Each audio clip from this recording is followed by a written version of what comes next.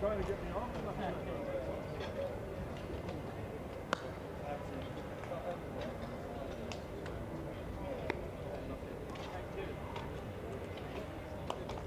Yes, please.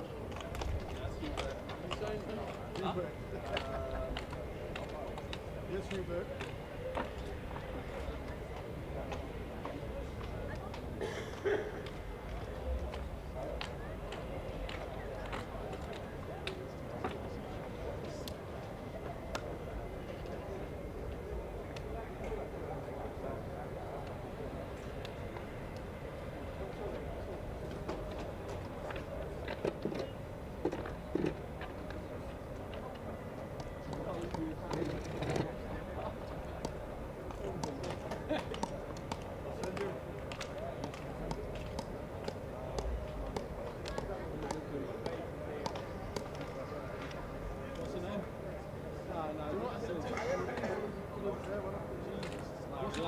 What makes you do not repeat that? There's a bad word in.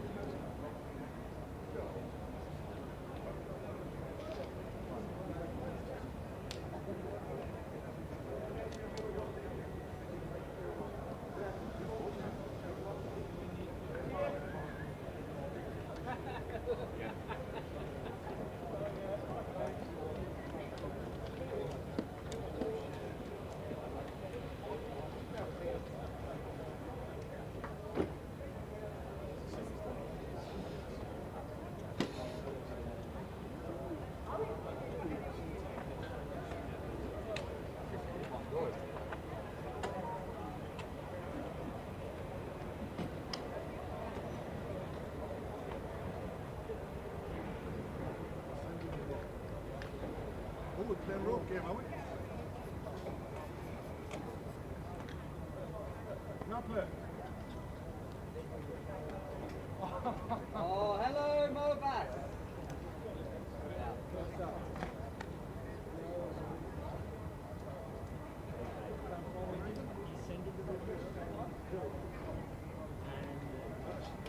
He got 6 runs better and he said, "Oh, you did well."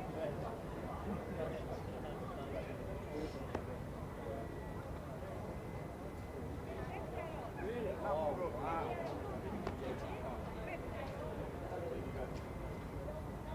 Oh, no, it's from the wind.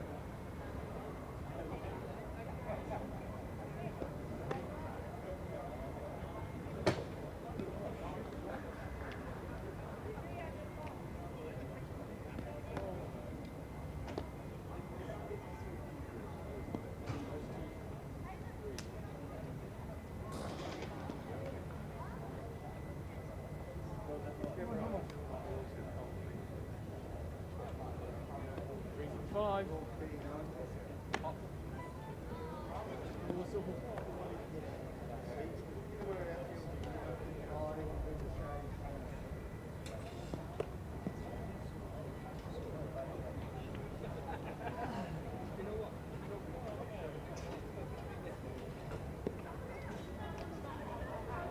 do they need?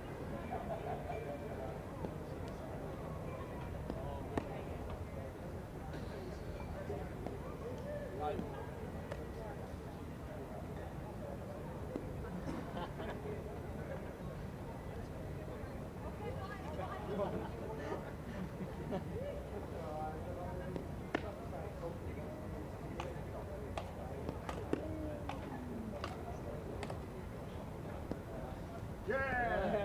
Yeah!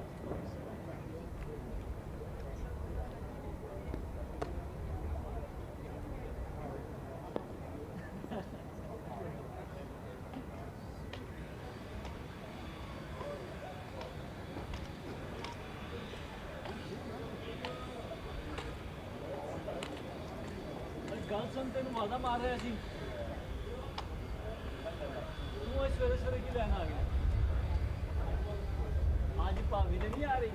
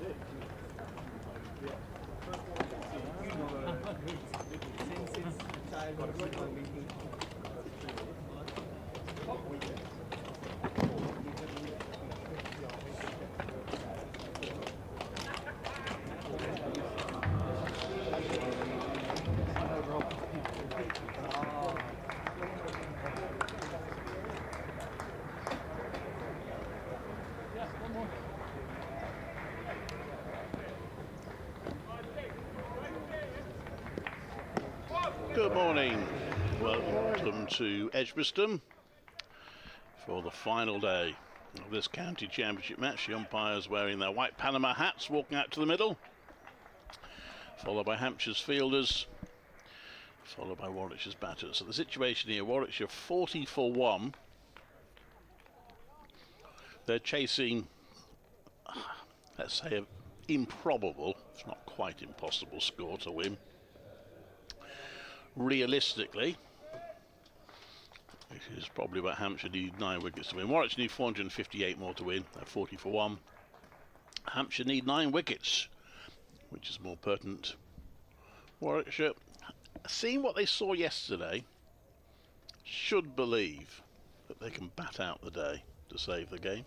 But whether they do or not, we'll find out over the next 6 hours or so. I'm Clive Eakin. With me again is Kevin James. 5th day running. And we're still talking to each other. Yeah, I mean, listen, even if Hampshire were to get all 9, it's not going to happen quickly. As James Vince told me last night, and I'm sure you had the same from Alex Davis when you were talking to him last night, that the zip has gone from this pitch. It is very flat now, not doing a lot. Not taking anything away from James Vince's innings or Liam Dawson's innings yesterday, but batting was the best of the 3 days, and probably expecting to really carry on like that today. So Hampshire will have to work hard.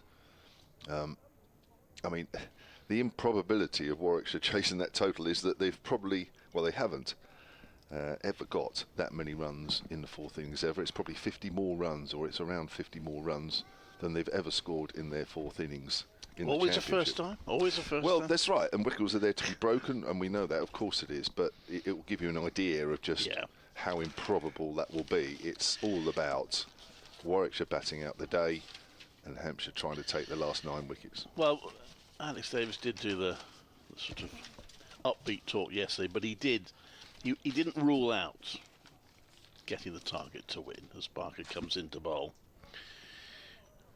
And that first one is left by Rose as no run, but he did acknowledge that. I mean, he did say with a short boundary, we might find ourselves in a position you never know, where they can make a fist of it in the last session or something. But he did imply that basically the aim today is to bat the day and get the draw. They'll try and score runs because they don't want Hampshire putting 10 around the bat, so they'll try and keep the scoring ticking along. It also wastes a bit of time if you can hit a few boundaries as well, which might work in their favour. Barker left arm over, and Rhodes leaves out a tight leave. I'm still waiting for one that cannons into the stumps. It hasn't yet. A lot of leaves, a lot of close leaves, but none so far have been damaging to the batter.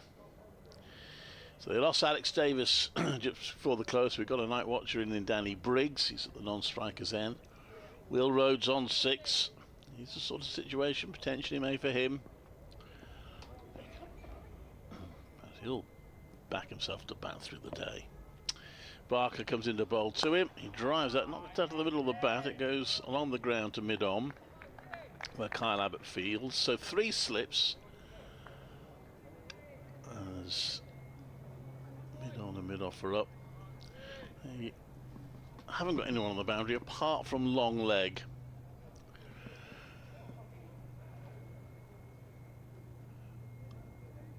Everyone else in. Barker bowls, and that's defended. I mean, the fact that they're looking for these 9 wickets to win, and they've got 3 slips instead of 4 or 5, I suppose illustrates that they don't expect the ball just kind of flying off the edge into the slip cord at regular intervals. No, I don't think it's really the pitch to be surrounding the batter. It's not doing all sorts. It's not doing hardly anything now. So it's just perseverance throughout the day, and if the first session doesn't yield any wickets, well, it doesn't yield any wickets. You just go on to the next. Barker bowls. Oh, he's bowled him! Oh, well, the Rose played down the wrong line. What a boost that is for Hampshire right at the start of the day. Will Rose goes for 6. It's 40 for 2. Did that keep a bit low? That's a massive blow for Warwickshire to have suffered right at the start of the day. Well, that's an interesting one. That ball may just have come back a fraction, but Rhodes is not really playing with that customary straight bat. He's turned the face of the bat there. He's trying to push that away on the onside, closed the face of the bat. He's not presenting enough of it to the ball. Just watching it again. It does nip back, actually. Actually, to be fair to Barker, it's probably a better ball than I thought, watching it on the replay. That has nipped back. What a start. Yeah.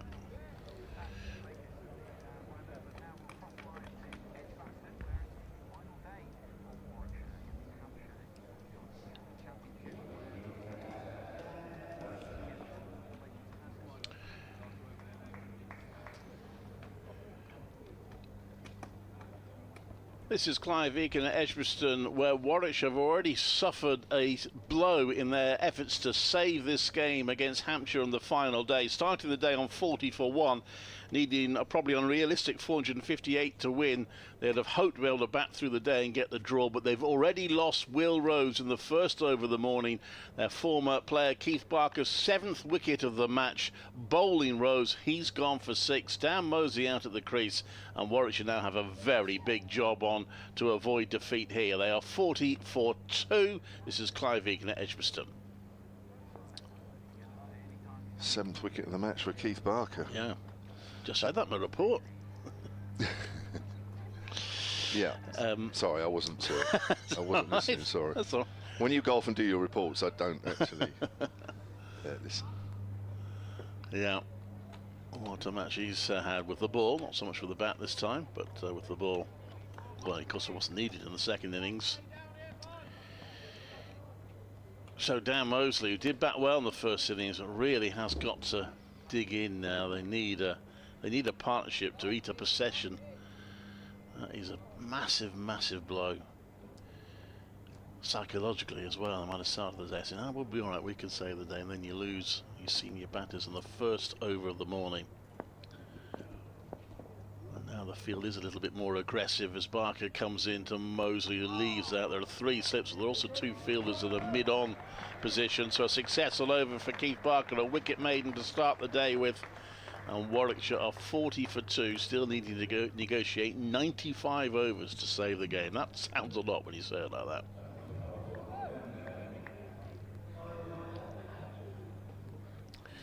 All the 9 county championship matches in this round, bar 1, entered the final day. The one exception being Yorkshire beating Gloucestershire yesterday. Essex have a battle on to save the game against Durham. 28 for 1, needing 405 more runs to win at Chester Street. And Kent are up against it. They did well to take it to the final day, but they're still only got 4 wickets left in their second innings at 143 for 6, and are still 162 behind Lancashire's first innings total. So you'd expect that to be a result today. Whether we get a result at Trent Bridge may be open to doubt.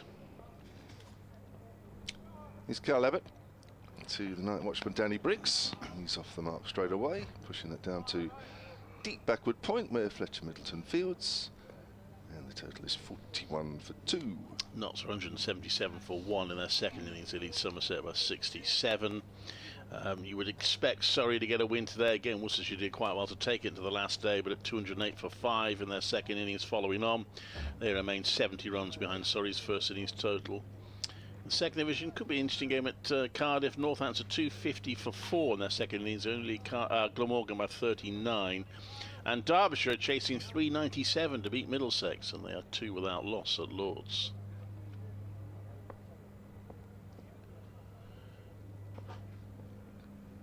Abbott into Mosley then, left-hander, round the wicket. He's pushing forward, goes up to mid-off. And odds strongly in favour of a Sussex win at Hove, where Leicestershire are chasing 464 to win, but are 143 for 5. So there we are here, Warwickshire 41 for 2. Hampshire need 8 more wickets for victory.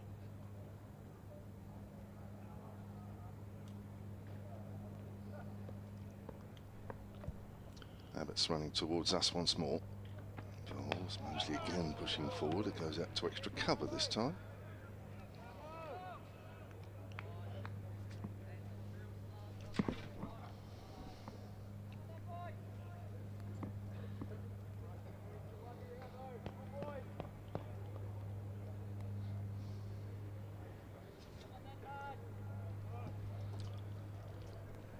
So just 1 run added and 1 wicket taken this morning so far. into the second over. But also has 3 slips. Comes in again and bowls, and Moses pushing that straight down the ground for 4 runs. He's off the mark, and the Warwickshire second innings total moves on to 45 for 2.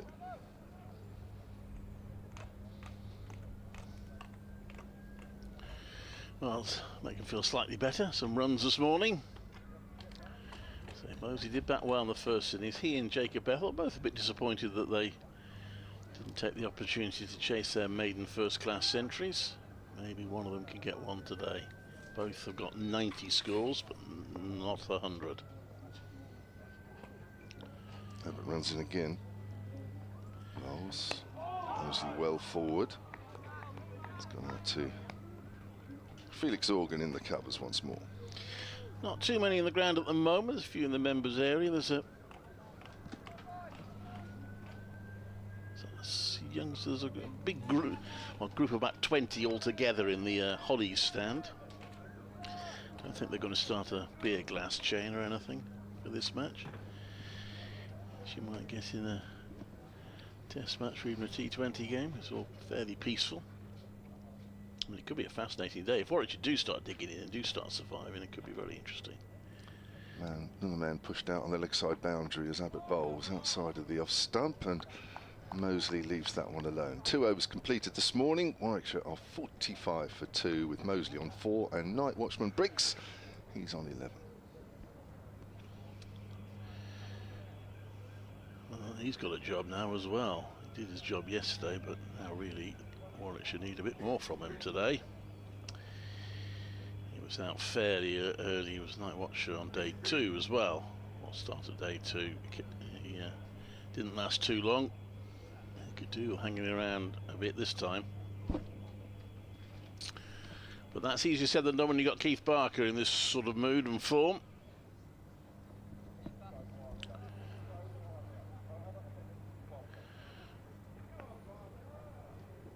Comes in now to bowl 3 slips, bowling to Danny Briggs round the wicket. Briggs leaves that quite close from here.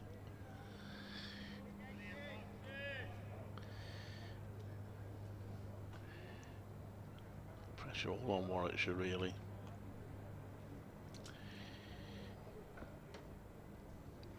Hampshire will have a 3rd win in a row. They know Surrey are probably going to win, so they probably need it to. 6 games to go after this. There's still a way to go, but they probably could do with a win to keep in touch with Surrey at the top. That was a 4 defensive by Briggs. There's no run. Win would earn Hampshire 20 points in total. A draw would leave them with 12. Likewise, Warwickshire playing for 12 points. That would get them. What will they get if they get a draw? In comes Barker, and that's clipped nicely into the deep on the leg side by Briggs. As far as there can be a deep in that short boundary. He gets second run of the morning. He's on to 12.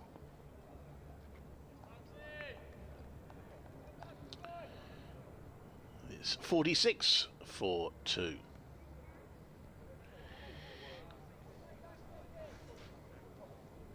Brings Mosley to the crease.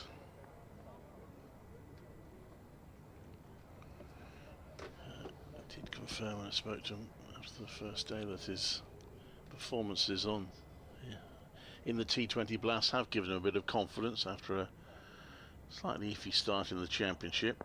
And he showed that in the first innings. This one he clips down to long leg for a single. A few oohs and ahs, but no great dramas. That one ball that's moved this morning. Unlucky for Will Rhodes.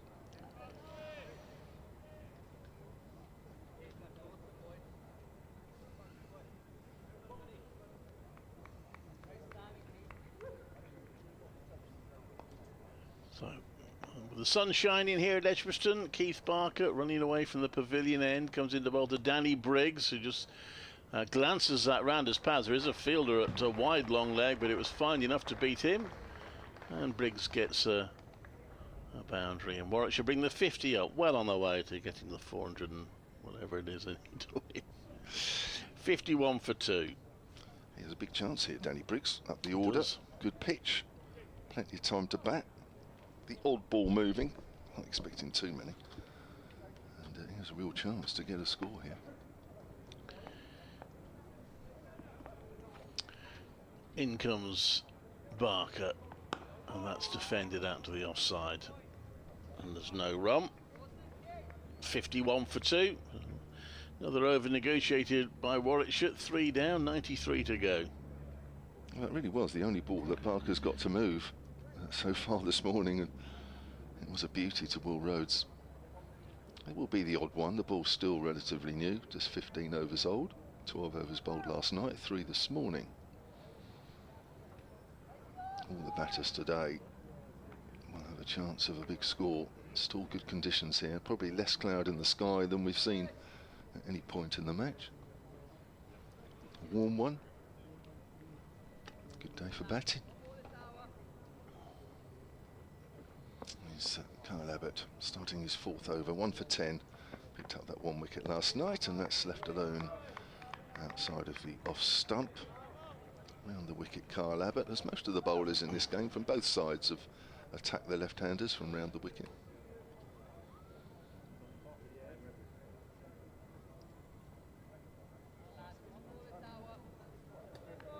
Just the 3 slips, no gully at all for Hampshire. Don't think too many balls in this game have gone through that area. Hasn't been that sort of pitch, really. Hasn't been that much. It's gone to the slips, is there? That's true. A few, not many. That's true. Abbott in again. Balls and oh, he's playing a missing outside the off stump. He's gone for the drive there, Mosley. Just watching that again on the replay. It's just nipped away a fraction on the pitch, but it's not a half volley. Saw Kyle Abbott's dad last night after the game. Neil Abbott, he's over here from South Africa for a little while. Over here for this game and for the next game against Kent. He's a granddad now. Carl had a baby during the winter. And his wife, of course. Here comes Carl Abbott again. Mosley wisely this time leaves that one alone. Abbott's been good in this match. He's running very nicely, first and second innings. Picked up. See how much he picked up. He picked up 3 in the first innings, 3 for 64. Currently has 1 for 10 in the second.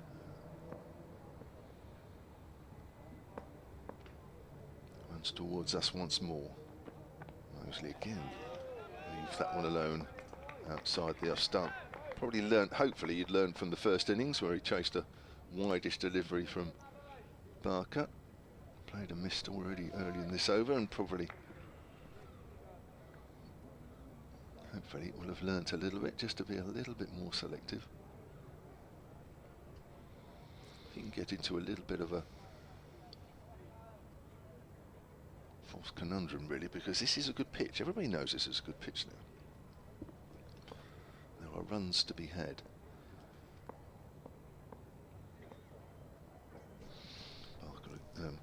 Abbott again, forward is Mosley, pushing that nice and straight up to Barker at mid-on. England women are playing today, aren't they? First of the one-day series against New Zealand. Yeah. What time does that start? That starts at 1 o'clock at Chester Street. Oh, yeah. Is that a day-nighter? 1 o'clock, I suppose it is. Yeah, it is a day-nighter, yeah. I think I might have said Durham Essex's game is at Chester Street. Don't worry, they're not playing. This is, of course, at Chelmsford, that game. Afghanistan plays South Africa in the semi-final overnight. Abbott again, Mosley again leaves that one alone. End of the over, 51 for 2, Warwickshire in their second innings.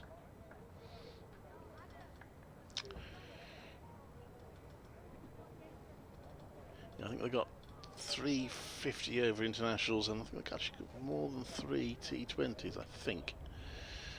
England and New Zealand. Be some Central Sparks players in that, wouldn't there? Just the one, Amy Jones. Yeah, they've one or two have been on the fringes, haven't quite broken in. She Southern Vipers, are there? There's a few. There's Bouchier, Wyatt, Bell. I'm not sure if there's any more. There'll be a few more in the T20 squad. I'm not sure if that's been announced, but I think it has, yeah. Barker with now 2 slips and a leg slip comes into bowl to Briggs. Round the wicket, Briggs leaves that. Seemed to keep quite low. It was wide, so it was not a stressful leave for Briggs. He's got 2 fielders on the leg side boundary. If he gets that hooking there, then he might avoid the coach's eye when he gets back. Night watchman out hooking, hey? It's bad as being run out. Sometimes they are free to sort of play their shots the next day, aren't they? But not in this situation, really. Barker comes into bowl, and that's pushed out into the onside. And that's the shot for Briggs. With those 2 fielders back, he's able to help himself to a single.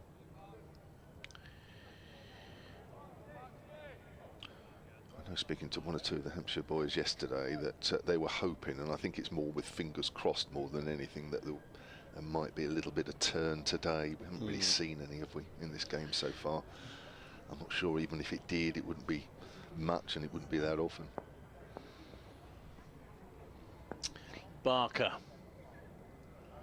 Left arm over to bowl, and that's turned down a fine leg by Mosley. It's got it fine, but not quite fine enough to reach the boundary. It is pulled in there for 2 runs to Dan Mosley. Nicely played. Fairly straight delivery there from Barker. A little too straight, really. It's difficult when the ball's not moving too much, and it isn't. So make sure that you bowl that nice tight line. Barker's in again. That's accurate delivery, which is defended solidly by Mosley. So got those 2 fielders in that side by side of that mid-on position. Danny Briggs is patting down the wicket now, where Barker runs through, a bit like Alex Davis last night. I did have a look at it last night at one point. Yeah, and a bass running through. In comes Barker to bowl, and that's driven to mid-off, but it's fielded. There's no run. Because when we say there's 91 overs left after this over, it is minimum of. I mean, if the spinners bowled long spells, it's not beyond the bounds of possibility that you could squeeze an extra over or 2 in. Just looking at the live picture feed, you'll see the dark area, Barker's second follow-through mark. If you just look to the right of the umpire's hip, you'll see a little white dot. Now, if Barker's outside of that line, to the right of that line, he's okay. He's in again to bowl, and that's again solidly defended by Mosley. Who needs a lot of that today. Has to change gear a little bit from the way he obviously batted in the T20 and to some extent the first innings. He looked pretty confident from the start in the first innings. That partnership with Jacob Bethel. Bethel actually struggled early on, whereas Mosley looked pretty solid and confident from the word go. 54 for 2 off 17. Yeah, both good players. Both played well in the first innings. But looking for... Warwickshire will certainly be looking to those 2 to play a major contribution towards saving this game today. So 54 for 2. The over 8 for Hampshire's level at the moment. That's good news. And you're right, if there's plenty of spin today, I don't think Hampshire need to worry too much. No. Man on the drive on the leg side by the looks of it for Danny Briggs. That's James Fuller. It's actually fairly deep on the drive. Had to be a fairly forceful shot from Danny Briggs to reach that on the full. In comes Abbott again then to Briggs. Briggs is forward. Thinking about a single is Mosley. at the far end. About a third of the way down. Yeah, Nick Goodman's pretty quick onto the ball. So would have been a far too risky a single. Yeah. No point in run-outs today. That's not going to help the cause. No. In fact, that's one dismissal you certainly take out of the options. No need to try and turn 2s into 3s. Not really, not unless it gets close. Here's Abbott. On the back foot, thickish outside edge from Briggs. Runs harmlessly down to third, where Felix Organ fields. Probably thick outside edge of the bat, really. 55 for 2. Early days at Briggs are doing quite nicely here, rotating the strike. Well, you have seen it, we saw it. He can bat. Yeah. There's no doubt about it. He's a more than handy night watchman, which is why he's got a really good chance here today. He's good enough to take advantage of these conditions. Yeah. I'm sure he's been thinking about it all night. That he's got a real good chance of picking up a big one. To Mosley, outside the off stump, and Mosley again, leaving that one alone. He's got the one first-class century to his name. Average is 19. Yeah, he's a better player than that. I think coming as low down as he does. Yeah. It's not always easy. Probably has to play a few shots in some of those innings. Trying to score quick runs. But the fact he does have a first-class 100 proves that he can play. I think that would have been for you guys, wasn't it? I don't think he got one for us. I don't think so. I can look that one up. Oh, it's closer to outside off stump. Or closer to the off stump, but left alone again. Made 37 here against Notts in his last championship match before this one. Had a little bit of an injury after that, so missed a couple of games. So, a little bit of a contribution with the bat that day.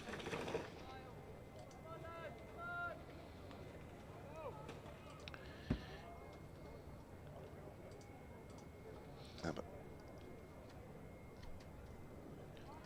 Got the ball back now. He's at the top of his mark.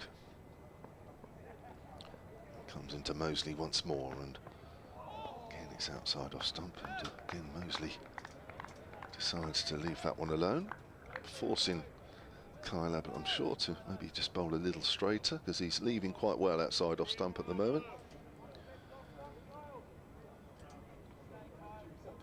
So I'm just having a look. Danny Briggs. His highest first-class score for Hampshire was only 54. Oh, actually, that 100 was for Sussex. Ah. Yeah, 129 out. No wonder I couldn't remember it. Yeah. And 99 for you guys.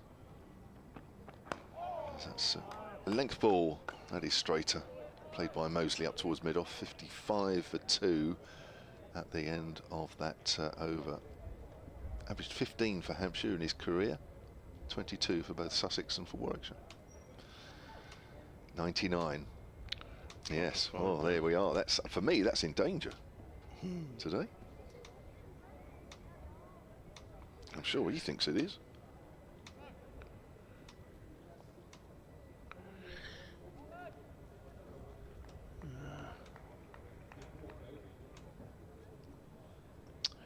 Well, calmed things down a little bit after the first over when Will Rose was bowled.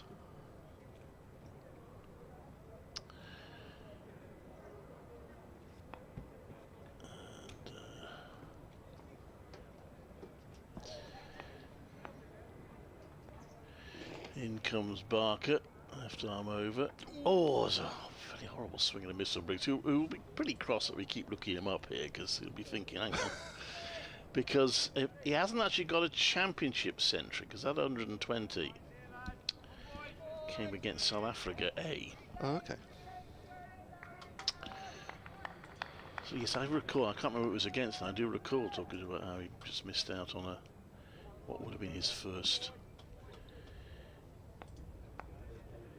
championship century. In comes Barker. Briggs gets bat on that. I'll get a single. I googled Briggs 99 and I'm getting 99 things with Ryan Briggs on YouTube. I've no idea who he is or what that's about. I won't bother looking. See if I can find it. I do recall it's somewhere in my psyche, but here we go. I think I'm going to find it in a minute. As Barker comes in, left arm over, bowls. There's no run because he signed a new contract with Warwickshire in January. I found it.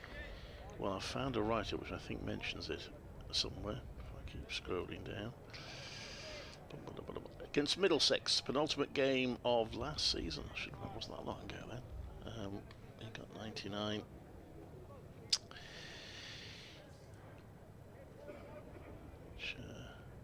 Because last season, I started keeping a record of it last season, and I wasn't sure whether it's normal or whether last season was unusual. Because there seemed to be a lot of batters getting out for 99 last season. I got it here now, I found it. In comes Barker. Now got 3 in the wall on that onside for Mosley. 2 slips, and it gets a little bit of a leading edge, but I might not have got any bat on that at all. Come off his thigh pad. There were a total of 7 players out for 99 last season in the Championship, of which 6 were in the First Division. Danny Briggs was one of them. So Alistair Cook was one of them. And Matt Critchley against you at Chelmsford was one of them. It just seemed a lot to me, so I don't know whether that's normal to have that many players out for 99 in this season. So far there have been 2 this season, plus 1 that finished 99 not out. In comes Barker to bowl, and that's a bit of an inside edge to square leg for no run. It was either, I think it was Ian Bell, it might have been Jonathan Trott, I think it was Ian Bell. And I thought naively, perhaps, and you'll know better than me, but that a cricketer like them who've been around so long and have made so many centuries might not get so worked up about it. I mean, he got out for 99, I sort of put that to him. Got a pretty short shrift in the answer, I have to say. So it does clearly. It is one of the quirks of cricket, isn't it? That you make 1 less than 100, and it feels like the world, isn't it? But, well, if it's in club cricket, I mean, it's an obvious avoid a round of drinks, isn't it? It's not quite the same in pro cricket. That's true. Barker comes into bowl, and that's driven through the offside for 4 by Dan Mosley. He moves on to 11, and it's 64 for 2. We want 2 alarms, 60 for 2. That 4 went on. Has that 4 gone on? Because if it has, it was put on practically after the ball hit the bat. They're very quick, aren't they? Oh, they've been very quick in this game. Yeah, no, that's 60 for 2. Mosley on to 11. So 1 or 2 alarms since the dismissal of Rose, but not too many. Looks like we're going to see Carl Abbott continue from the Birmingham end. Danny Briggs was batting number 8, actually. That game he got 99, so he wasn't as lucky he came in as a night watchman. No. Also got 103 for Sussex against Cardiff MCCU. See a pre-season game there. Here comes Abbott then to Briggs. Briggs works that up to mid-on. Very straight delivery, that one. Very straight delivery. Abbott's over the wicket to the right-hander.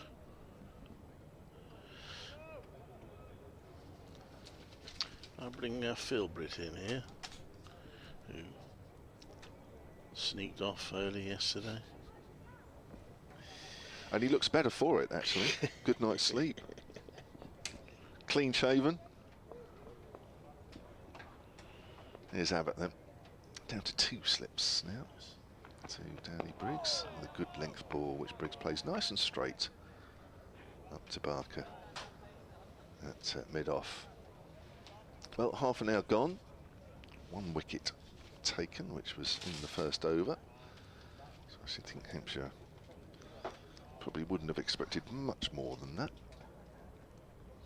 This will be tough. This will be hard work to get 9 wickets today. The reasons given by James Vince last night as to why they batted on, and I'm sure 1 or 2 people were looking at scores, whether they're listening to us. Playing and missing outside the off stump there. Danny Briggs looking at that saying, well, why on earth did Hampshire bat, and Warwickshire needing almost 500 to win in the last innings, which is around 50 more than they've ever scored in their lives in the 4th innings. So it's big. Well, James Vince said he wanted to set attacking fields all day, and with the short boundary on one side, was, you know, not concerned, but it was a factor in that, you know, if one or two batters got in and started to hit the ball, then, you know, that short boundary would be fairly easy to reach. So yeah, I know it's probably it's a little on the defensive side, if we're honest. I know Phil was looking at me as I was talking. That's left alone outside the off stump, but I think what it does do, and I think the main point to come out of that is that James Vince can set the field that he wants to set all day without worrying at any point if 2 or 3 batters get in. Morning, Phil. Morning, Kevin. Very interesting, that. I just know the way you said that. I know you think they should have, but the tone in your voice meant they should have declared an hour earlier. Here comes Abbott. He's pulled inside the line there. Danny Briggs, the bat. It's not that short a boundary. It is quite a big one on the one side, but it hasn't been noticeably coming into effect. You know, we haven't had the ball pinged over for 6 throughout the game. It's shorter than the one on the other side, but I really don't think it's that short. However, what do I know? He will do what he thinks is necessary, won't he? True. It's his prerogative. Yep. He's Abbott again to Briggs. Again, that is left alone outside the off stump. 60 for 2. Then Briggs has 19 and Mosley has 9. I'm just having a look during that big partnership between Vince and Dawson yesterday. 255 for the 6th wicket, a record 6th wicket partnership for Hampshire against Warwickshire. And Vince hit 3 sixes, Dawson hit 2. So it wasn't like out of Vince's 166 and Dawson's 120, they were peppering the boundary because there was only 5 between them. And those came very much at the end, didn't they, where they were slugging on to get that score up to a 500 lead. Yep. And some of those were straight, actually. Yep. They weren't actually Yep. on the... A couple hit straight down to the pavilion. Yeah.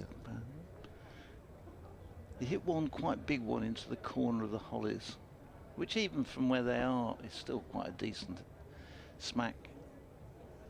But anyway, I just hope at the end of the afternoon that he doesn't regret it if they're 9 down and he can't get that last wicket, but then, we'll see. Abbas coming on. Has he just come on here? Yeah, he's just come on now. Barker's been bowling. Barker's been on here all morning, hasn't he? So Abbas from the pavilion end, he's in and bowls.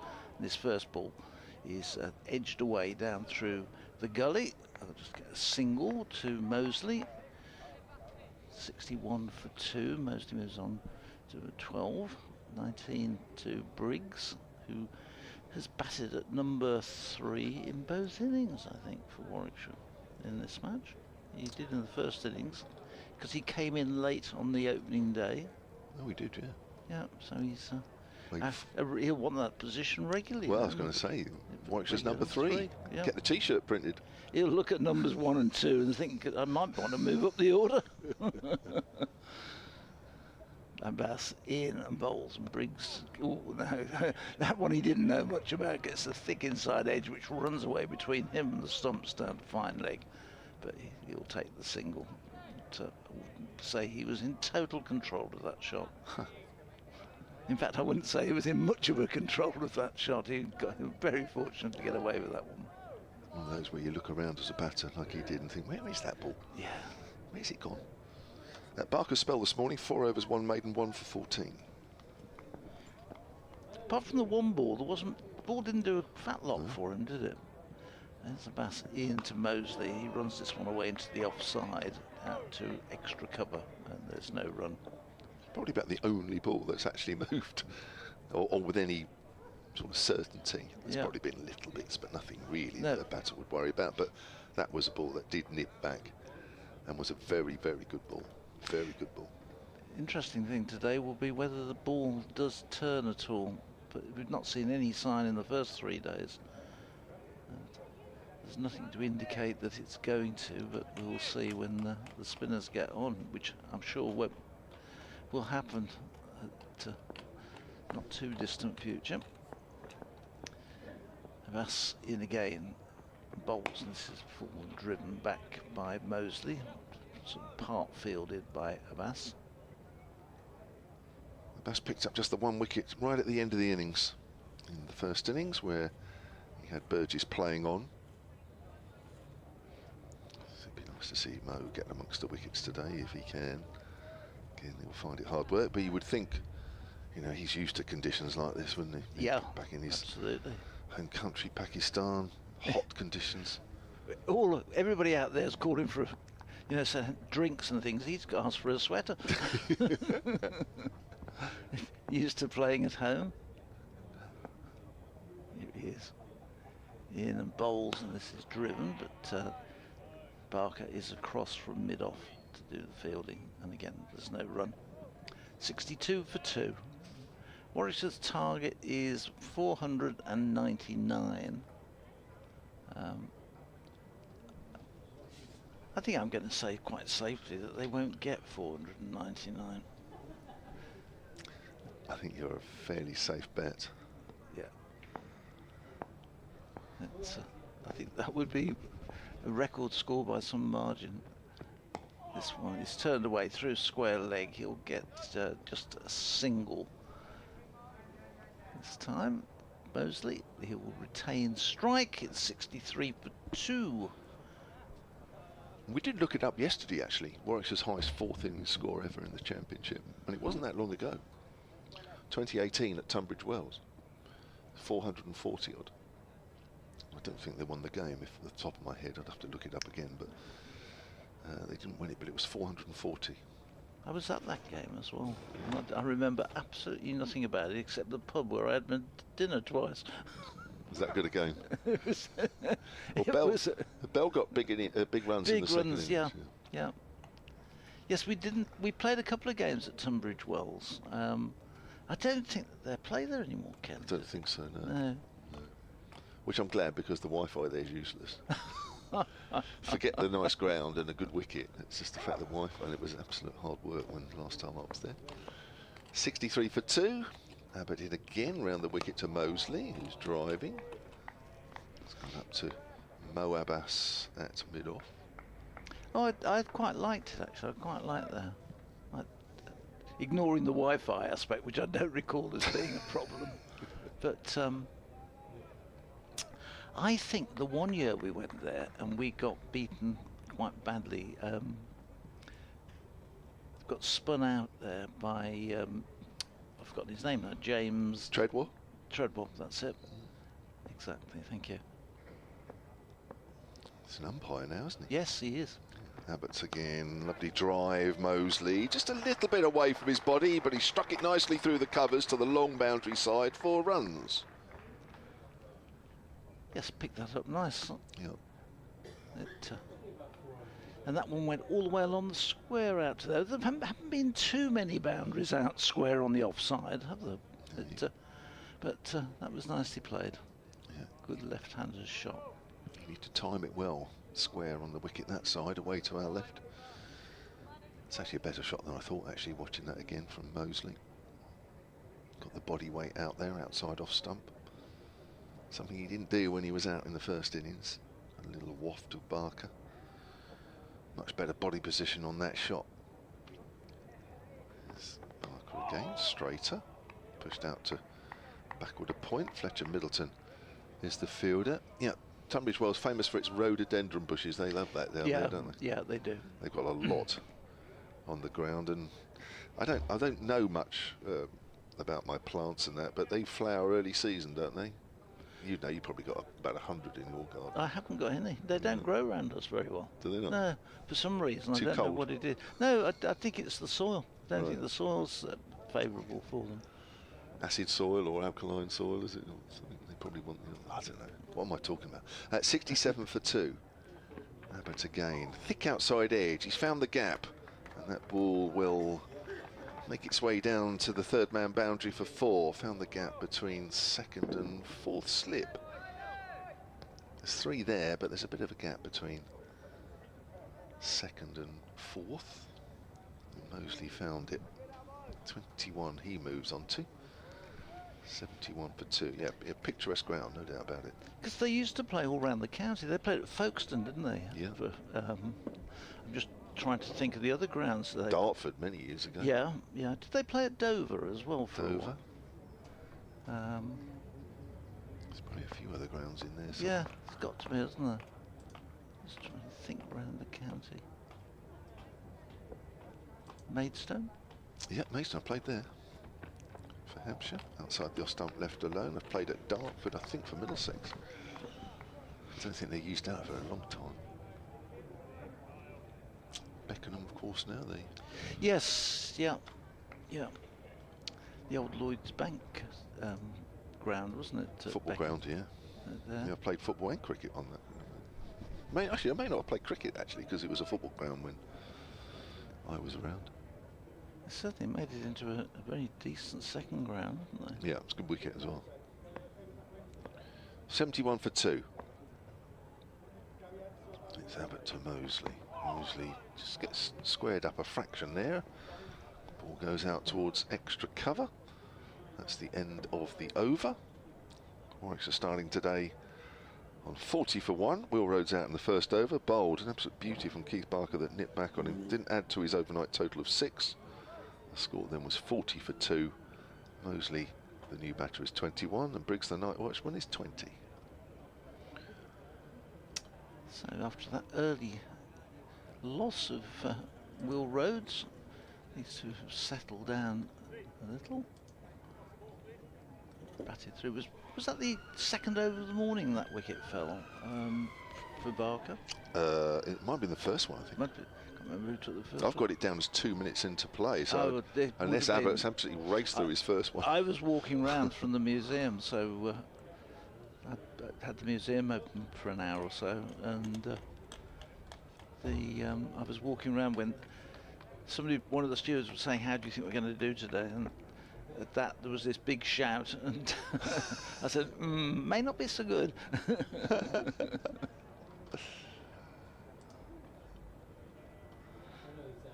Hold up while we are examining the ball there, Rob. 2 umpires have come over. There's drinks being dealt for the players. I think there'll be plenty of drinks breaks during the day. Ball being examined or something being done to it. Let's have a look. I found another ground that Kent had played at up until 1971. We haven't mentioned. Not Chatham. They didn't play at Chatham, did they? Oh, I haven't looked at that one. This is another one. It might be near Chatham, actually. Let's think. Mark, they didn't play at Mark.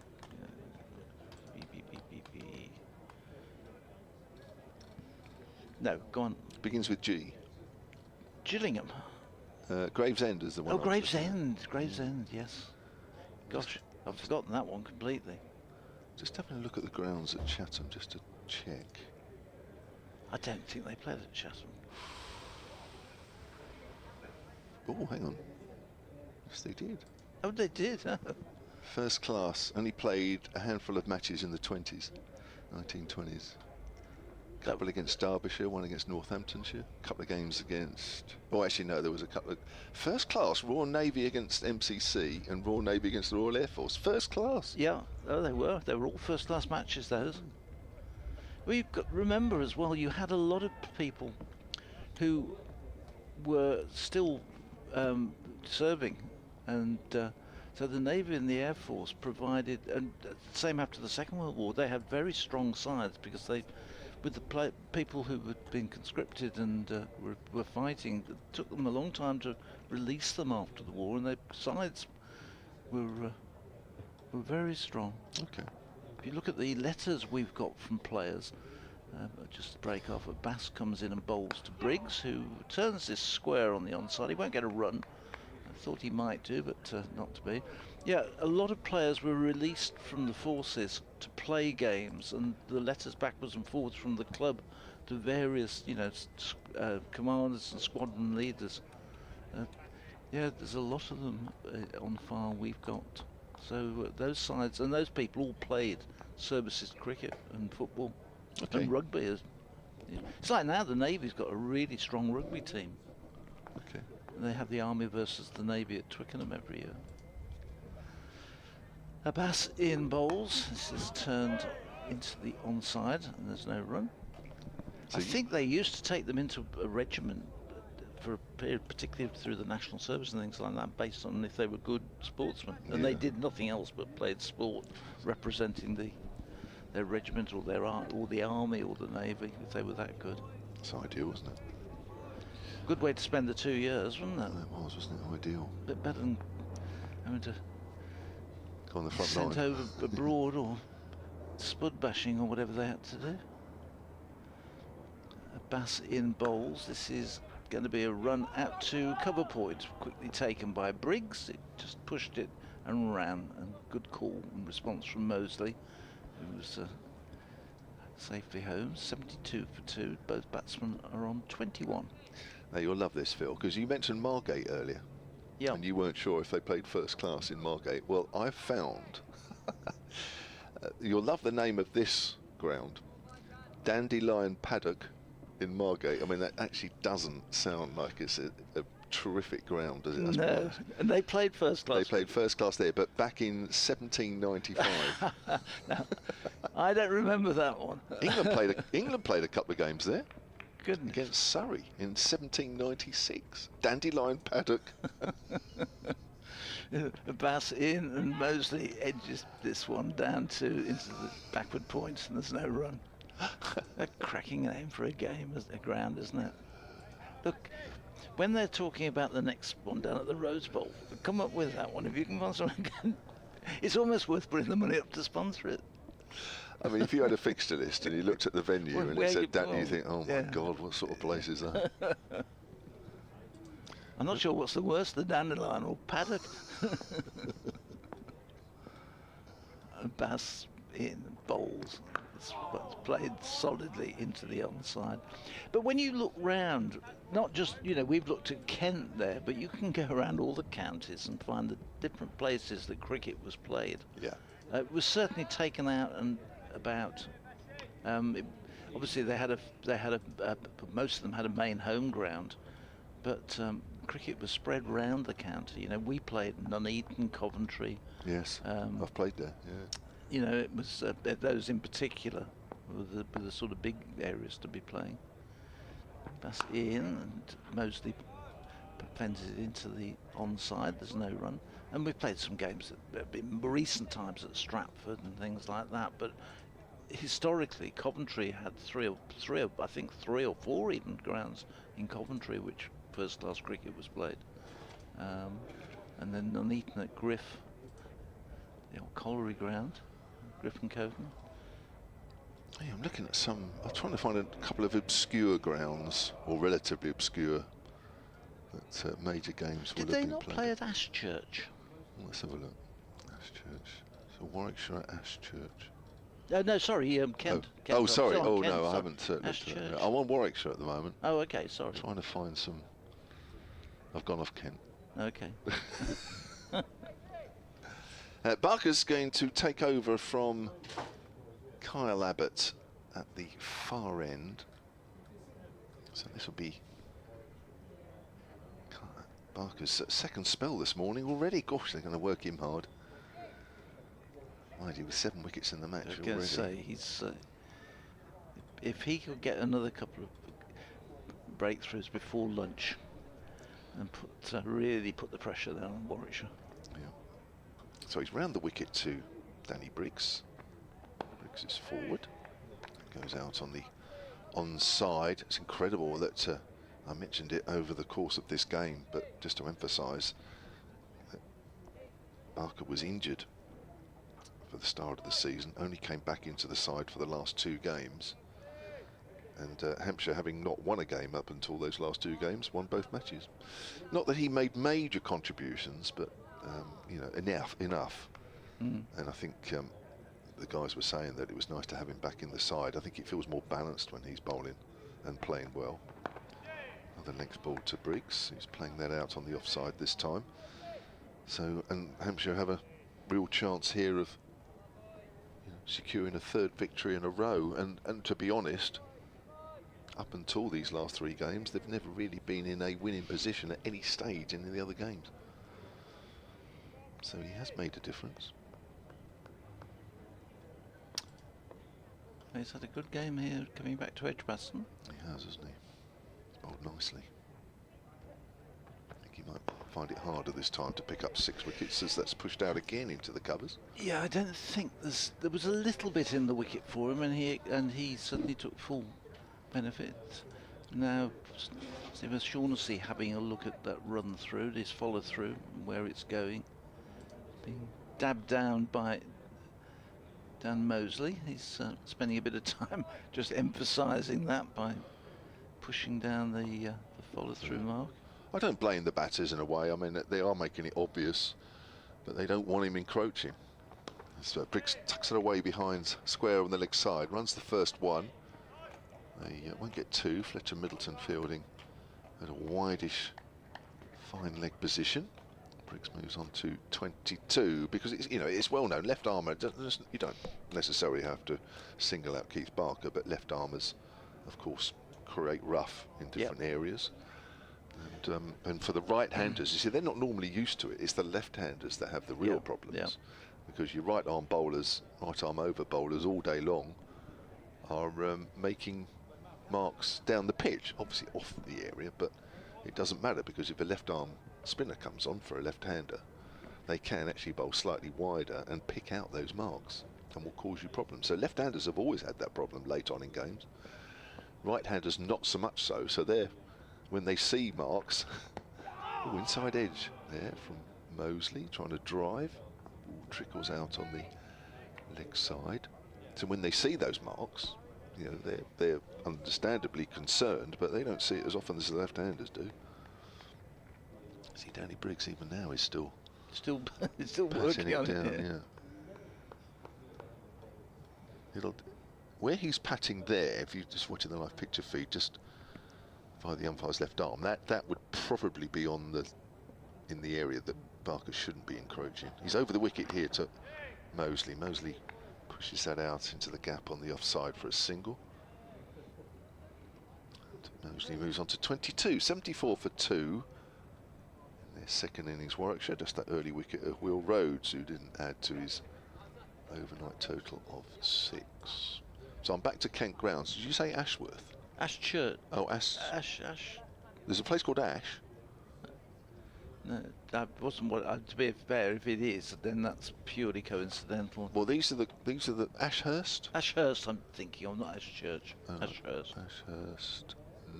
No. No cricket there. So that's near Tunbridge Wells, is it? I think it is, yes. Yeah. No, there was none there. Okay.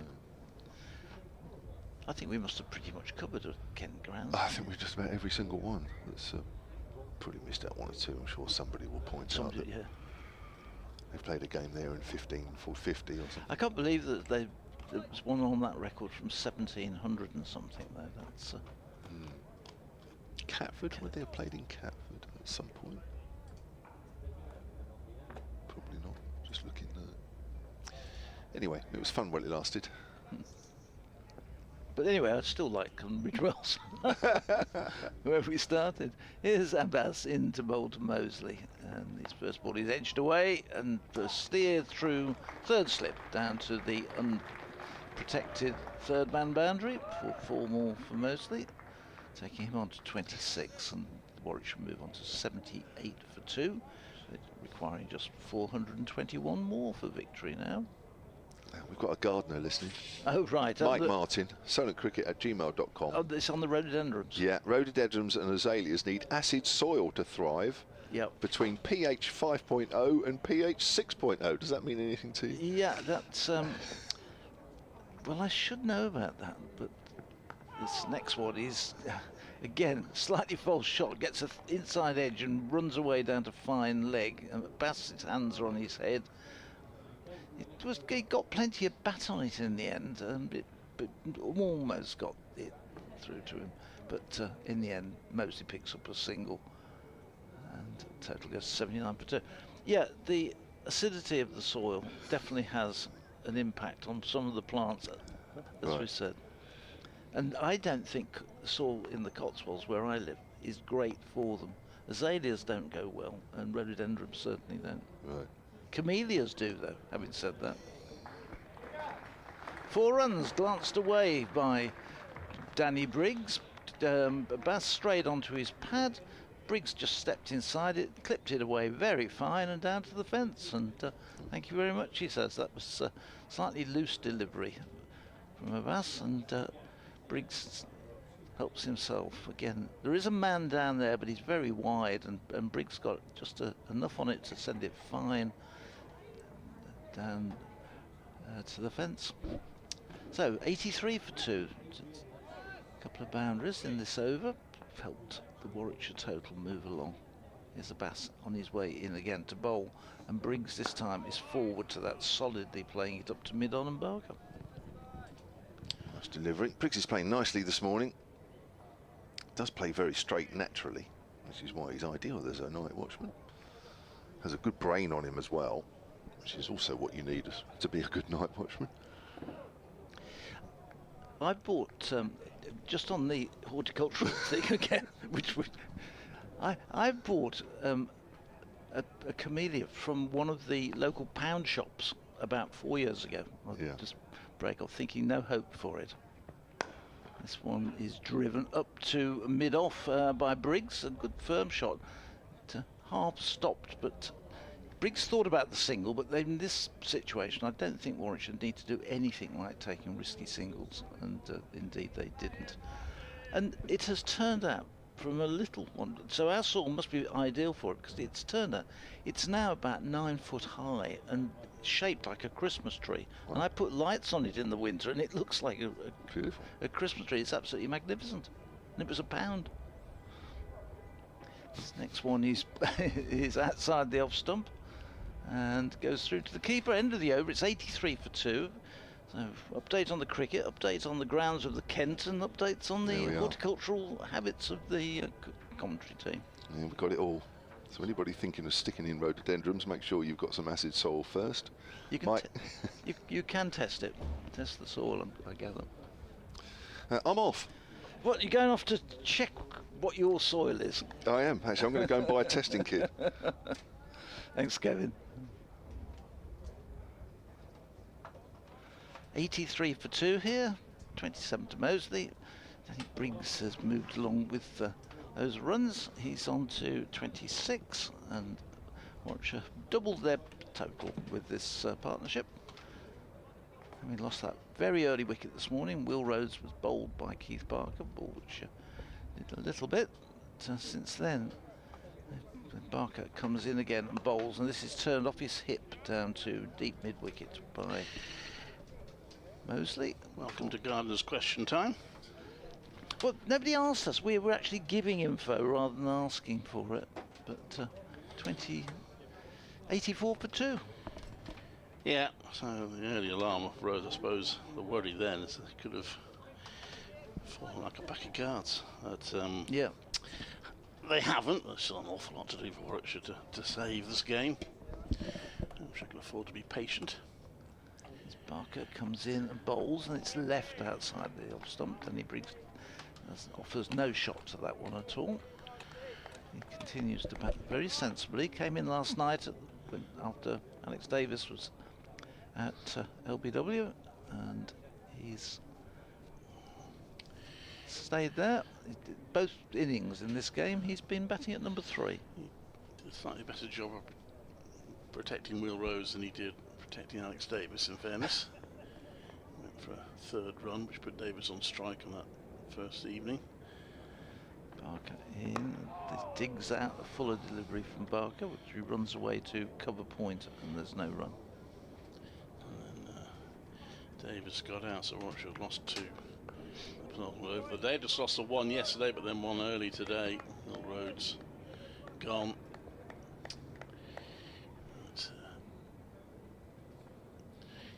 counting the overs, it still looks a pretty big figure on the overs remain column. Yeah. Barker comes in again. Bowles. Briggs is running this one away. Again, down to backward point. And again, there's no run. Doesn't seem to be too much movement or help for the bowlers, though, this morning. No, we saw that yesterday. They ought to believe that they can bat through the day. Yep.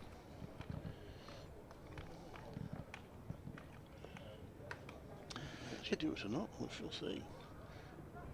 Barker comes in again now. Briggs stands very still, waits, and then just defends this one again for length up to mid-off. There's no run. Update coming up for BBC Radio WM and BBC CWR.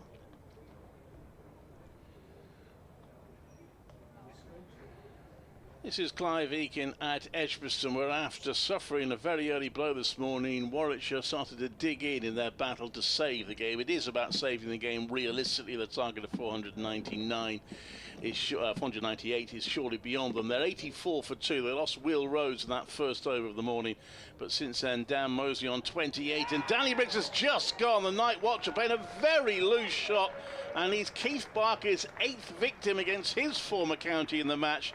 Poor shot from Briggs, and that's put Warwickshire back under pressure once again. They are 84 for 3. This is Clive Eakin at Edgbaston.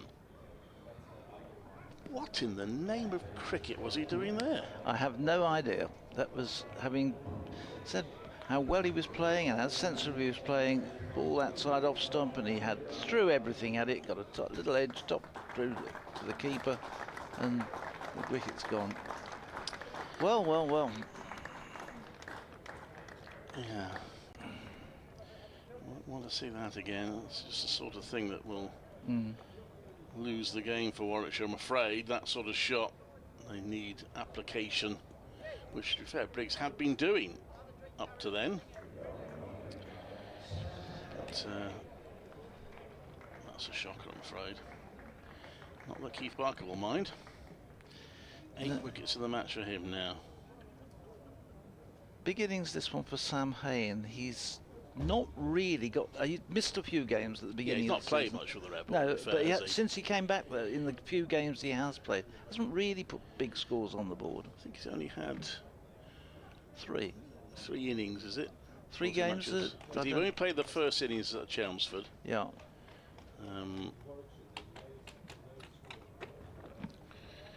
Old Trafford, did he play? I think he will have played. Let's have a look. I'll come up now and just check. Because he misses the game after the Chelmsford. Oh, because he had that concussion, didn't he? Yeah. He's had a decent T20 blast for 3 half centuries.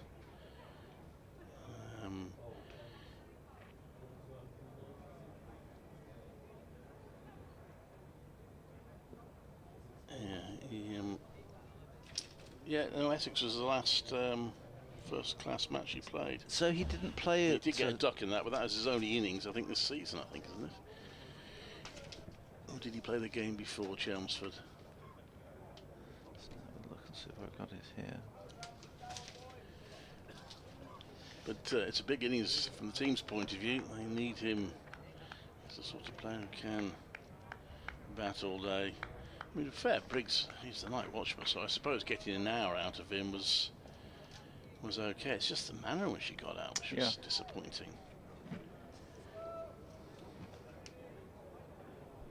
He got, against Surrey, he got 17 and 34. Okay, yeah.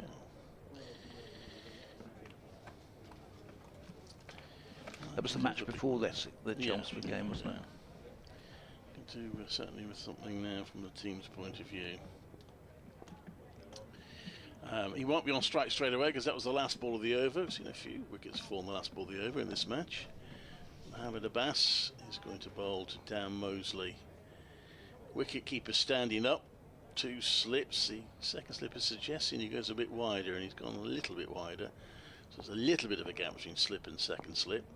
And there's also 1 player wall at mid-wicket, and that's driven straight to cover for no run by Mosley.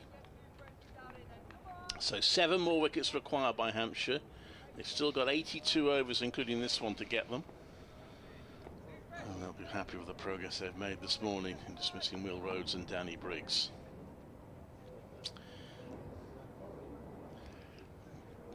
Keith Barker is having. Abbas round the wicket. That's driven through the offside. It will be hauled in. He'll get. Oh, he only gets one. He'll risk a second. So you don't need run-outs at this stage. In normal circumstances, I'm sure we would have got two there, but they've been ultra cautious. He's on to 29, 85 for 3. I think he thought that was going to go for 4 originally. He played it quite firmly through the offside, but it was well chased down. So something to Sam Hain. A hot sunny day. I'm sure we'll have the same sort of issue that Warwickshire had in terms of needing to look after their fast bowlers a little bit in this heat. I'm sure we will see spin take a fair share of the task.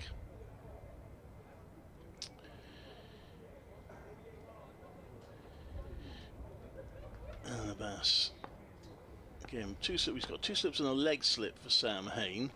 That's the fielder at mid-on. Hain plays that down to that fielder 3 pitches away at mid-on for no run. His tendency to move across the stumps has encouraged them to have a couple of catches on the leg side. He's I don't know whether it's because I haven't seen him bat, because he's obviously not playing, but that seems a bit more pronounced than it I seem to remember. When he first came to the side, he played that going across his stumps a lot, but it just seems this season it's more. Abbas in, and he turns that round to mid-wicket. Again, there's a fielder there, there's no run. I noticed it more when in the T20 how much he goes across.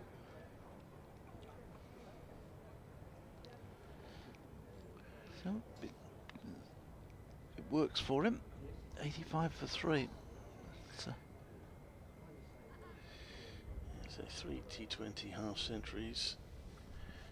Top scorer for Warwickshire yet again, for the Bears yet again so far this season in that competition. And he turns that one round his pads, also could stop at mid-wicket.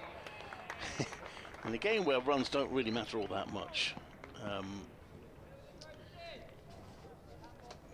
the bits of paper, please. And bits of paper.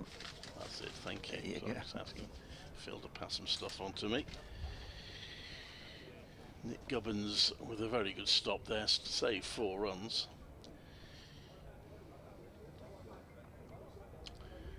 And even in a situation like this, that always puts the batter under a little bit more pressure when they're not scoring runs.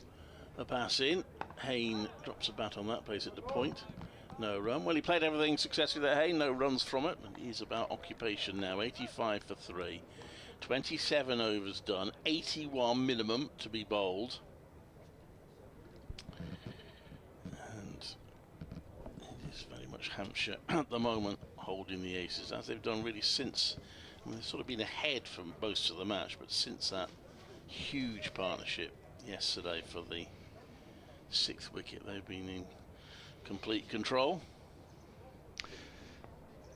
The only time really that Warwickshire looked to be getting back in was that partnership between Bethel and Moseley in the first innings, but they seem to have been on the back foot throughout most of the game. Yeah, they had 184 for 5 in the second innings at that point. They sort of had hopes of setting themselves something potentially gettable, but Vince and Dawson took that away from them, and now here they are fighting to survive. Barker, who's picked up both wickets to fall this morning, he's about to start his 11th over from the Birmingham end into the left leg. Ooh, it's a shout for LBW. Well, I thought he got a bit of bat on that one. Ben Brown was jumping up and down, he was convinced. Shaughnessy, the umpire at the Birmingham end, not convinced at all. Barker, though, straight away was looking for the LBW. So Moseley survives, 85 for 3 it remains. He remains on 29. Hain still to get off the mark.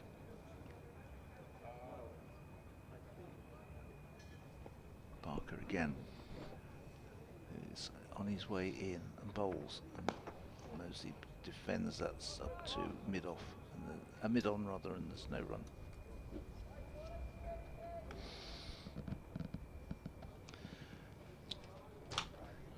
Abbott up there at mid-on, doing the fielding.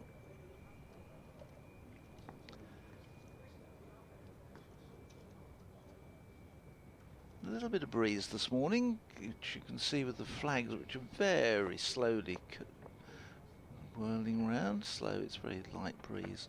This one down there, but mostly tries to help it on its way down to the boundary, but it clips the pad, and Ben Brown goes across and stops the ball, not cleanly, has to go and chase it out, but no runs. Crowd this morning, probably the lowest we've had during the game. There's a group over on our right in the Hollies stand, and a few people taking the shade in that part of the ground, but not a big crowd. This one is tucked into the offside. Mosley thinks and then decides yes, he will take that one as the ball comes out to Dawson, who's out there at extra cover. I can't get the replay on the LBW because it just keeps freezing at the crucial moment. It's not very helpful. And then jumps to it freezes during the bowling action and then jumps to after the umpire said not out, which is not terribly helpful. However, 88 for 3. Word for it. I don't know if you spotted it, but there has been a no ball this over. It's what? Sorry. It's been a no ball this over. I don't know whether that's gone on the board or not. I don't think it has. No, it has. It has. Oh, it yeah, has. Yeah, Okay. yeah. They got 3 off it, a single plus. Oh, the okay. ball. Hayne facing as Barker comes in and bowls, and Hayne is forward and just defending that one. Back to Barker. Okay, make it a 10-wicket match, Barker needs to do the remaining 7 wickets to make it a 10-fer.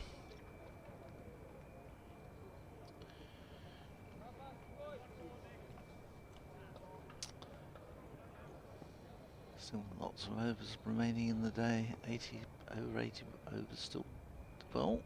That's Barker in. This is going to be runs. No, it's not going to be runs. A terrific piece of fielding by Dawson at square leg, diving down, one-handed, does the fielding, prevents Hayne getting off the marker. Thought that was definitely going to be runs for him. Through backward square leg, but Dawson was quick to field it. Stood having a chat with Peter Hartley. There've been 6 bowlers in the first division this season so far to get 10-for or better in a match, including Liam Dawson, has got the best figures in the division.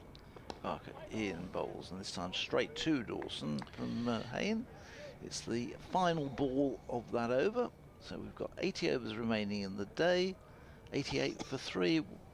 Warwickshire, just for rounding everything up, need another 411 for victory, just 411, and Hampshire needs 7 more wickets. So Liam Dawson's got the best match figures for a match in the first division this season, 12 for 130, got 6 in each innings against Middlesex and Southampton. Chris Rushworth against Hampshire is one of the other bowlers. That wasn't this season, was it? That's a good point, actually. No, you're right, I do beg your pardon. Just cancel that, rewind, ignore all that. That was last season, you're quite right. Yeah, sorry, only 3 players have managed 10-fers this season, only 2 in the first division so far. Yeah, Dan Worrell of Surrey and Sam Cook of Essex have done it, apologies. So Abbas will bowl to Dan Mosley, who's on 30. So he's having a good match, Dan Mosley, but from Warwickshire's point of view, really needs to. He could do with being there at the close, really. He's hitting the pads. He could be in trouble here. Abbas likes it. Maybe it's just going down the leg side. It's not out anyway. Bass convinced. Yeah. Mosley is just I think that's going dicing down the a bit leg here. side. I think that's going down the leg side. Looking at it, he's angling. That's angling across. I'm sure Abbas would say it was straightening up spectacularly, but you certainly see why the umpire gave that not out. Yeah. We're not in a great position here. We're looking down as if looking over mid-off's head, mid-on's head to the left-hander to look across, so we're not behind the arm. Abbas putting the pressure on Mosley, who gets bat on that, defends it, and there is no run. But they're putting the pressure on Mosley. It's a good test for the young man. He's on 30. He's faced 52 balls so far, but still 80 overs, including this one, left in the match.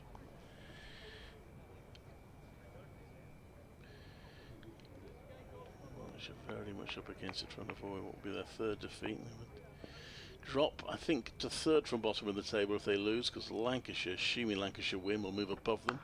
That is played out into the offside, and it's a good stop. In terms of avoiding relegation, the only good news for Warwickshire is it looks like Kent are going to get 1 point from their current game and Worcestershire 2. So those two teams won't close the gap unless they turn their games around today, which looks unlikely. Worcestershire are now 8 down, 42 behind Surrey. And what are Kent? Kent are, where are they? They're 7 down, still 108 behind Lancashire. But Lancashire will be set to move above Warwickshire. Hampshire looking to, well, they'll probably close the gap on Essex. Essex aren't completely out of their game yet. As Abbas comes in round the wicket to bowl, and it's playing on the offside, there's no run. They're chasing 433 to beat Durham at Chelmsford. They're 65 for 2. Need 368 more. The likelihood is they won't win that match. They might draw it, and Surrey, though, will probably win against Worcestershire. So Hampshire really could do with a win to keep the pressure on or to keep in touch, if you like, with the top two if they have ambitions to win the county championship, which I'm sure they do. Started today 30 points behind Surrey, so they need to win to keep it about that. They were 28 behind Essex. They do have a chance probably to close that gap by some points at least. Abbas into Mosley round the wicket. Oh, there's a wild swing from Mosley outside off stump. And he got out to a loose shot in the first innings, having played well. That one, perhaps he felt was close enough to the stumps that he had to play at it, but it was a swing and a miss. When they come out the middle of the bat and go down, you say that's a really good shot. But when they're in this situation, when they miss the ball or play them and it doesn't come off, then it's very easy to be, as we were with Danny Briggs, he didn't do it properly and you go. It's a bit of an unnecessary shot. Abbas in. This time he's more watchful there. Mosley plays it to point. There's no run. The end of the over. 88 for 3. The umpires are going to have a chat about something. I wonder what. Oh, there's one field of the bib on. Are they bringing drinks on? Or are they just having a chat? They're just having a chat about something. Whether it's the bowlers follow through or what, I don't know. But anyway, there we are. They've had their little conversation.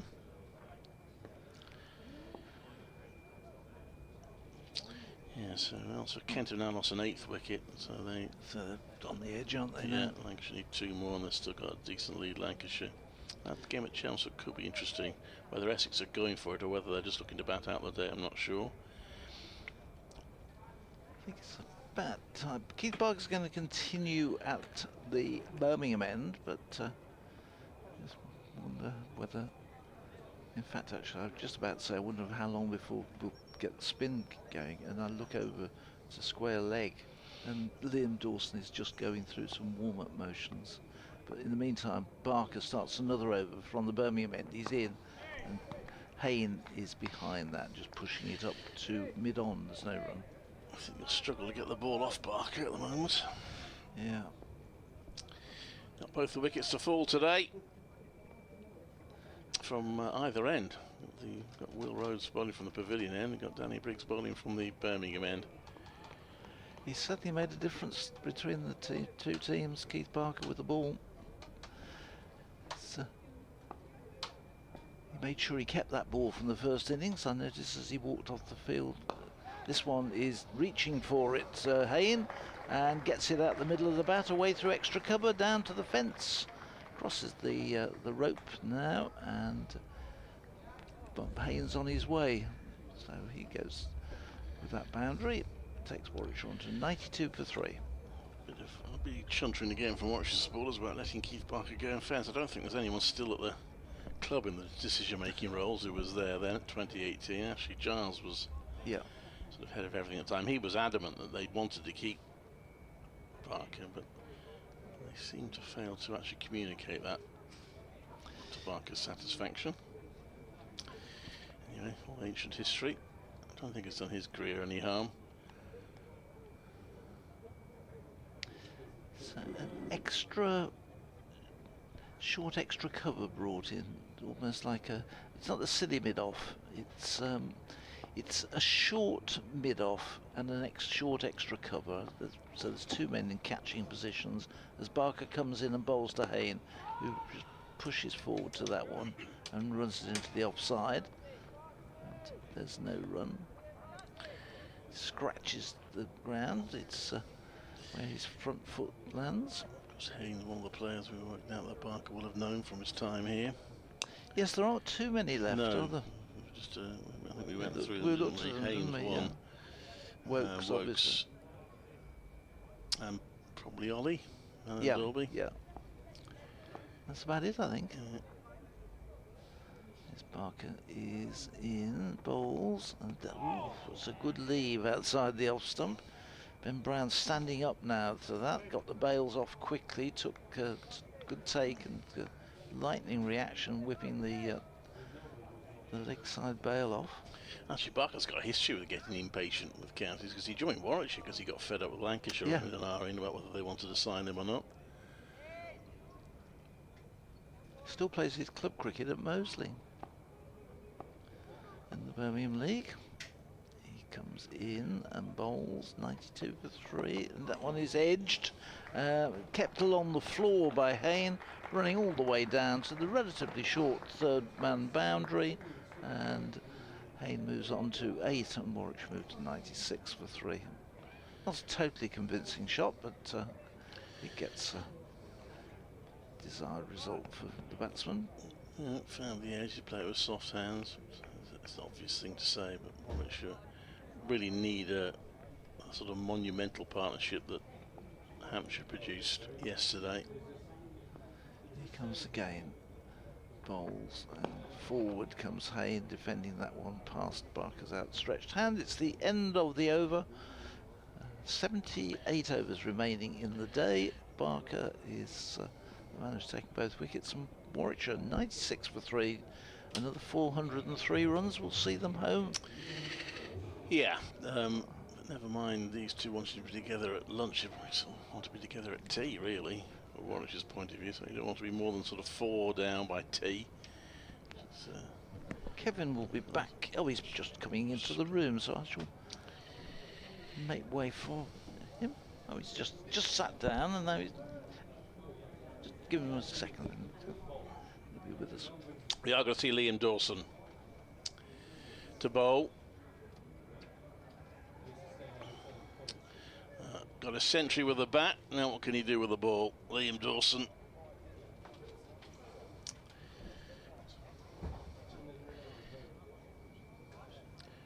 Needs a few wickets to grab the player of the match award off the captain.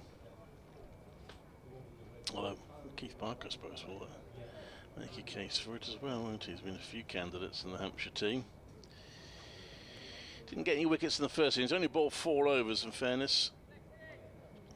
Wasn't much of spinning, 11 overs of spin in that Warwickshire first innings. And no wickets, but 4th day. Can he find some turn? He's bowling first to Moseley. Quicker ball to start with. Moseley slapped that out to mid-off. Keith Parker moves across, feels it nimbly. And it's 1 run. 97 for 3. We'll be keep an eagle eye on Dawson bowling over the wicket to the left-hander. A little bit of rough created just outside the off stump. Be interesting to see if he can. Well, he will hit it. It's just interesting to see if it will actually do anything out of it. Maybe not so much to the right-hander. Those footmarks are a little too wide for the line that Dawson will bowl. Sam Hain, right-hander on strike now. Short leg, a slip. He's bowled on leg stump and he's just turned it around neatly to square leg for a single. Does bring the left-hander back on strike. 98 for 3. Warwickshire. A battle for survival.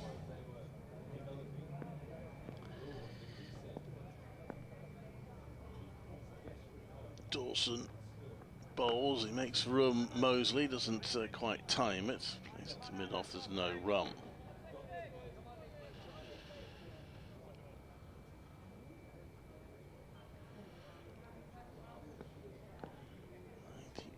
For 3, and he is guided out to the deep by Mosley for a single. 99 on the board for Warwickshire.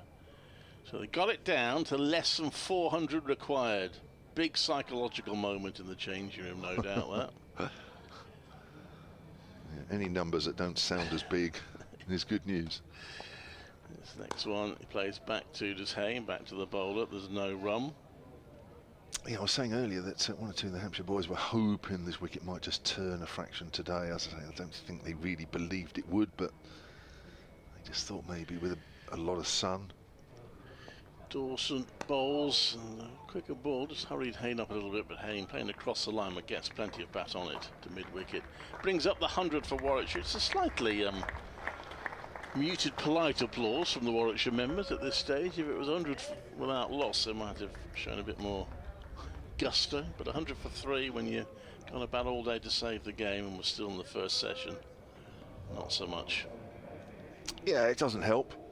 You want to try and keep as many wickets intact as you can as you go through the day. It's, of course, being the last innings, that any wicket now just seems to be even more important than they would normally be earlier in the game.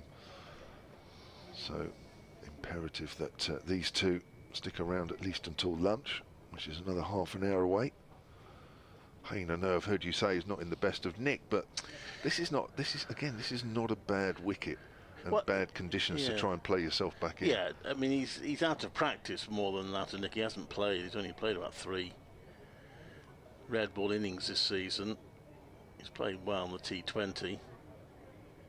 But yes, this is a good opportunity for him to get a good time out in the middle. Certainly. Now, if you watch on the live picture feed, you'll just see some dark areas just outside, or a bit more than just outside Haynes off stump. That's the line that Organ, or certainly Organ, will try and bowl into those dark areas, at least 2 or 3 balls and over, I would have thought. And just hoping that maybe something does something out of there. Now, here we go. That's full delivery, and Haynes just guides that out to point. Jogs through for a single and moves on to 11. 101 for 3. Very full delivery there from Horgan to start off with. There is a short leg in. Now he's got the left-hander, so that rough outside his off stump is not really in play. It's a little too wide for Horgan. He'll be wanting to bowl to the right-hander most of the time.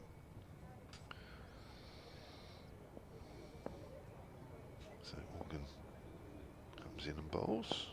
Turned away quietly on the onside by Mosley, and moves on to 33. 102 for 3. Ball not turning at all there. It's very straight, and there is nothing to work with for the spinner there.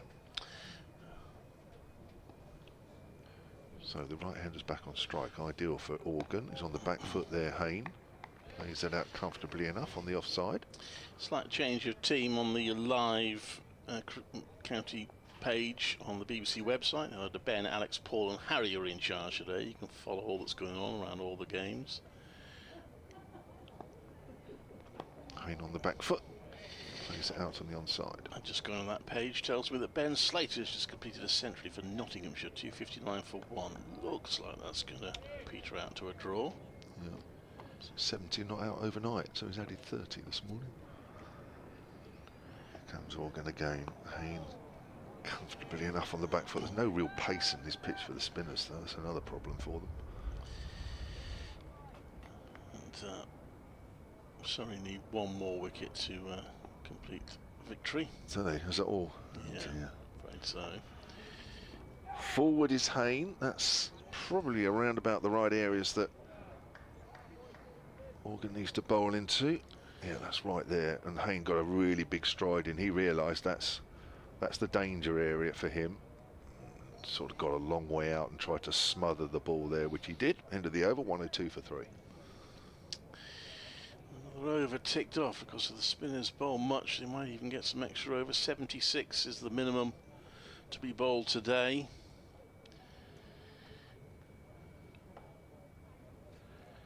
$16 in the final hour, of course. Sometimes you can get a few extra in by if you've got the spinners on in that.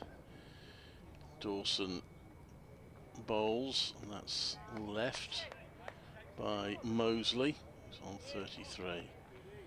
Yeah, so it's Dawson's turn this time to have the ball, or have a chance of bowling into the bowler's footmarks. He's got the left-hander.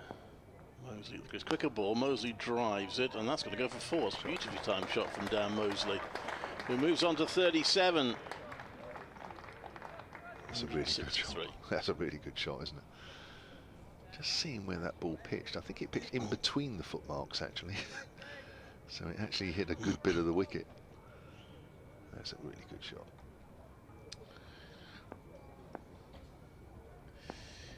In comes Dawson. Oh, that's edged and caught. Top edge, caught it slip. Mosley goes for 37. And Hampshire are 6 wickets away, 106 for 4. Well, there it is. There's the footmarks in play.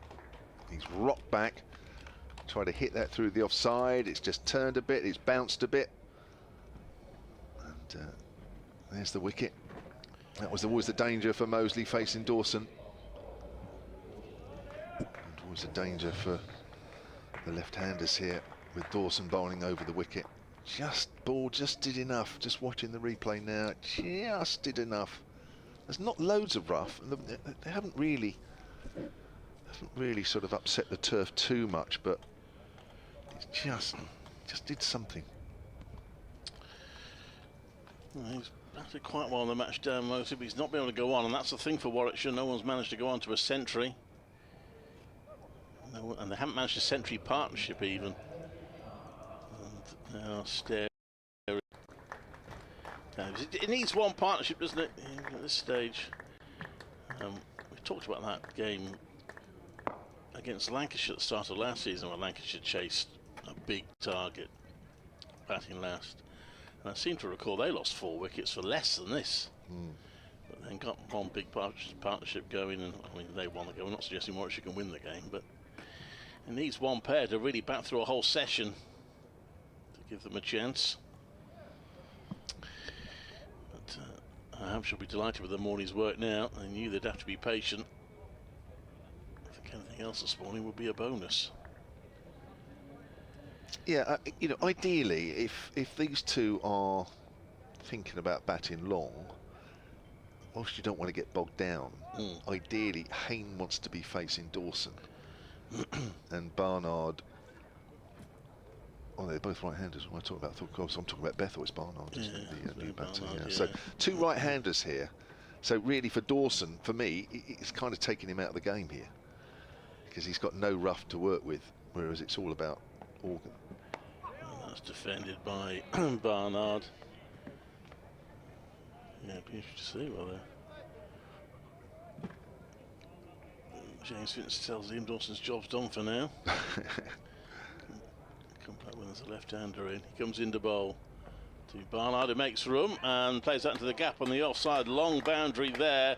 That I think is going to go all the way. The ball's still rolling and pops over the rope now. And 4 runs for Barnard. That's beautifully timed. Second ball up. Wasn't that short from Dawson? He managed 7 in the first innings.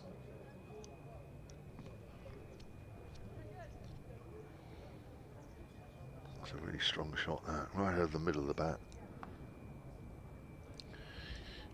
Dawson in again, quicker ball, and he's tried to repeat the shot, but this time it's cut off. In the covers by James Fuller. Decent stop, end of the over, successful over for Liam Dawson, 110 for 4. Hampshire needs 6 more wickets for victory. Dawson's got a wicket in that over, and yet at the end of the over he just kicked the ground. Maybe those couple of balls that Barnard he felt were just a fraction too short, and they were literally just a fraction. Barnard was very quickly on both. It's a race on between Lancashire and Kent to be the first. Sorry, Lancashire and Surrey to be the first winners today, because Lancashire also have 9 wickets now against Kent.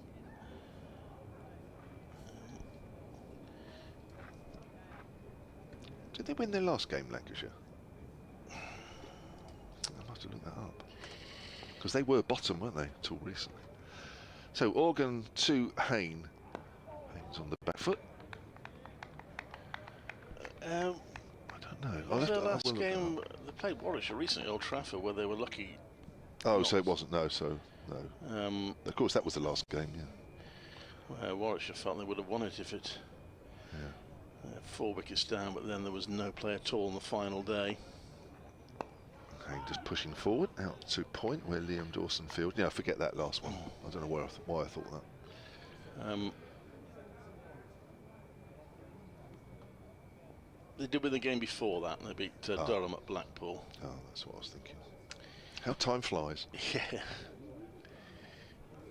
comes Organ again. Haynes on the back foot, hits Fletcher Middleton at short leg, but nothing to worry about. I mean, if Warwickshire do lose this, which at the moment you'd say is the most likely outcome, they will reflect on 8 games into the championship, still without a win, 3 defeats, certainly battling against relegation at the moment. He's forward, goes up to Barker at middle. They will point, they do point to the cards they've been dealt. I'd say that Lancashire game, they declared nice and early, set them a tempting target, were really hopeful of winning, but didn't get on at all on the final day. And of course the injuries they've had, they've lost bowlers left, right and centre. Organ bowls, and Hayne gets one that bounces out of the rough, and he's taken the bottom hand off, and it's fallen just short of Vince at first slip. Just watching that again, that's how the rough. Oh, it may just have hit the top of the pad actually of Haynes, but it looped up, just fell short of Vince, but that again is hit the rough outside off stump. That's the area that Organ's looking to bowl into, and that's the area that will cause 1 or 2 problems throughout the day. Bowls, that's not in the rough, and that's nicely and easily played by Hayne on the onside. Anything that pitches that where the bowler's footmarks aren't, the pitch is lifeless, dead, no problems, but just in that dark area, just wide of that off stump, and Organ will create problems. Yeah, I was saying Warwickshire then, they obviously lost. Had hoped to have Liam Norwell. He pulled up just before the first match with a different injury from the one that kept him out last season. They lost Chris Rushworth early doors, and several injuries as well. I mean, got to the stage where they were signing club cricketers for Chelmsford, albeit a half-decent club cricketer, and giving a debut to Chase Simmons as well, who also did pretty well, but was protected in terms of the number of overs he bowled. So they have had a bad hand dealt with them at times. Pitches here have not been conducive to wins. Nonetheless, they'll be uncomfortable position. I asked Alex Davis, and I think he feels it a bit. Obviously, it's his first season as captain. He insists that confidence is still there, but obviously they are aware of the T20 Blasters give them some respite because they're doing pretty well in that. But they will be concerned where they are in the championship. Last season finished 4th. But are they going to face a similar battle to the one they had the season before against relegation? Shame we're not playing Hampshire here last game. Fuller comes into bowl to Hayne. Right arm over, Hayne plays that down to the onside, there's no run. Yeah, it is uncanny how things can conspire against you. And I don't think you guys were a bad side at all. I mean, Hampshire had the best of the batting conditions yesterday. I think Chris Woakes was a little undercooked on the first morning. I think a fully functioning Chris Woakes that had been playing regular cricket opening up the first morning, I think would have caused a few more problems than he did. It's all little things, you add them up. Fuller comes into bowl, and that's going down the leg side. I think he's a bit cross with himself for playing at that. This is it. What worries me a little bit though, Kevin, is that situation we so often see it where a team will play, and they play well for much of the game. Just one session that they lose it, and that seems to be happening regularly. I mean, Chelmsford, they should have won that game against Essex, and they got into a terrible muddle at the end of one day and the beginning of the next in their third innings and were skittled out in a match they really should certainly not have lost and probably should have won. But that sort of keeps happening as Fuller comes into bowl, and that's play down the ground. They'll get a quick single there. And even this match, yes, I know Hampshire have, I think, had the edge throughout, but it's been pretty even until that partnership between Vince and Dawson. Yeah, I think sometimes you just have to look through your side and you say, right, who are our bankers? And actually, when you look at the side, there are a lot of players, a lot of established players, that actually do give you an awful lot. You know, I'm talking about your Alex Davises, your Will Rhodes, your Ed Barnards. I mean, they're just the ones. And Oliver Hannon Dolby, you know.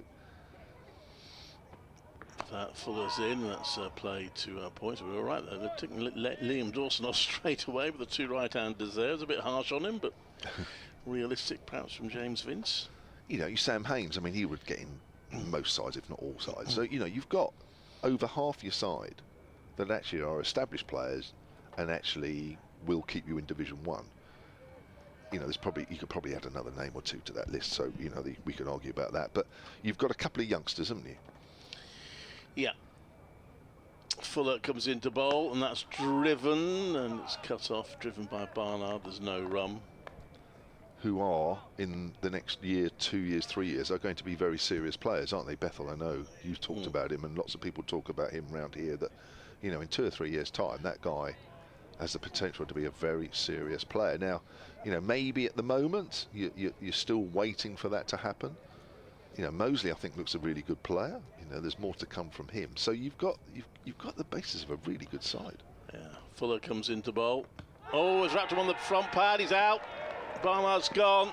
He looks down at the umpire, aghast, but the finger goes up, and it's another wicket, 4th of the morning for Hampshire, who are closing in on their 3rd victory in a row, 112 for 5. Oh, that ball just came in a fraction, just angled in there from James Fuller. And he's stuck on the crease there a little bit, Ed Barnard. And again, you know, when you're looking at reasons why things aren't going, you know, quite as well, I mean, that is a very, very good ball. You know, on a lifeless pitch, you know, Fuller has found a ball that's just deviated off the straight. I mean, that's almost reverse swinging, that one. That's a very, very good delivery. Oh, Barnard, of course, will be disappointed. He might argue it was doing too much, but I can certainly see why it was given out. Yeah, it's nipped back. It's probably nipped back as much as anything. Yeah. But, you know, we saw Barker this morning with Will Rhodes, got a nip backer. We've seen one there. We're not seeing a lot of balls move, but Hampshire, you know, because Hampshire are on a roll, it often happens. When you're on a roll, you're in the ascendancy, you seem to find those odd balls that the opposition didn't, and those odd balls that do move seem to produce a wicket. On another day, in maybe Hampshire early season, when things weren't going so well, those balls, that's probably missing leg, and Ed Barnard's still there. So there's a lot to say for momentum. You know, and the situation in the game now, of course, is not helping Warwickshire. No, well, it's a pretty forlorn task now for Warwickshire to save the game. I'll sort of keep coming back to it though. I suppose one big partnership could still do that, but there's no sign of it happening yet. No, it's probably lost, well, 4 wickets this morning. I'm not sure too many people, probably Hampshire believed it, but Not sure there was too many people that really thought that Hampshire would pick up 4 this morning. No. Lewis Kimber for Leicestershire apparently is going berserk. He's 150 not out. As they chase 464, they're 325 for 7. Is he their opening batter, or is he the bowler? I think well, he wasn't in at the start of the day, so... Is he the left? No. Oh, so starting a new over from Morgan. That's played down the pitch by Sam Hain. Because there is a guy that goes berserk at the top of their order. Maybe he just plays white ball cricket. I can't remember his name. Is Kimber the left-arm seamer? I don't know. If It's a long time since I've seen Leicester. Yeah, it had me. Well, in the final last year, but apart from that, that's driven out to deep cover by Hain. He's 7th in the batting order. He's wicket keeper. Oh, right, it's not who I'm thinking of. Yeah, don't think he bowls at all. He's a wicket keeper. He's got a brother. Might be. Got a brother who plays for Lincolnshire, so probably not him you're thinking of. No. Again, I'll take that. But they've got a very good left-arm seamer at Leicestershire who's developing, who's going to be a very good bowler in a couple of years. And then they've got a guy at the top of their order that just absolutely slogs at it. Last year in the 50 over competition, it was coming off. 113 for 5. And he's round the wicket to the left-hander Bethel is Morgan and bowls short. Oh, he's cutting and missing there. Well, that's the first ball he's faced, and he's trying to cut a quicker ball. They've got Rishi Patel at the top of their order, who seems to score a run a ball. Yeah, maybe this guy's not playing in the championship then. I'll have a look in a minute. I'll have a look at the lunch. No, it's a thick inside edge, goes past short leg, and Bethel's off the mark. It's an amazing match. They were 175 for 7. Now 334 for 7. Kimber 155 off 82 balls. He's hit 12 sixes. That might be the guy I'm thinking of. Let me have a look. At Hove. Goodness me. If they chase 464 down, blimey. Wow. Morgan's over the wicket. And Hain has got a big stride in there to smother that delivery. I'm going to have a look. So Leicestershire last year in the 50 over competition. 2 men round the bat. Vince is at slip and Fletcher Middleton's at short leg. Hain on the back foot, shouts of catch it as Hain hits into the ground on the leg side. End of the over, 114 for 5. Hain has 14 and Bethel has a single.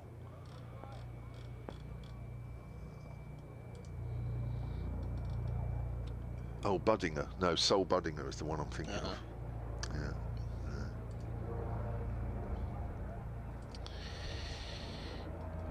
Well,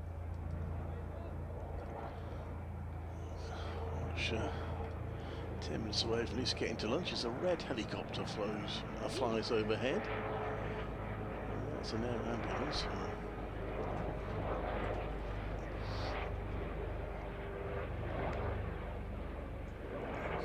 Noisy one. Yeah. Fuller. James Fuller. In 3 slips, bit of a gap between second and third slip. Fielder at mid-wicket, 3 pitches away, and that one bounced a bit past Bethel. I think Bethel played it in the end, a bit of bounce. Yeah. And umpire is just checking.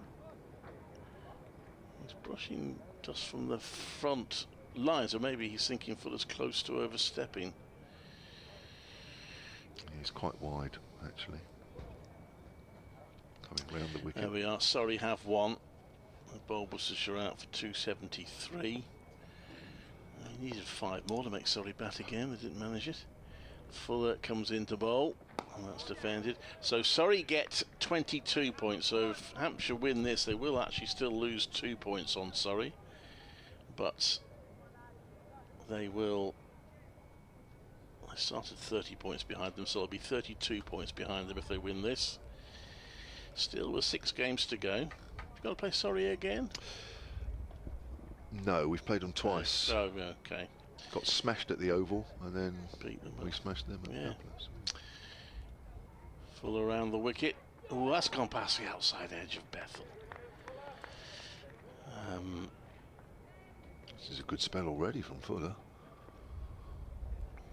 A little bit of extra pace.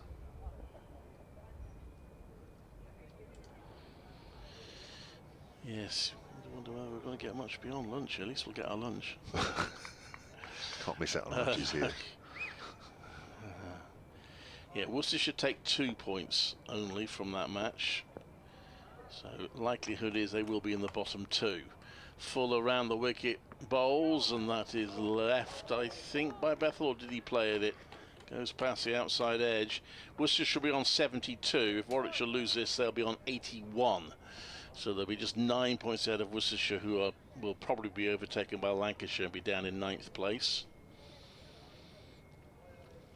Have you got Worcestershire again? Yes, I think we do.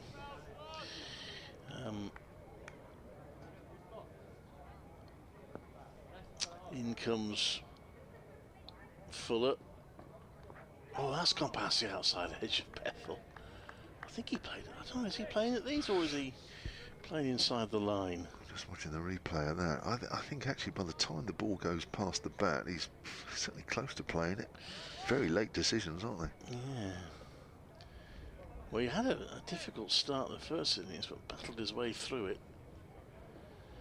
Maybe he's going to have to do the same again here, second innings. Fuller around the wicket bowls, that's left. And it's the end of the over. 71 more left available to Hampshire to find these last 5 wickets. Terrific start from Fuller here, generating a bit of pace on a lifeless surface. 2 overs, 1 for 1. Just on that Surrey win, Jordan Clark finished 5 for 65. Good bowler he is. Surrey back to normal. And Lancashire have now beaten Kent by innings and 83 runs. Kent all out. Lancashire beaten Kent. All out for 222. Kent. Organ to Hayne. Again, Hayne gets a big stride in. So Lancashire from that game, I have to remind myself, don't get full points, but not far off it. I think they get. In fact, they only drop 1 point. They get 23 points. Kent just get 1 though. Damaging match for Kent. Gosh. Yeah, I'm sure we've got Kent next game at the Utilita, starting Sunday. Extra man coming in close by. So there was a short leg, there was a silly mid-off, and there is a slip now for Hayne, who's on the back foot. Plays that back to Organ, quietly enough. Hayne is on 14 currently. Just that 1 ball to Hayne, which just slightly misbehaved out of the rough from 2 or 3 overs ago, nothing otherwise. Bowls again. Hayne gets across his stumps there and probably just glanced the pad there as the ball makes its way down to fine leg. Won't be any runs because he's not playing a shot at that one, but he did actually bounce and turn out of that rough, but Hayne was right across it, got his body in the way. So I've done the bottom of the table here now, assuming that Warwickshire lose this, and I'm afraid I am assuming that. Kent will be bottom on 62, that's certain, and also Worcestershire we know will be on 72. They will be the bottom 2. Organ. Haynes forward, plays that into the ground. Then Warwickshire on 81, so 9 ahead of Worcestershire and 19 ahead of Kent. And then Lancashire will be up to 7th place on 87, 6 ahead of Warwickshire. Bowles. Hayne quietly forward. So Lancashire won 2 and drawn 1 of their last 3 to lift them out of the... I shall recalculate sometime after tea if we're still here. Yeah. I'm working on the theory that Warwickshire lose this. No, still a long way to go. There's Organ On Bowles this slightly game? quicker. Yeah. No, not really. 5 Well- wickets. I mean, it'll probably go on for a bit, but Yeah. Well, it no. needs one big. Yeah, you're right. I mean, one big partnership can change the complexion completely. Yeah. I'm not saying it from a Warwickshire win point of view. I mean, I think if that ever was in the equation, then it's certainly not. But you know, it's not out of the question that they can No. save the game. But you need one of these 2, and ideally both these 2, don't you, to really set a platform. And the top of the table, it's difficult to calculate at the moment because of Essex Durham still being a little bit in the balance. Fuller comes into bowl to Bethel. And it's a forward defensive. It doesn't look to me as if Essex are going for the win there. They're 82 for 2, need another 351 to win. So I guess it's a question of whether Essex managed to nick 8 points for a draw or not. They started in second place, just 2 points behind Surrey. And Somerset, what about Somerset? Likelihood they will have a draw, because Nottinghamshire 293 for 1, leading by 183 at Trent Bridge. Fuller comes into bowl to Bethel, pushes out the offside, there's no run. So what happens if it's a draw in terms of points for Somerset? Let's have a look. How many points do they get?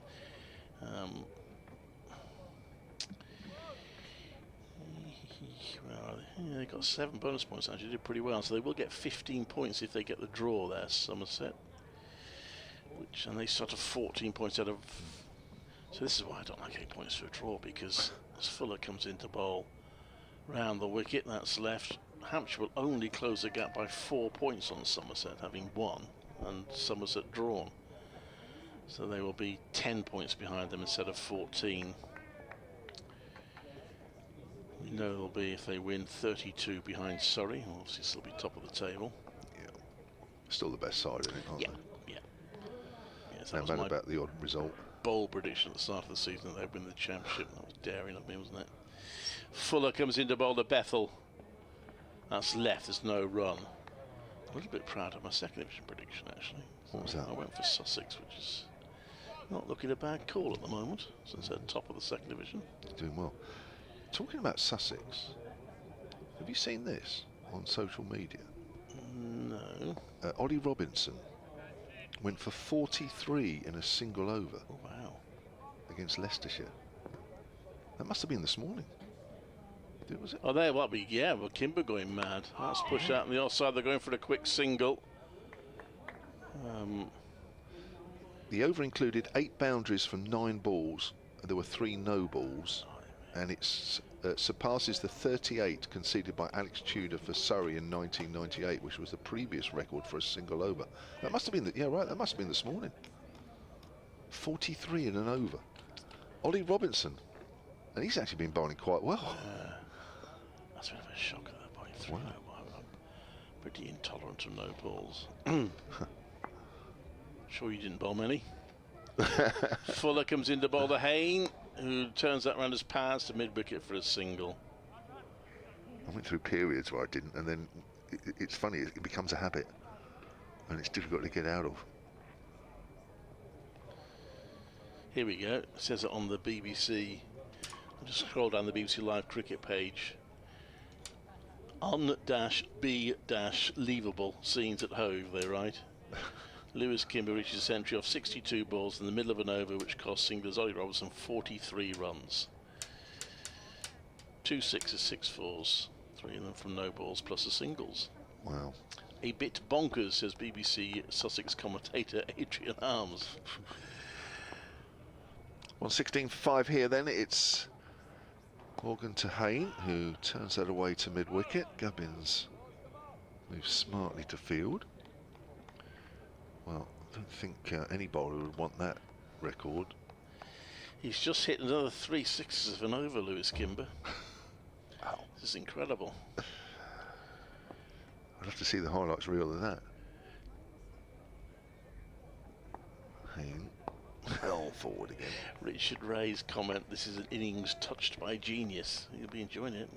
We should get starved of seeing really great moments like that. We'll be enjoying it now. So we should be at lunchtime actually after this over. What time is it? Oh, crumbs, yes. I've only just realised actually myself. Thank you for reminding me. Yeah. So Kevin's got to do his reports. So Warwickshire, well, try and get to lunch. We need to last another 3 balls, but whatever happens, it's certainly been Hampshire's session, one that takes them closer to victory. Hayne plays that down into the ground. He's still there on 15. He's faced 45 balls. If Warwickshire are to get out of this, you feel it. He's got a bat all day. And needs partners around him as well. Organ in. Hayne plays back to that onto the onside. for no runs. Sun's still shining, still good batting conditions. So Warwickshire won't give this up yet, but it's a morning that has not gone the way that they wanted it to. Organ in, Hayne just makes a silly point and jump in the air as he drives it. Keith Barker fields, and that will be lunch. 116 for 5. Bethel on 2, Hayne on 15, but 4 wickets to Hampshire in that innings has put them within 5 wickets of victory, with still 68 overs to go. Go off, son. Go off. Go off. Remember, this is where consistency comes in, my boy.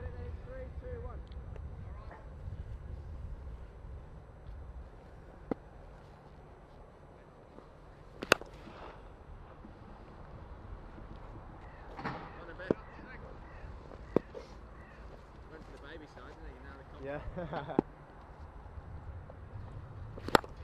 Oh. Cliffy! Yo, Cliffy! Yeah, played.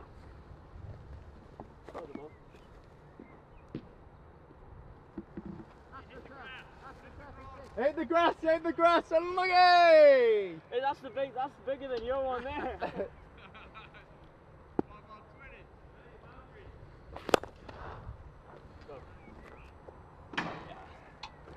The one before was bigger than that. Yeah. 3 balls, 3 balls.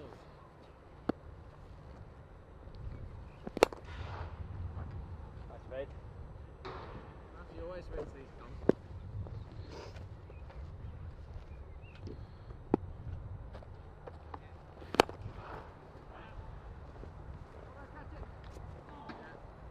You dropped it. 2 balls. 2 balls.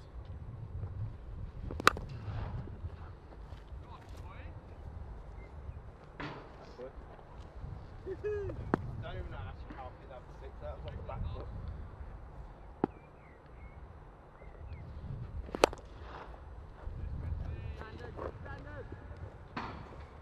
This is it. Sudden death. Do we keep going if... Yeah, we Go keep... up, go up. Come on, son.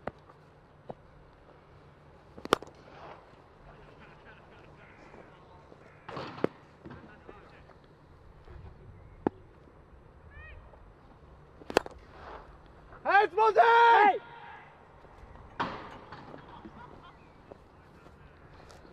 They're up for the comp, these two. Turn it on. That's the ones you were dragging as well earlier. Yeah, boy!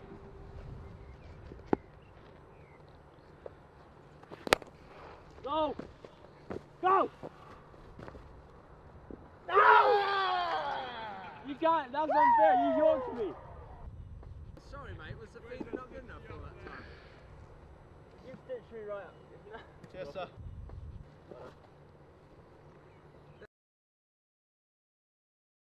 I know how hard it could be fasting whilst playing cricket, but I myself done it in Abu Dhabi in the 30-degree heat where it was tough, but it's not quite like that here. But I think that's why this Ramadan League is important and so crucial.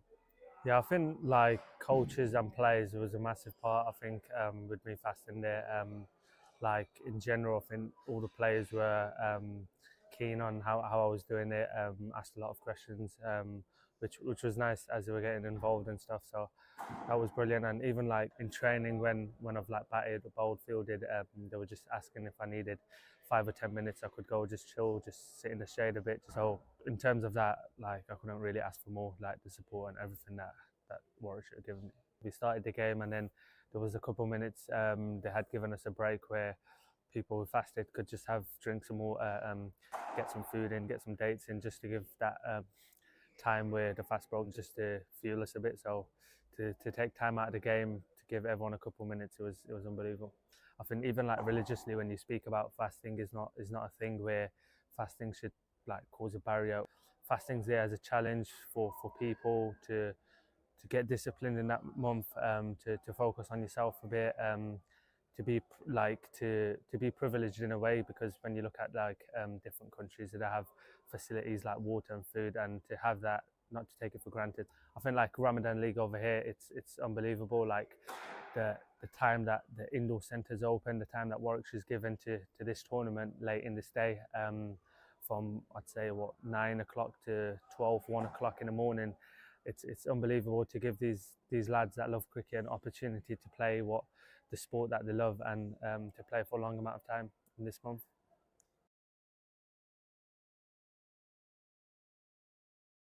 For almost 150 years, we have been Bears. Birmingham Bears have come through, the home team. People swarm onto the field here at Edgbaston. Birmingham batsmen are celebrating. Representing the city, the county. Birmingham is our home. Warwickshire is our land. A land we must defend. You Bears, come on! Easy as you like for Sam Hague.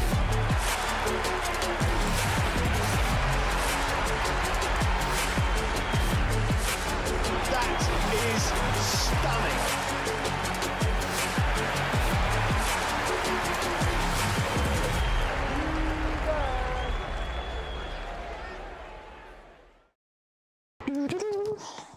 How many hat-tricks you got now? 2. 2. I ain't got one.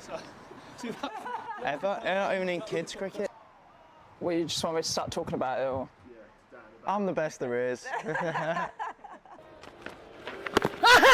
can do exactly that. There is simply nothing that the Bears cannot do. Oh, gone. Full straight, a bit of dip in there. Job done. Making sure that every ball was different. I felt like that was probably where I was going to get extra. She was moving around a bit. So, yeah, went back of the hand for the first one. Second one, you can't really see it, but on the, like at Kent, obviously there's that slope, but on the leg side for Tash, obviously being left-handed, was like, it felt like about 40 metres. So I was like, well, I'm not bowling at her stumps because she's, that's pretty much in her arc otherwise. So I just pushed it wide. And yeah, managed to get her. She flat batted it.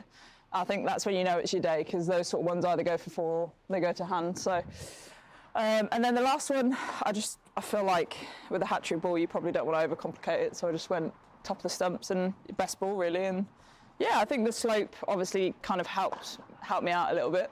Balls to go as our lot continues, and would you believe it, she's got the hat-trick. She's bowled Rhiannon McDonald-Gay. Who was the first one against? Vipers. Here? Or? No, it was at Hove. Okay.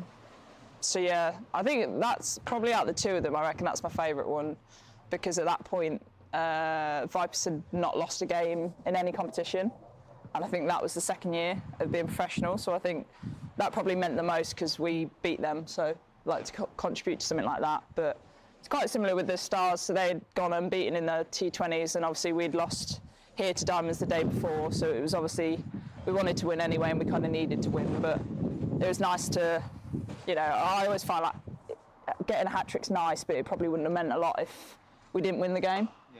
Yeah. So yeah, it was obviously good for the team and sort of gives us the momentum to go into tomorrow. Yeah, 100%. Hopefully another one tomorrow. Yes, hopefully. Yeah. Hopefully I can get my first tomorrow. It'll be my first hat-trick. Yeah. Been close a couple of times, but not probably the one here at Worcester. I got Coxie out. He hit me for 4 ball before, and I was like, all right, I'm going to just basically try and hit the top of the stumps. Miss, bowled. Then Samir came out to bat, and he showed me all his stumps, and it was tiny that side. Yeah. So I took a gamble, went for the stumps, and he missed it. Actually, I think my hat-trick ball was against Ed Pollock. Okay. I think it was Ed. And I obviously bowled at Ed a lot because of his being here at Warwickshire, and then yeah, I definitely didn't get it. But yeah, we were just concentrating on winning because they got off to a good start, and it was just trying to peg them back almost a little bit. Yeah, killing the game. Yeah, and that's exactly what we did. And we got a few wickets, and I think everyone else chipped in as well. So that was pretty good. I don't even know if I've played in a game when there's been a hat-trick. Well, what was interesting with our game yeah, go on. Like, sorry, KG at the other end was on a hat-trick the next over. And I actually said afterwards, I'd be interested to know how many games of cricket that had happened where there's 2 hat-tricks happen, not only back-to-back, but in the same game. Yeah. I'd be fascinated to know, but I don't know. I was involved in a hat-trick last year, wasn't I? Against Northants. Oh no.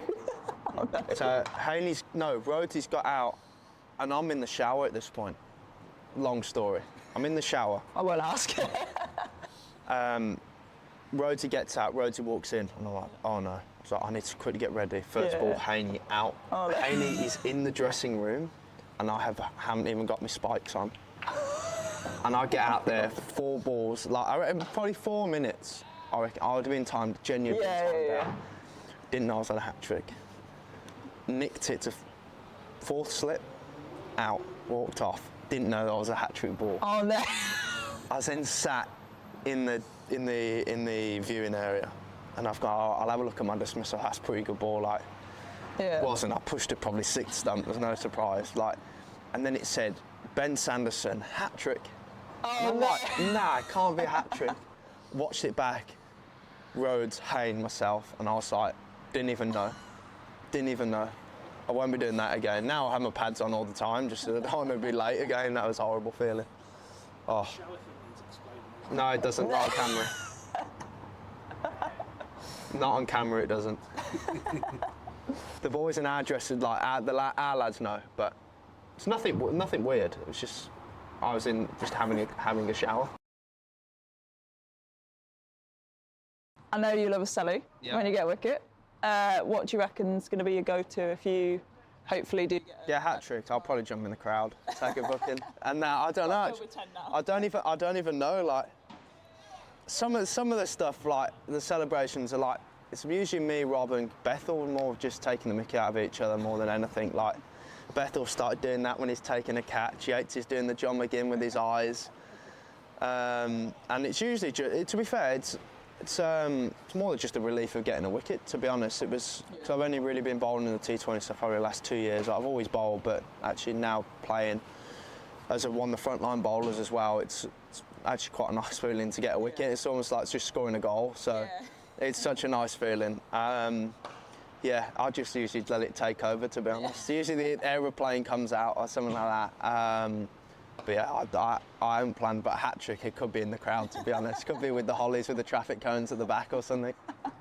Just go and naturally let it happen, to be honest. T20, you're more worried about not going for 20 off the over. So I'm a slight, just naturally, just let it happen. It's, don't often get on a hat trick. And to be honest, it's more just,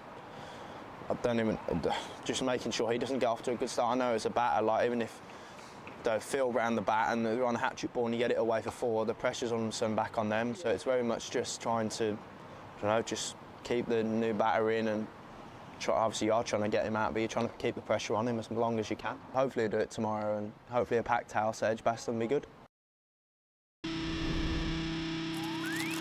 If you want it, you gotta dig deep. I'm on top of the mountain, but it's real steep. Been through the valley, now I'm at the peak. Yeah, I higher learning every time I speak. And when kings collide, they expect to fight. But I know the truth, yeah, we the light. Don't believe the hype, nothing's overnight. Views from the top like a satellite. Yeah, I don't care what the nays say. I live without it for my namesake. I do what I want and not what they say. Now I'm in a position for a big payday.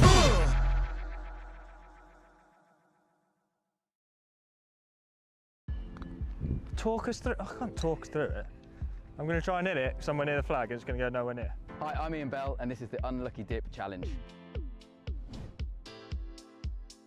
Draw a club, get a ball closest to the pin win. H. Hockey stick, okay. I'll be careful there. There's a good thumb off slice. Thinking whether I go.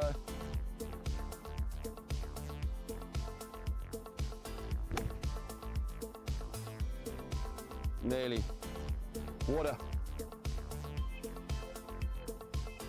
What's that? God's sake. Come on, let's go viral.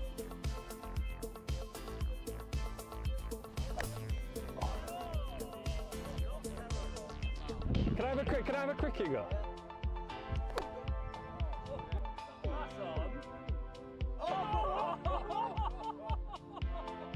Ooh. Go for the one at the bottom. Is it D? Take it. I'm just going to try and wipe the tee out then, see what happens.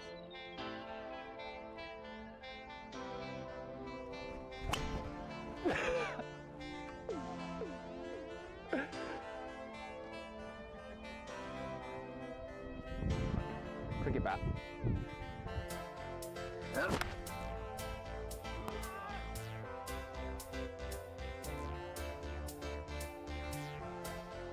Six.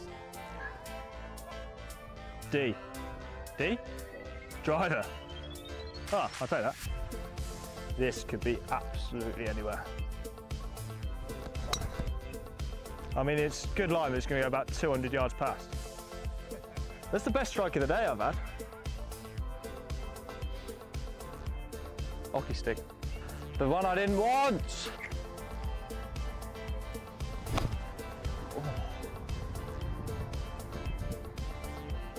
Wet. Big divot. P. Putter. Oh no. Actually, that's probably my best club. In the hole! T. Tennis racket. Perfect. Give me another ball. It's a C. Is that what's the C? What's the C? Oh, let's go, let's go. Yeah? Yeah. A bit high.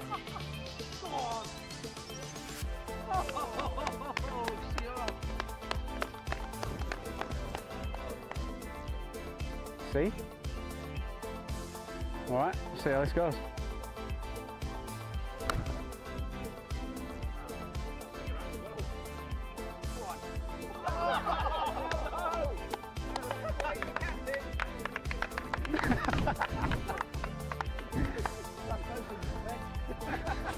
That's embarrassing.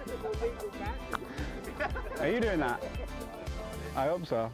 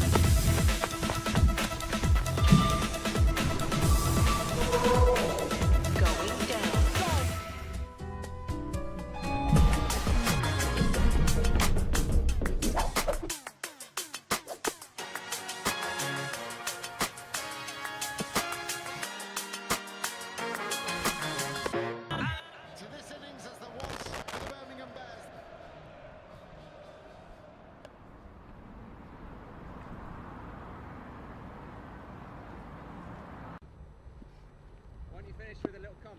Yeah, that's what I'm thinking. You get 4 balls split 6. Yeah. Yeah. Then 3, then 2, then 1. Yeah. Okay. Little comp. Go off, son. Go off. Go off. Remember, this is where consistency comes in, my boy. 3, 2, 1.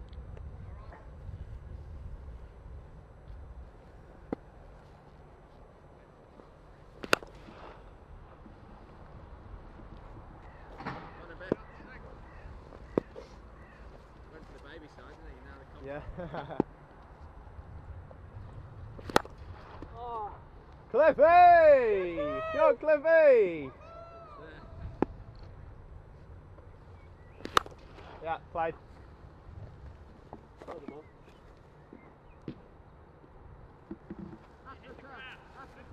Hit the grass, unlucky! Hey, that's bigger than your one there.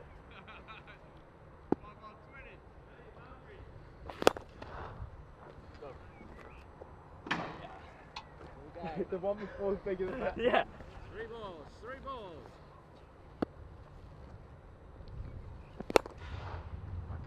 That's right. You always win these comps.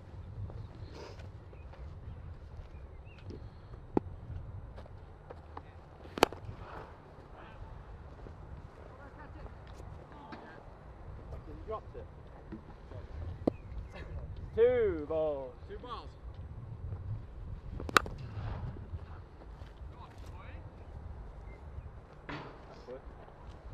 Don't even know actually how big that was 6. That was on the back foot.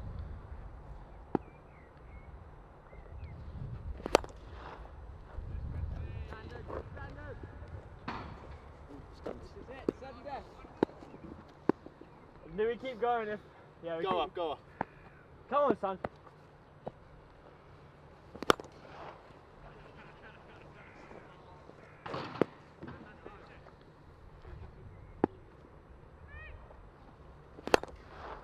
Heads, Monty!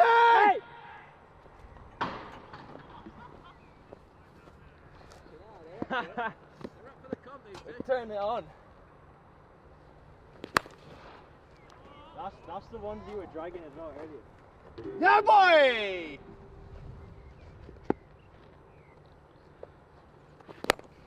Go!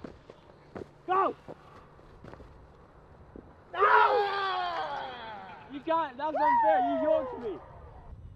Sorry, mate, was the feed not good enough for all that time? You stitched me right up. Cheers, sir.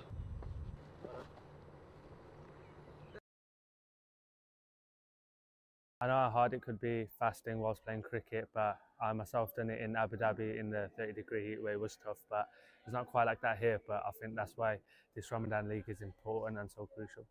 Yeah, I think like coaches and players was a massive part. I think with me fasting there, like in general, I think all the players were keen on how I was doing it.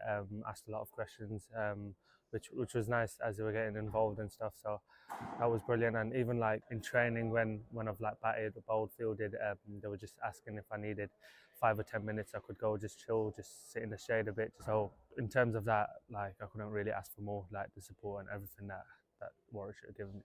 We started the game and then there was a couple minutes they had given us a break where people who fasted could just have drinks and water, get some food in, get some dates in, just to give that time where the fast broke, just to fuel us a bit. So to take time out of the game to give everyone a couple minutes, it was unbelievable. I think even like religiously, when you speak about fasting, is not a thing where fasting should like cause a barrier.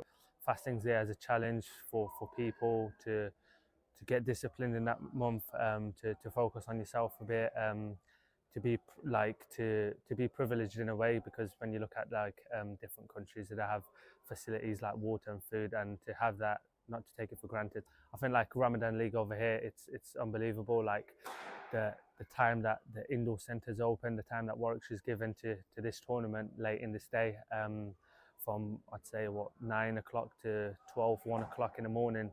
It's unbelievable to give these lads that love cricket an opportunity to play the sport that they love, and to play for a long amount of time in this month.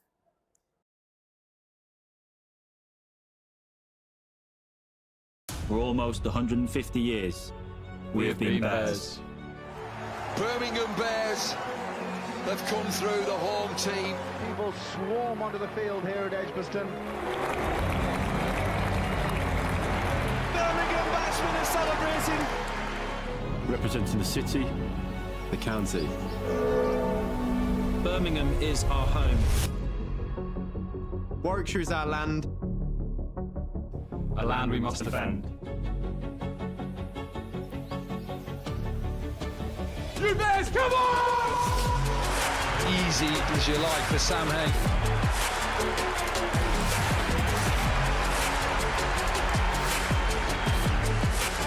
That is stunning.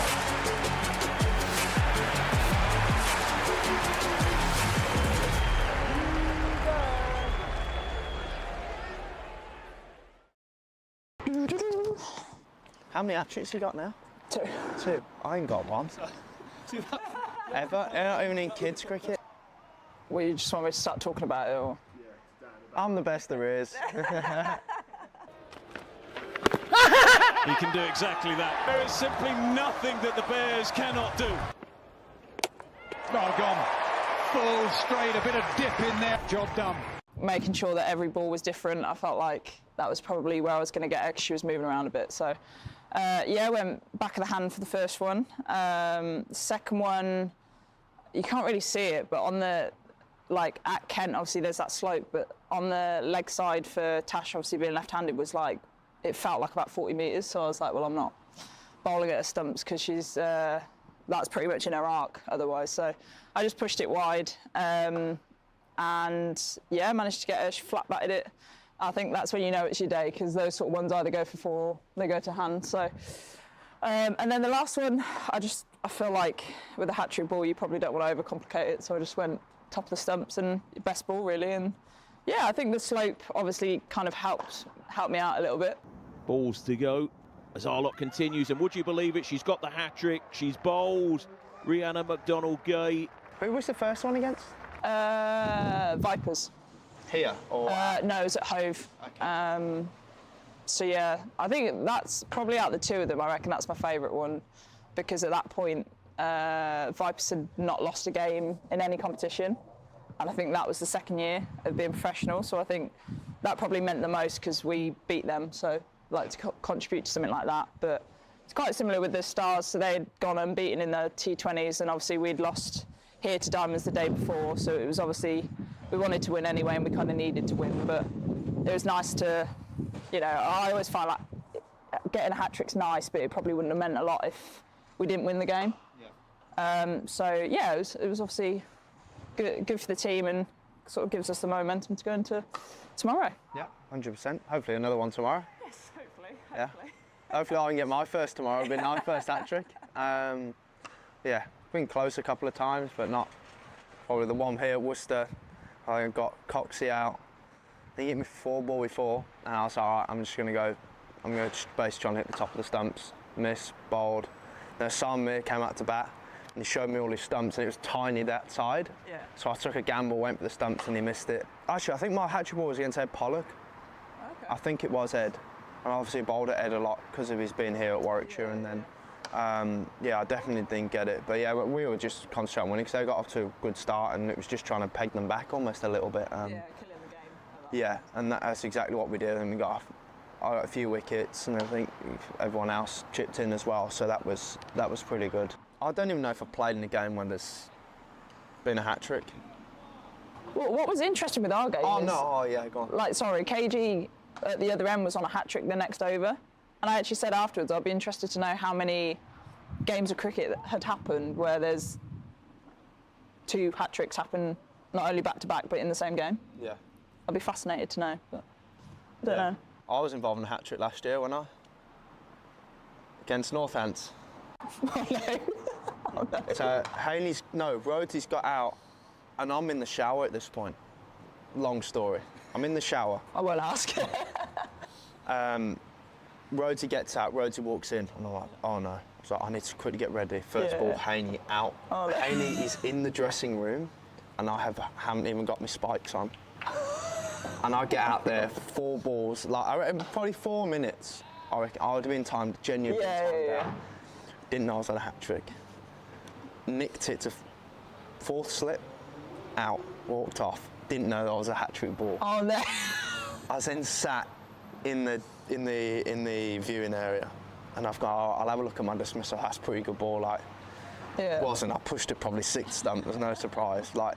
And then it said Ben Sanderson hat-trick. Oh, and I'm like, nah, it can't be a hat-trick. Watched it back, Rhodes, Hayne, myself, and I was like, didn't even know.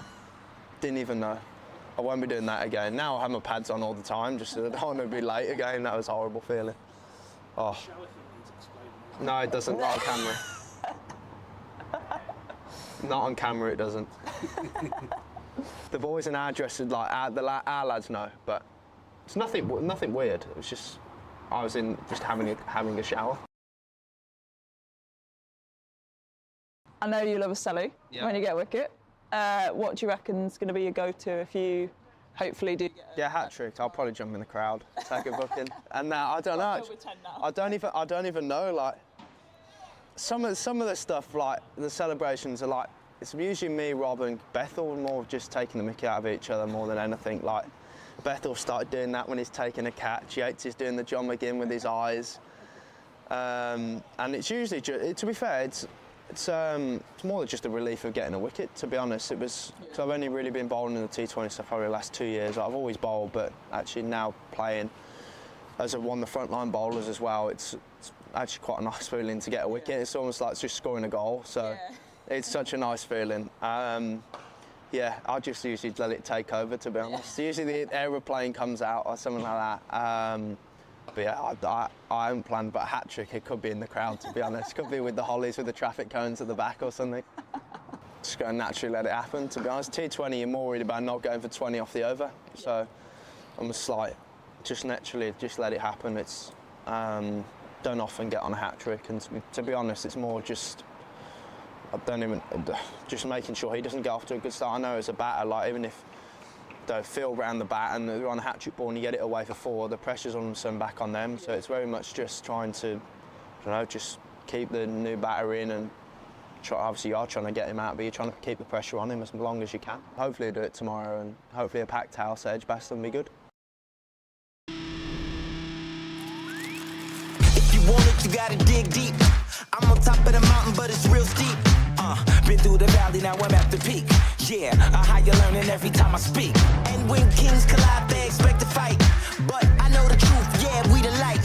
Don't believe the hype, nothing's overnight. Views from the top like a satellite. Yeah, I don't care what the nays say. I live without it for my name's sake. I do what I want and not what they say. Now I'm in a position for a big payday.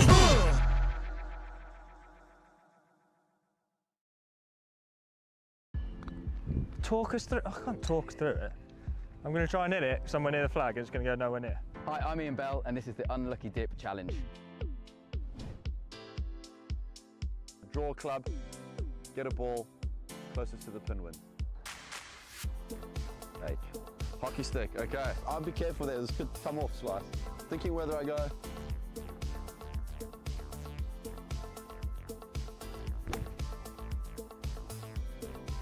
Nearly. Water. Potter. God's sake. Come on, let's go viral.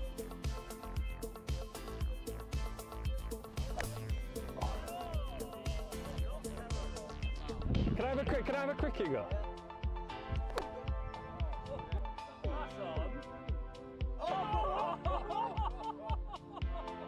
Ooh. Go for the one at the bottom. There's a D. Take it. I'm just going to try and wipe the T out then, see what happens.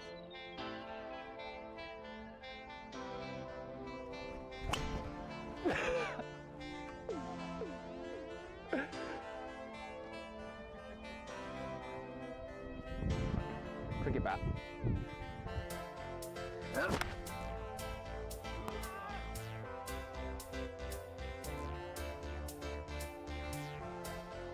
Six. D. D? Driver. Ah, I'll take that. This could be absolutely anywhere. I mean, it's good line, but it's going to go about 200 yards past. That's the best strike of the day I've had. Hockey stick. The one I didn't want!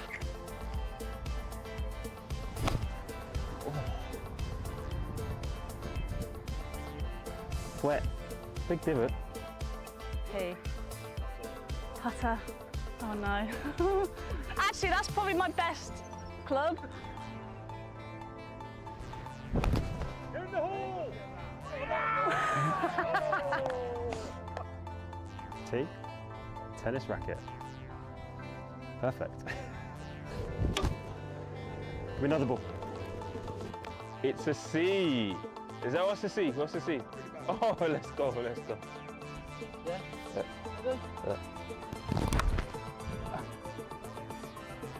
A bit high.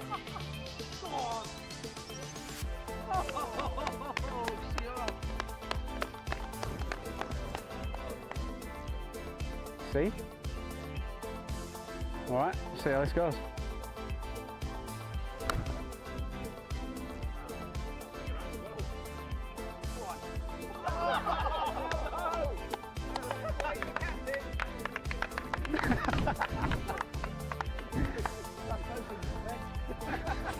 That's embarrassing.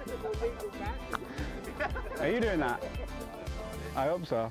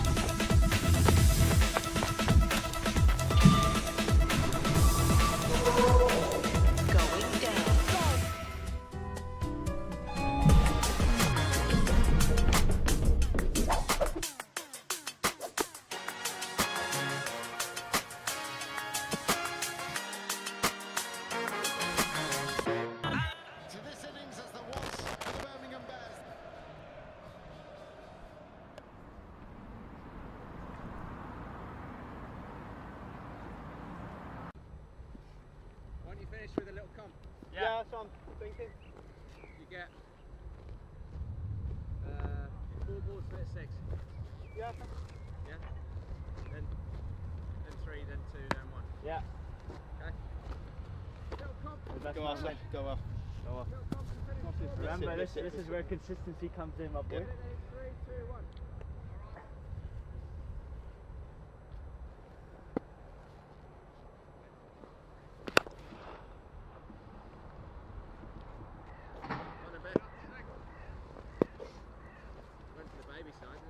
Yeah. Oh. Cliffy! Go Cliffy! Hampshire will be pretty hopeful. Could be the 3rd win of the season, Kevin James. 3rd win in a row, I mean.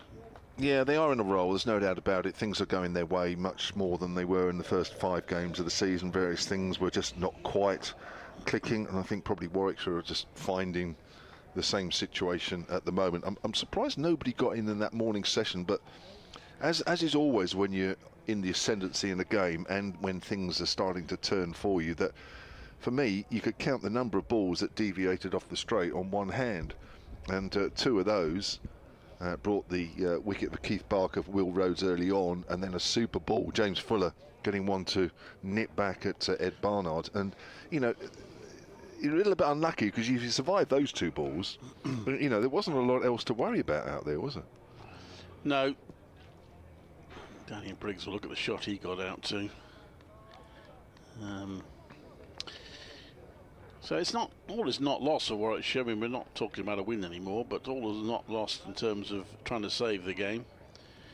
It will take some resolve and some application, and perhaps a little bit of luck as well. Yeah, I think from a captain and coach's point of view now is they want to see, you know, 1 or 2 people now really get stuck in, and even if it's in a losing cause, actually come out with something today.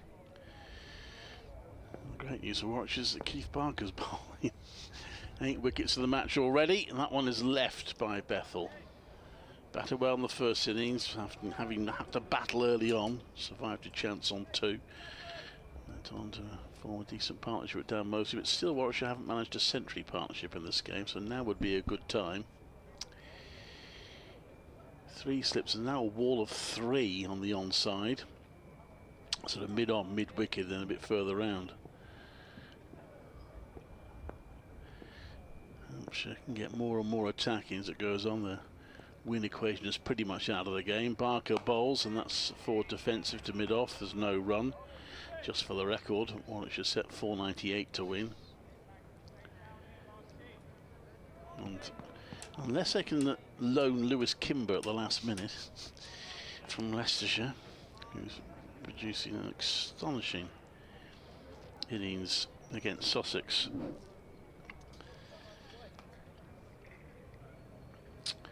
I don't think anyone was going to blast Warwickshire to victory, but can they fight their way to a draw? That one is pushed out to the offside by Bethel. There's no run. Yeah, he would inject some momentum into this innings, wouldn't he? But it's difficult, isn't it? Because they're in a completely different place than Warwickshire are. Yeah. This ball here is into its 41st over now, so whatever a little bit of movement that Hampshire were managed to extract this morning, and there was very little, you would suggest now it would be even less. Good time to be batting. Barker bowls, and it's pushed out the offside. There's no run. If you wonder what we're talking about, if you go to the BBC live cricket page, county cricket page, you'll find out a bit more about it. But Lewis Kimber is currently 191 not out off 92 balls, 18 16 sixes. Wow.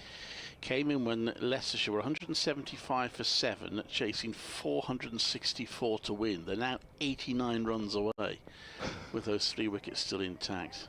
Absolutely incredible. In comes Barker to bowl, and that's nicely played off the back foot by Jacob Bethel for 4 runs. His first boundary. We mentioned earlier, but he took 43 off one Ollie Robinson over. Or at least Leicestershire did, with the help of 3 no balls. And there's a bit on him on the BBC website. 27-year-old born in Scunthorpe, made his first-class debut against Loughborough Students in March 2019. Before this match, his best first-class score was 104. And he'd only made 2 centuries for the first team. Apparently he scored 141 off 120 balls in a second 11 game earlier this month. That one's clipped off his toes. Oh, that's a good shot from Bethel. Let's beat that little wall on the leg side. It means a long run for somebody. It might well actually get to the ball. In fact, the ball's going to stop anyway, so I'll have to run and get it. And Bethel is through for 3. His 16 sixes so far against Sussex equals a number hit by Andrew Simons for Gloucestershire in 1995, and 1 fewer than Ben Stokes' 17 for Durham against Worcestershire 2 years ago. The most sixes in any first-class match is 26. Tanmay Agarwal in India's Ranji Trophy in January. There you go. Last January? Seems wow. to be, yeah. Quite recent. Was that the Stokes one? Was that he hit 6 sixes and over, didn't he? Might have done, yeah. I think he did, and I think it was off the guy that sadly passed away. Oh yeah. Josh Baker. I was up at Worcestershire a couple of weeks ago, and they were saying about that.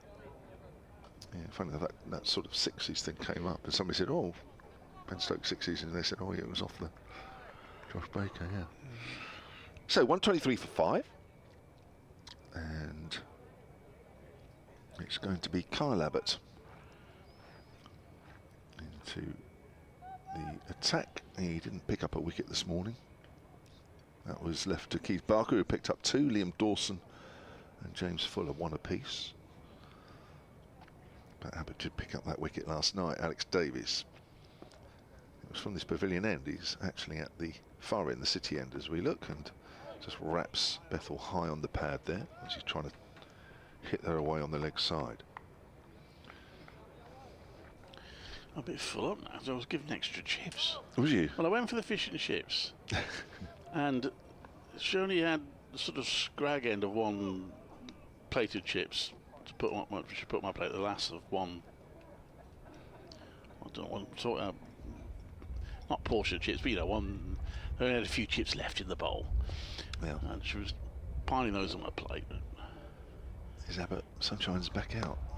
That's pushed out into the cupboard. And I was fine with that, but just as she was about to hand the plate over, a whole new, freshly cooked bowl of chips arrived. And I didn't ask, but she took pity on me and put a few of them on as well. But you didn't say no? No, I didn't say no, that's true. I did say that's enough, actually, at one point. That's fine, thank you. And I did go for the pudding as well, which is probably a mistake. You had a pudding as well? My heart sank when I saw it was treacle tart and custard. I have to have that. Wow. I was hoping it'd be something I don't like. I'm not that keen on. Abbott comes in again. Oh, it's wrapped low down. That looks out. LBW, and that kept wickedly low on Bethel.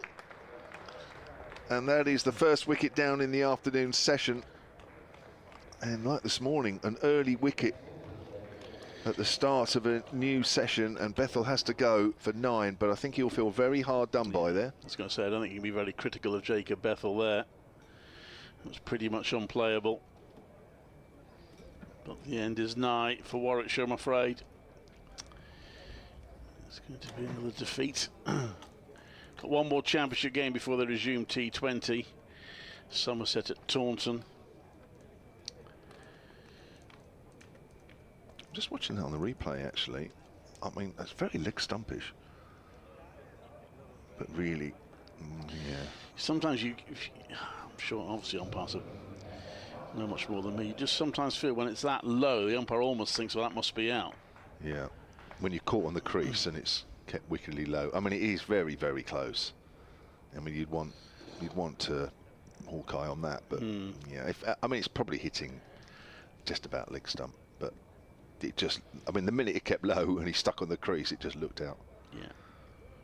So he'll feel really hard done by on that one, and probably the first one we've really seen do that.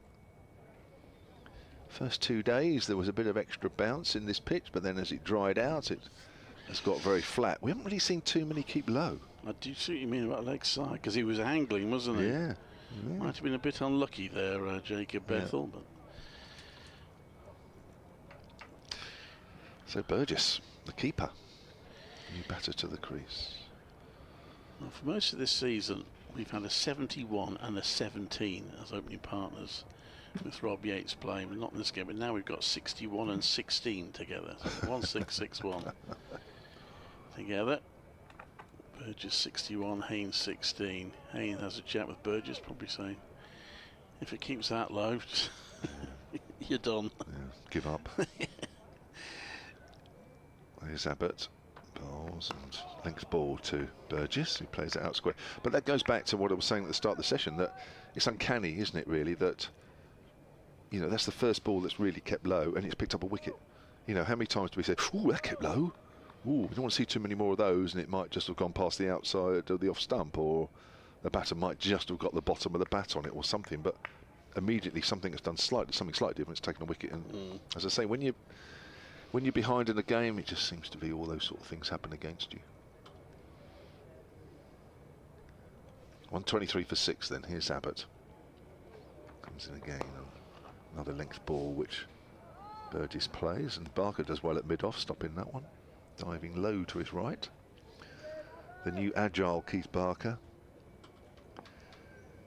who's can't do much wrong in this game.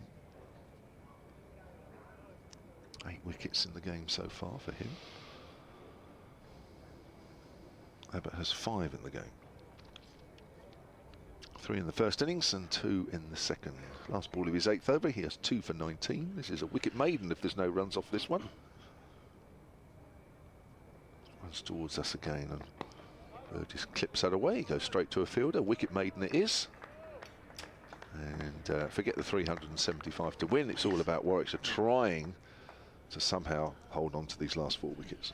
So Jacob Bethel possibly doubly unlucky in that over. Unlucky the ball gets so very low, but possibly unlucky with the decision. Not that I'm a great judge, because I always get it wrong when Hawkeye comes into play, but did look a little unlucky. With the benefit of the replay, which the umpire hasn't got, of course. Keith Barker to bowl from the pavilion end to Sam Hain. You almost think, well, say for Haynes almost playing for himself now, try and get some time at the crease, so you can get a notch up a score and be in better nick ahead of the next game against Somerset. Well, it does get to a point where it gets like that. Sort of play for yourself. I mean, cricket is one of those games actually, by playing for yourself, you are actually playing for the team, weirdly enough. But I think in this situation, yeah, he's just got to just have a net. Barker, left arm over, bowls, clips off his toes again, playing around it. Who's an arse, but he gets plenty of bat on that, plays it under the deep for a single. He's on to 16. Michael Burgess batted very well in the first innings at Chelmsford. Big partnership with Ed Barnard.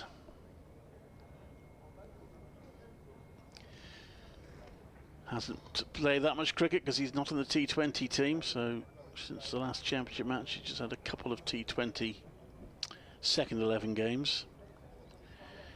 Got loaned out last season to Sussex for the T20, but that hasn't happened this season. Barker in to him, and he clips that to mid-wicket for a single. 125 for 6.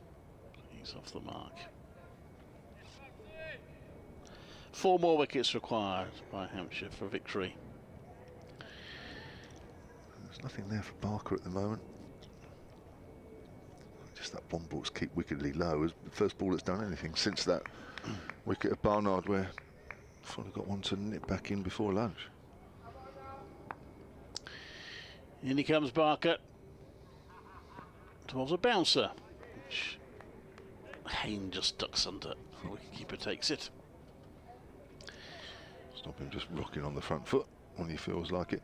I think also you have to give credit to this bowling attack as well for just finding something in this pitch which largely hasn't been there since yesterday morning. Yeah.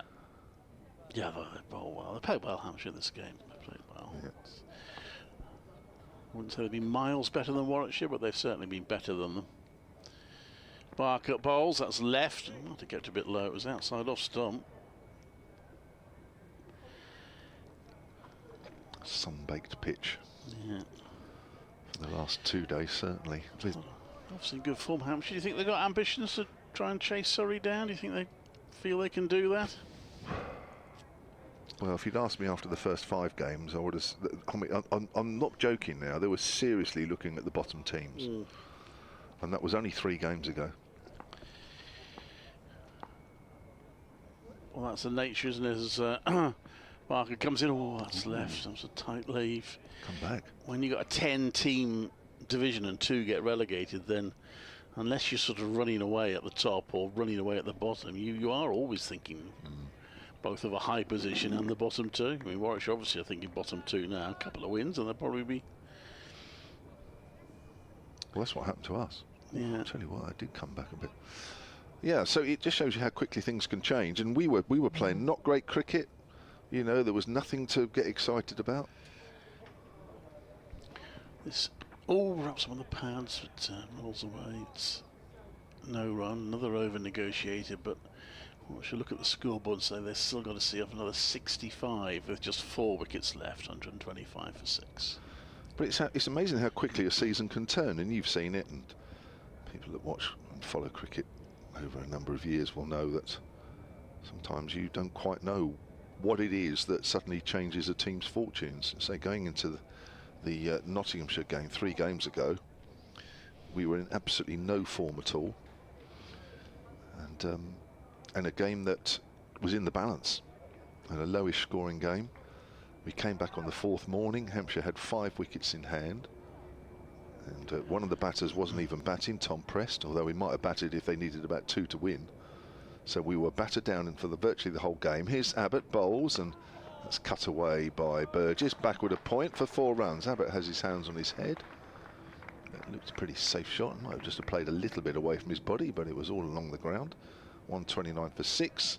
But we got over the line, and in fact that next morning, which everybody thought this game could go either way, Hampshire actually got over the line very easily indeed, with Fuller and Fletcher Middleton playing superbly. And then from then on, you know, we certainly wouldn't have given ourselves a chance against Surrey, but we just found something over 4 days that, again, hadn't been there. So, and then all of a sudden now we're here when we're on a roll, and as I say, it takes.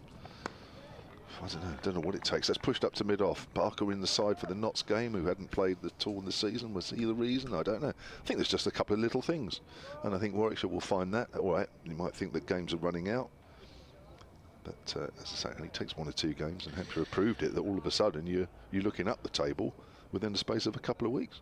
Yeah. It's quite. It's easy to get dejected, I think, when you feel that your side should be doing better than they are. That's the hard bit. Here's Abbott. Length ball to Burgess, who's well forward there. So, but in a way, you know, even though it's reduced to 14 games, it's still a lot of games. And if you feel that your side isn't producing what it should, then actually that gives you hope for the games to come. The worst thing is if you think, yeah, well, we're near the bottom, but actually that's probably all we are. That's a different mindset. I'm sure something would happen with Warwickshire in the next couple of games or so, and things will look differently.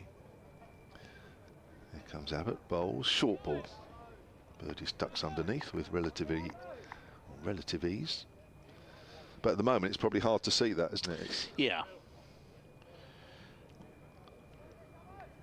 You know, when you think of all those runs that the batters got at the start of the season, you can say, oh yeah, it was a flat pitch, short boundary, blah, blah, blah, whatever. But it got the Warwickshire batters in form, and it showed actually when you came down to our place just how informed the batters. They looked good actually in the game, but you know, the rain didn't help. The pitch was flatter than this, to be honest.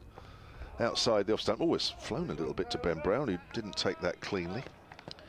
But it was a draw, but Hampshire at no stage got into a position to win that. You know, Warwickshire played the better cricket. But that is the concern. The batting form that was there at the start of the season just seems to be slipping away a little bit. Where did you say you were next game? You're Taunton. See that? Yeah, there. I mean, depending on what wicket they produce, you know, I think a lot of batters go down there thinking, yeah, you know, fancy this one. Somerset's bowling attack having a bit of a day of it today as well. Here's Abbott. Another good length ball to Burgess, who plays with a lovely straight bat up to mid-on, end of the over. 129 for 6. Notts are 299 for 1 at Trent Bridge, 189 ahead. But Somerset did score 450 with a bat, so they're obviously in 470 with a bat, so in decent form with the bat. I think Abel got 100 in there, I think I saw. Did the first innings, yeah. So 129 for 6. So the for 6 and the number of overs left that are the key. 64 of those.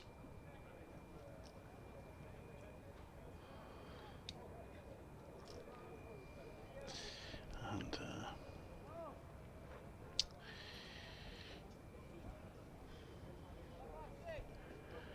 it's going to be Keith Barker to bowl. And he'll bowl to Sam Hain.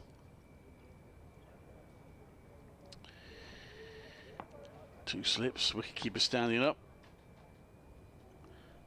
Bowls around the wicket. Hain drives. It'll be cut off by Gubbins, but Hain has time to run a single. He must score in all formats. I reckon he must score more singles than any other batter in the circuit.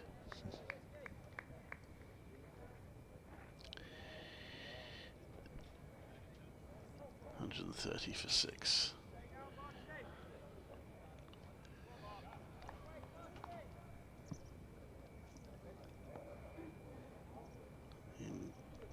Here comes Barker, and that's whipped away by Burgess. That's going to go down for 4, down to wide third. Burgess on to 9. Whoops and hollers and new bears. Defiance from Warwickshire. From the Warwickshire supporters. Just watching it on the replay, fairly wide from Barker, but he did straighten a little bit. I think it went a little finer than Burgess was aiming. Looks like in response to that he might be getting an extra slip, or possibly a gully. Yeah, gully really, isn't it? Just 2 slips and... Well, gully's moving around almost in the 4th slip position. Barker bowls, and that's pushing to the covers as Gubbins fields. Big shout of no. 134 for 6.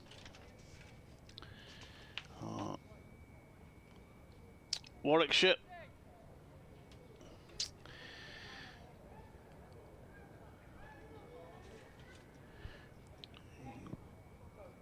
Still got batting to come with Wokes, who, as we said before the start of the game, averages 90 against Hampshire. Everyone apart from the last 2 are down 1, aren't they, because of Danny Briggs coming in. That's pushed out to the offside, there's no run. And if you need someone to hang around, Alan Dolby's your player. Yep. Held up Somerset once with a broken arm at Taunton. Did he? For half an hour. Probably should have been given out early in his innings, but wasn't. So that was a televised match, which was a bit tough for the umpires because their decisions were carefully analysed. They didn't have the best of games. But anyway, Alan Dolby survives. And they got the draw. Barker bowls, and that's pushed out the offside, there's no run. He'd like to do it without breaking his arm this game, possibly can. That's last thing Warwickshire need, a bowler breaking his arm. Hassan Ali out, of course. We're talking about the overseas player. That's you know, he was called up sort of unexpectedly by Pakistan, so they lost him then, and now he's got an injury. So all these things sort of, and they probably play on their minds as well. I think the gods are against them.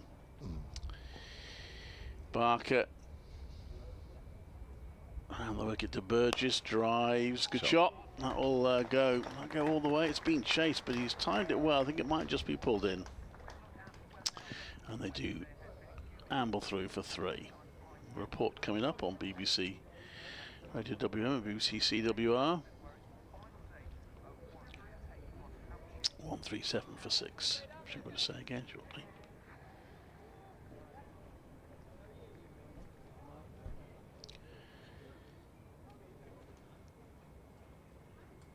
This is Clive Eakin at Edgbaston, where Warwickshire appear to be heading for defeat in their county championship match against Hampshire. They're 137 for 6, so with just 4 wickets left, they have to survive another 63 overs. They've lost another wicket since lunch. Batter probably blameless. Jake Bethel getting one that kept very low from Kyle Abbott.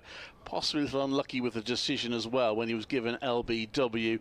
So he was gone for 9. Sam Hain on 17. Michael Burgess on 12 appear to have a forlorn task. Warwickshire 137 for 6. This is Clive Eakin at Edgbaston. This is Kyle Abbott cutting that away off the back foot. Here's Burgess, and that'll be 4 runs through the covers. Nice looking shot. Got a cross behind the ball. He moves on to 16. That was a landmark somewhere that was just been announced. Let's see if I can, because we can't really hear the talent that well here. You probably heard it better on your feed than we heard it. Let me see if I can work out what that was. Michael Burgess, 4,000 first class runs. Okay.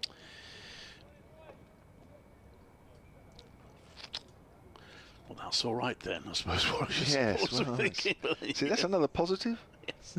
Here we go. Abbott bowls. Burgess pushes forward up to mid-off. Yeah, Warwickshire lost by about 550 runs, but Michael Burgess got his last home run.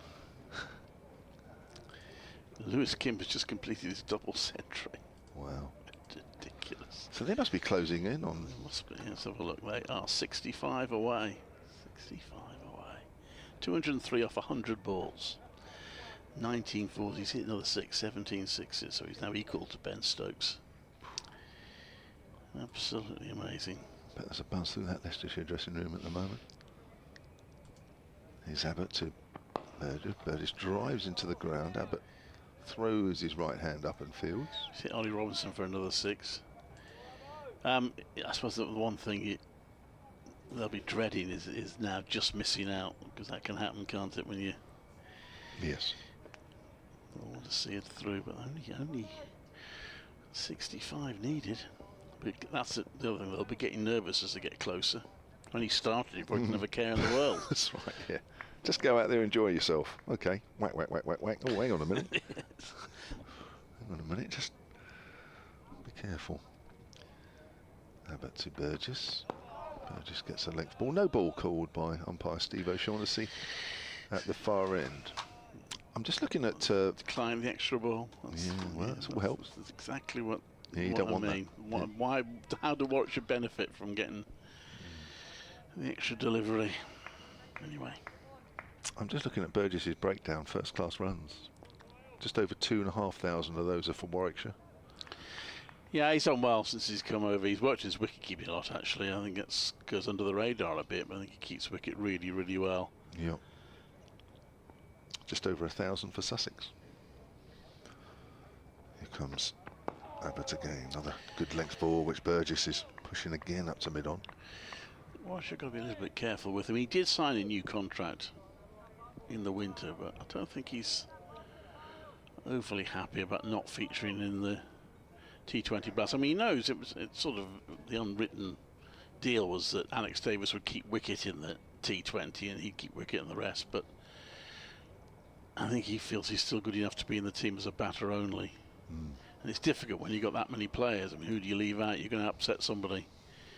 It might be a bit of a challenge for Warwickshire to keep him happy if they continue not to field him in that. That's true.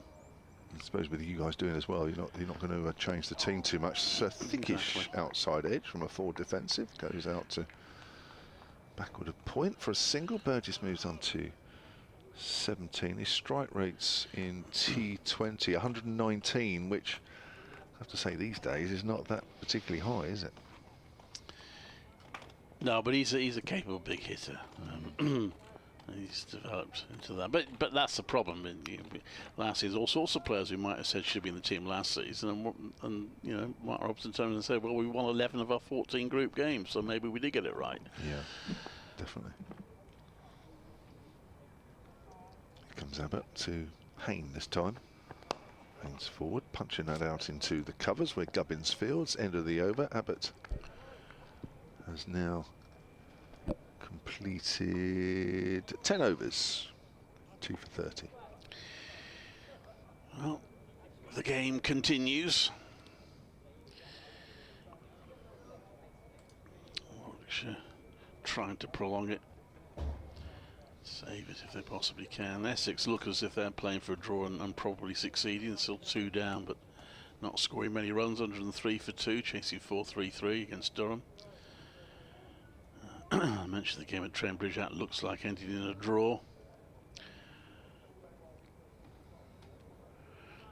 Middlesex have got a decent chance of victory. They need 4 more Derby wickets in the 2nd division. Leicestershire are now 54 away from what will be an absolutely amazing win. How many down are they? 7. 7. I've been for a long time, 170 off for 7. Barker comes in to bowl to Burgess. And that's played to mid-on, there's no run. I think Ben Cox will take some credit because he's the batter at the other end. He scored 34 off 80 balls, but he stayed with Kimber, who's now on 213. So it's obviously not changed the way he's played since lunch. He's hit his 18th 6 now.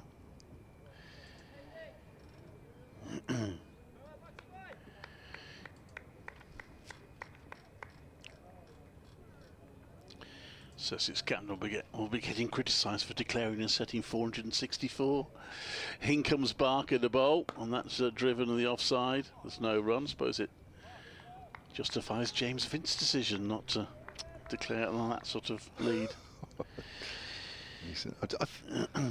I just looked up Lewis Kimber in the 50-over final last year at Trent made 18 off 22, so it sounds like we got let off lightly. Yeah. There's me talking up Sussex as prospective 2nd division winners, but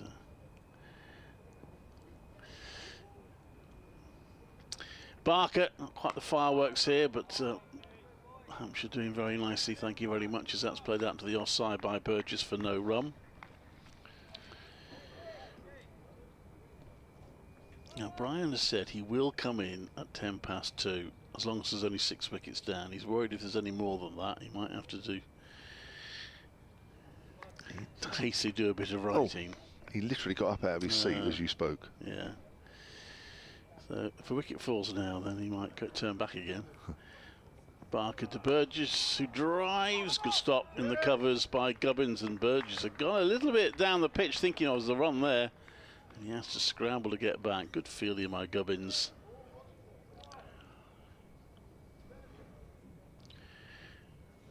Prevents the batter getting a bit of a sort of release, feel a bit better for. He remains on 17, both batters on 17. I mean, these two are capable of producing a partnership. Oh yeah, definitely. Barker bowls, and that's pushed out to the offside. There's no run. 144 for 6. That's why there's not a lot wrong really with this Warwickshire batting lineup. Yeah, these guys are more than good players. Get into most sides. Burgess averages 34 first class, which as a keeper is more than handy. Most batters struggle to get to that only. In comes Barker, and Burgess defends solidly. So you're going to brave it then, Brian? So we'll bring Brian Halford in here for half an hour or so, hoping that Warwickshire don't collapse in that half hour. Hayne averages almost 40 in first class cricket, so you've got 2 very good players out there who would admittedly be together if Warwickshire were 5 down rather than 6. Danny Briggs promoted up the order as night watchman last night. So 2 proper players out there with the Chris Wokes to come, so there's still plenty of fight potentially in this Warwickshire innings. Haven't seen too much yet, but the game's not over yet for me. Anyway, Brian Halford, hello. Afternoon, Kevin, and afternoon, everybody. Yeah, there's definitely still work for Hampshire to do. They should win from here, but as you say, Burgess and Hayne are high-quality players. Chris Wokes, we all know what he can do. And although you weren't particularly impressed with Miles and Hannon Derby when I said the tail might wag in the first, and it didn't, they can both hang around. So if Warwickshire could just take this into the last 20 overs, maybe with 8 down, there's a chance still, isn't there? Definitely, definitely. But Hampshire have bowled beautifully today, Kevin, haven't they? Well, they've kept the pressure up, and it helps when you get a wicket in the first over of the day, when you expect him to be out there all day, slogging away to get 8 wickets, 9 wickets. That's pushed out by Hayne, out into the deep on the covers. We've got Felix Organ now operating from the city end, and again he'll be looking to find a bit of that rough outside the right-hander's off stump. On the picture feed you can just see it in front of the keeper. Not that first one, but the second one that's not quite as obvious. The one close to Ben Brown is too full. That won't worry anybody. So here's Burgess facing. Oh, he's on the back foot there. That's the area that Organ is looking for the ball just to misbehave a little bit. That kept a little low. Yes, 1 or 2 batsmen have got into a tangle going on the back foot, haven't they? Yeah. You're never quite sure what it's going to do out of that rough. It's not huge rough though. There's a drive which is dragged away on the onside by Burgess, goes to mid-wicket. From a Hampshire point of view, it's exciting because you just wait for Felix Organ to drop it into a rough and just see what happens. Dan Mosley found that out against Liam Dawson, went on the back foot, tried to cut it away. One bounced out of the rough and followed him. Out caught first slip. That's done nothing there, as it's pushed out quietly on the offside. So it was always going to be a tough day for Warwickshire. Made tougher by those 4 wickets this morning, which I don't think we were all expecting. Oh, that's bounced a bit. Oh, he's kept it down well there, Burgess. But there again, another example of the ball just doing different things out of that rough. That's just worth another close fielder, I reckon, Kevin. Why not really go for broke here? I mean, I don't think Warwickshire are going to chase 498 now, are they? No, I don't think anybody really thought they were going to. Oh, it's kept low. He's out in front, is he? No, not quite. Oh, my word, that kept low. He was on the back foot there, Hayne. He may just have gone outside the line. Just watching the replay. Ooh, just outside the line, I think. Just look at where Michael Burgess stood as the appeal went up. He put a lot of space between himself and where he had been. I think he was thinking this is a bit dangerous, but that'll be very encouraging for Hampshire, won't it? A little bit of indifferent bounce, throw in a bit of turn, lots of pressure, and Hampshire are all over the Bears at the moment. Warwickshire, I think, will be a little disappointed. The bowling has been very, very good, but for none of the top 7, well, Haney is still there, of course, but nobody so far has got to 40 on a pitch that is a little bit. There are a few that are keeping low, but it's not a bad surface to bat on, is it? And to be 145 for 6, I think Warwickshire will be regretful about that. Yeah. As James Fuller returns to the attack. Now, earlier on, he came into the attack in some style by getting rid of Ed Barnard with a very, very good ball. With the 5th ball he bowled. 3 overs, 1 for 3, Fuller, as he starts his new spell from the pavilion end. Digs this one a little bit short, and Haynes slaps it away onto the offside. And will take 2 runs. It's quite steamy and muggy. Hampshire will hope that, as if Warwickshire haven't got enough to contend with, a bit of swing comes into the equation as well. Well, the one that got Barnard probably nipped back more than anything, but there was a hint of reverse, wasn't there? Yeah. From Fuller. Great delivery. Yes, one of a number in this game that Hampshire and Warwickshire actually produced some really good balls as well. There's been some good bowling. 1 or 2 wickets have been a little carelessly given away, though, from both sides. Fuller is in again, a straight delivery, and Sam Haynes stands up straight and plays it to mid-wicket. Sam Haynes not in the greatest of nick at the moment, but still a huge obstacle for Hampshire. If they can get him, I think they would think we're well on course here. As long as Haynes is there, then I think Warwickshire will think we're still in this game. If Burgess can hang around for a few, or lots of overs, he was quite capable of playing the big innings himself, but Haynes is the main man, you would say. This one is flicked elegantly down to deep square leg. Sam Haynes walks a single, moves to 21. Yeah, probably much the same way that you feel that maybe James Vince's 166 not out yesterday was kick-started his season with some big scores that we all know he can do. Maybe Sam Hain this afternoon can do the same. Top scorer 34 this season. Only 4 innings. I know he's been injured and what have you. He missed some early cricket. But yeah, it's a good analogy, Kev, because James Vince, as you say, hasn't been in great nick, hasn't he? He didn't look in great nick at the start, but really eased himself into a very good innings. This is a lovely straight drive from Burgess. He didn't quite give it everything, but he's timed it beautifully, and it will be retrieved very well right on the long-on rope by Dawson. That's very good fielding, which has saved his side 1 run. Hain takes. Did Haney hit that, or was it Burgess? 150 for 6 anyway. Did they take 2 or 3? I must admit, I wasn't looking. I was watching the field. Yeah, I was. Did brilliantly there. That sort of sums up Hampshire's performance today. Totally wholehearted, really skillful. This is solidly defended by Burgess, and Fuller fields in his follow through. They look a good team, Kevin. It's a shame that they had such a slow start, wasn't it? Because the form they're in at the moment, I mean, they would be, they will if they can win this. Hampshire are on the fringes of the title race, aren't they? They've got a lot to do. Yeah, I'm looking at the live table. So what's that? 16 points for a win, wasn't it? Good, 97, 103. Fuller comes in, and that's edged but short of first slip. And that's unusual, but it's a sign of a 4th day pitch. Early on in the match, everything was carrying, but that one fell well short of slip. But a false shot, moral victory there for Fuller. Warwickshire for 150 for 6. Yeah, bounced a couple of feet in front of James Vince. But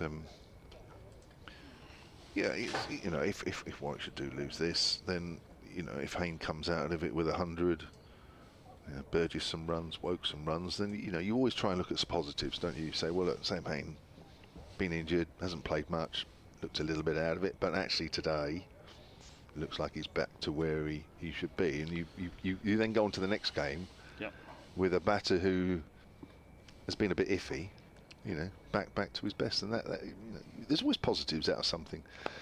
Driven out through extra cover by Sam Hain. That'll be 4 runs off the bowling of Felix Organ. I think Organ overdid that a little bit. I think in a real effort to get the ball into the footmarks, he's just overdone it with the width and the length. Nice and loopy that was, wasn't it? But Hampshire and Organ have got the luxury, haven't they, of being able to throw a few up like that and see what happens. That's the thing. He can keep doing that, and there can be quite a few boundaries before anybody gets really worried about the total. Forward is Hain, goes out, ball dribbles out to backward a point. No run, still 3 men round the bat. Short legs, silly mid-off. And Vince at slip. Hain has 25. Organ in again, comes down the wicket. Hain drives, doesn't time it, goes along the ground to Mo Abbas at mid-on. Just look at the replay there, where that's pitched in the rough. That's probably why it hasn't come out of the middle of the bat. You need to get very close to the pitch of the ball. If you're doing that, you don't want to be driving at anything that's not a half volley. On the back foot, oh my word, he had a little prod at that one. Just not quite sure what it's going to do when it's on that line. He played it down to the ground actually, which I thought nicely played in the end. Organ again bowls, and he's on the back foot. Keeps a little low, but again he's hitting down on that one. It's just that line every time, Brian, isn't it? You just think something's going to happen. Something's going to happen. And he's trusting his reactions, isn't he, and his instincts. He's good enough to probably do that, but you never know if one might take off. That's right. On the back foot, that's okay. It really does test a batter's skill when you've got a spinner putting it into the rough. I mean, as I say, it's not huge rough. You'll play on wickets on day 4 where there's more rough than this, but the rest of the wicket is pretty placid. It's just that one area, and it really does test you as a batter. Test your skills, your patience, your technique. You've got to get everything spot on. Hampshire have got most things spot on in the last 2 days. The first 2 days of this game very evenly balanced, but Hampshire bossed the third, which is everyone often refers it to as the moving day. It moved this match colossally towards Hampshire, and they've continued that today. Hampshire closing in on a third successive victory. They still have work to do. Here comes Fuller to try and strike another blow, but this one is clipped away out a long leg by Sam Hain, who moves to 26. There's man out today, Wilf Rhodes, Wilf Rhodes, he retired some time ago. Will Rhodes fell in the first over of the day, a real bonus wicket that for Hampshire, were no doubt expecting to have to work very hard to get rid of the dogged Rhodes, but he was bowled by Barker by one that kept a bit low. 5th ball of the morning for 6. Danny Briggs, 26, the night watchman. Fuller is in again, and this is clipped away to deep mid wicket by Hain for a single. Briggs defended doggedly, but then had a slashed a wide one from Barker, went for 26. Dan Mosley, 37, again frustrating, did so much of the hard work like in the first innings, but was then caught at slip off Dawson, as Kevin was saying a moment ago. Ed Barnard, LBW Fuller for 4, really good delivery from James Fuller, and Jacob Bethel, LBW to Kyle Abbott for 9. Leg side this over from Fuller. That one again is on leg stump, just clipped to mid wicket by Michael Burgess. A bit of a partnership starting here now between these two. 156 for 6. Burgess has 20, Hain 26. The stirrings of resistance, Kev. How far are they going to take it? It's 33 currently, the partnership. Well, they're more than capable of taking it a lot further than this. It's just every now and then Hampshire have produced that ball that they need. Here comes Fuller again. This is on off stump first time this over. He's moved it over to this side of the wicket and driven up to extra cover. Yes, these two certainly capable. And then come Mr. Wokes, of course, who entered this match averaging 91 against Hampshire in first class cricket. That average took a bit of a hit in the first innings, but Wokes, notably on a famous day here when Warwickshire's 9th and 10th wickets both put on 100, the only time in the club's history. That was against Hampshire, of course. The Hampshire attack, including Danny Briggs. This is chopped away by Michael Burgess down to third man for a single. There are just phases in this game, aren't there, Kev, when batting looks pretty comfortable and you wonder why wickets have fallen so much. But this is all the credit in the world to Hampshire, because they keep, I think that they've been a little bit more accurate and disciplined, and they've imposed more pressure collectively than the Warwickshire bowlers, haven't they? They've kept on going, and every now and then one just does something that's going to take a wicket. Fuller in to complete his over with a bouncer, which easily is evaded by Hain. 157 for 6. And Fuller's backed up the main seamers as very well as well, so there've been no let up from any of the quartet of pace bowlers. So it's always been hard work for Warwickshire to get to this point. 51 overs for 157 for 6, and with a little bit of rough appearing on the wicket. So Felix Organ is looking at threats against the right-handers, and Liam Dawson, when he was bowling to the left-handers, was similarly so. Hence Dan Mosley, who got one that just bounced out of the rough, called it slip. 157 for 6 then. So here's Felix Organ bowling to Burgess. Burgess goes for the slog sweep on the leg side. Perfectly good shot along the ground. Goes out quickly to deep mid wicket. And the total moves on to 158 for 6. Forget about the number of runs that Warwickshire need. That's that might as well be in another country talking about those numbers.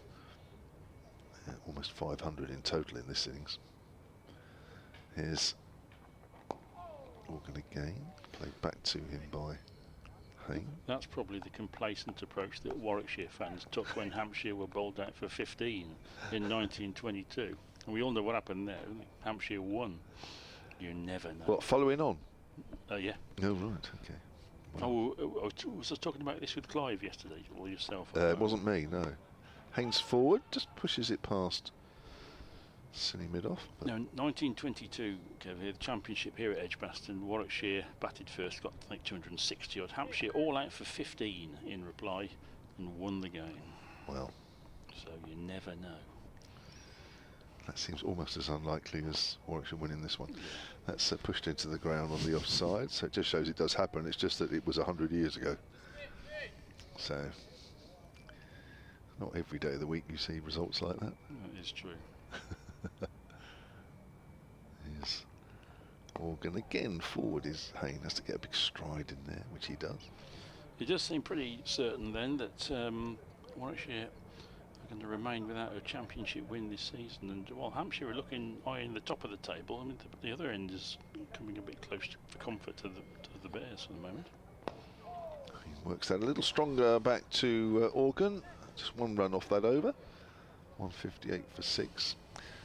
Yeah, and it's only natural if you're not winning, then you're into, well, you're going to be starting the next championship game and it will finish in July, so I guess it's natural to feel a bit anxious, but it's 14-game season. It's not as many as it used to be, of course, but it's still a lot of games.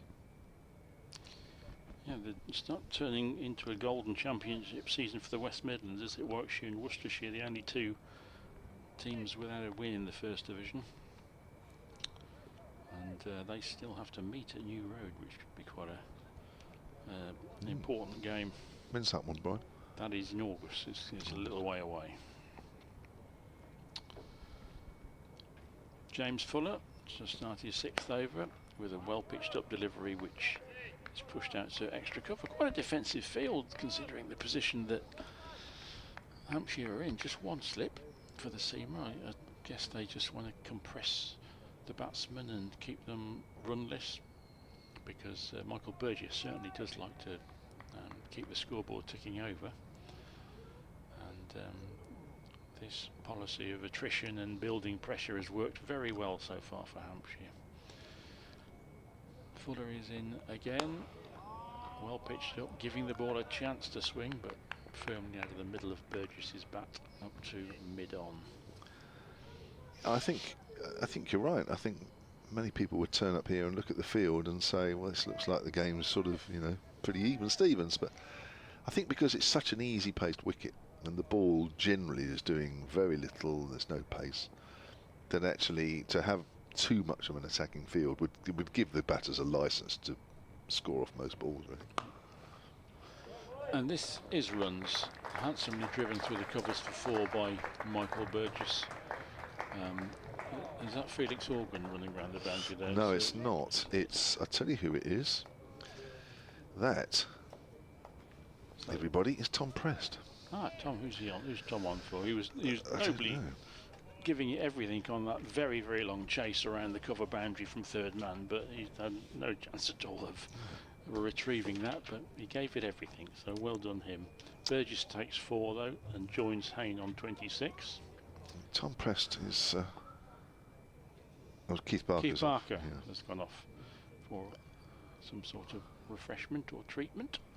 Here comes Fuller again, and short of a length, and Burgess just plays it up to extra cover. Yeah, just going back to the field, I think also he's just protecting his bowlers somewhat, because I think, you know, to have 3 slips, I mean, is it likely to go in there at the moment? This ball's 53 overs old or so. It's not really likely, is it? And I think what he's doing is he's just giving his bowlers a bit of a respite from what could be, you know, a punch drive 2 runs. You know, if there's big gaps, you know, that would almost happen every ball. Indeed. Fuller in again, this good delivery which just straightens, and Burgess gets most of the bat on it, plenty enough to be safe, but not quite off the middle, plays it to mid-wicket. I guess as well, you don't want your fielders in this heat to be chasing around too much, do you? And if you can just, I mean, pretty much every ball in this over has come off the middle of the bat, but only one has beaten the field, so it's going, the ball is going to them rather than having to chase it, which just makes sense. Here comes Fuller, good delivery on off stump, which Burgess watches very carefully onto the middle of the bat. 162 for 2. Burgess and Hayne each have 26. Just going back to mentioning Tom Prest there, the reason I mention that is because during the Nottinghamshire game, 3 championship games ago, he dislocated his shoulder, didn't bat in either innings in a low-scoring game, so that made that win there an even better effort. and he is close to being back to full fitness, and I think being on the field now confirms that he's not too far away, if indeed he's, you know, just about there and available. So he didn't actually throw the ball in there a long way. I can't remember which shoulder it was. I think it actually is his right shoulder and his throwing arm. I think it is. But he didn't throw it a long way there. But if it is his right arm and he threw that ball, then that's even better news. Hayne drives out into the covers. They've got a man out deep. Single. Hayne moves on to 27, 163 for 6. So I guess the way Hampshire have played here, well, is he likely to play in the next championship game? Probably not, but I think certainly in the next T20 game, of which he's a regular member, I think we might see him, because Hampshire's form in that hasn't been great, and also they are playing really with one batter line. Played up to mid-on, so I think we will see, all being well, Tom Prest back in the Hampshire team with the next T20 game that they play. And where are they in the T20 game? Not as high as I'd like them to be, or they would like them to be. I'd have to look that up. That's driven down towards third, just open the face of the bat, and that will be picked up just by James Vince in front of the rope, away to our right. And the total moves on to 165 for 6. I'll just check the table for you. But yeah, we're not as good as you guys in this, and I'm not going as well. You're top, aren't you, the North group? We are down in 6th. It's played into the offside, no run. Still plenty of time though. Well, yeah, well, the last 2 or 3 years we've been probably in a similar position, probably quite as bad, I don't know, but well, probably, yeah. We've somehow managed to pull it around. There's a sweep shot from Burgess, goes to Abbott, and that'll be a single. I think there's a lot to be said for that, as Warwickshire pick up an overthrow. You don't want to lose matches, of course, early on, but if you are winning group games towards the end of the group and go into the knockout with a bit of momentum, it definitely helps, I think. It is how, as often said, it's how you finish in that competition, not how you start. And Hampshire have certainly proved that over the last 2 or 3 seasons. Yes, they've not been the best starters in that competition.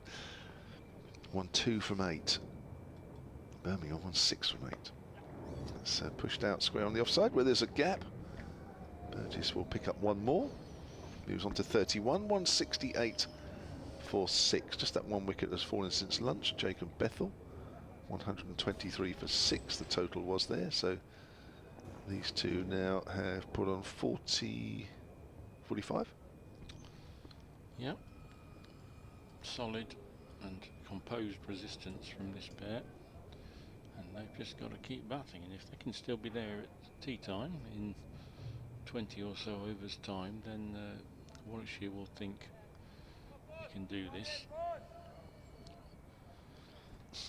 Oh, saved it, yeah. I thought you meant chase the total down. No, I don't think.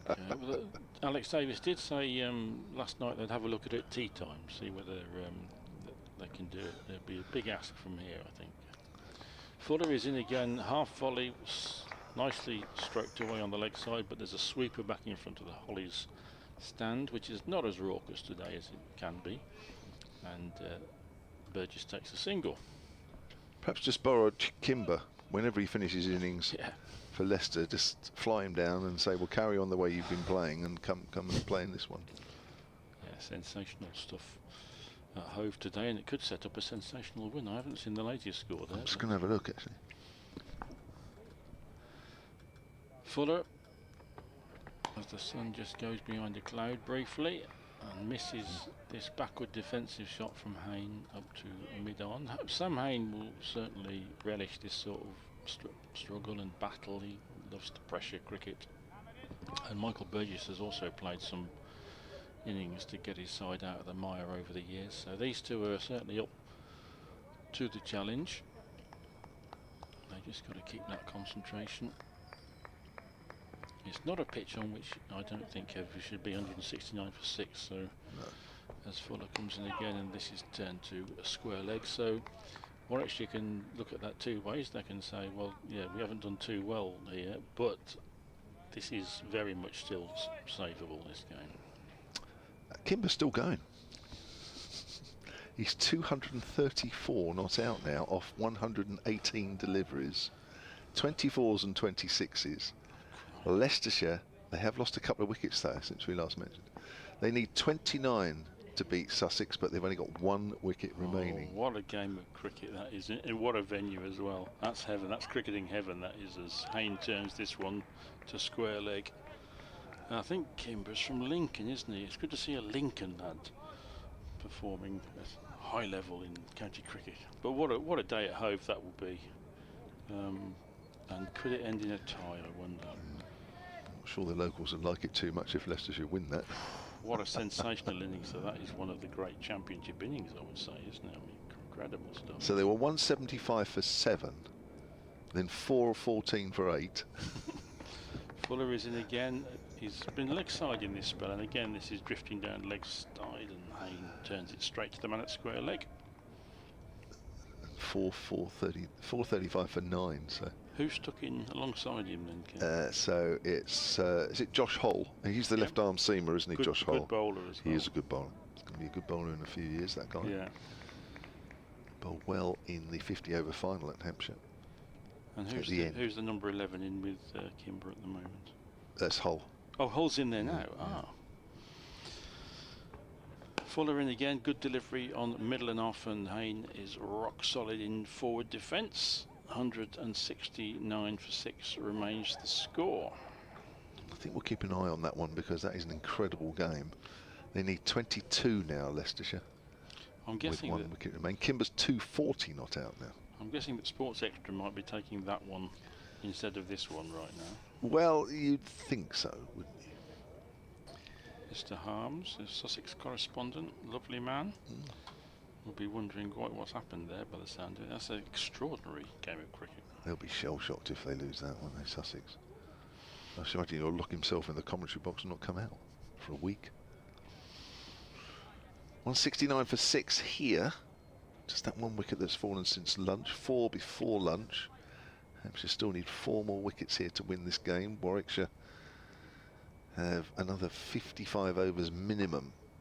Sorry, 53 overs minimum to bat in the game. Here's Felix Organ. Pleasant drive by Burgess out to extra cover. Dawson Fields. So that's the main bit of action going on, really, isn't it? Down at home. Incredible. I think whatever happens in that game, Lewis Kimber. Yeah. Oh, wow. Here's we sweep in there. That looks straight.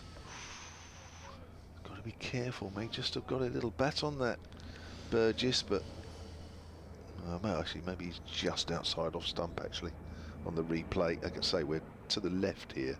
Probably looks straighter on the angle we're looking at, not so much so on the live picture feed. Here's Organ again. He's forward. I think that's the same helicopter now that went left to right a little while ago. Now it's going back right to left. Yeah, that a bit of an attacking shot there from Burgess, but I mean, you'll have played in these conditions in the championship matches, Kev. It's hard.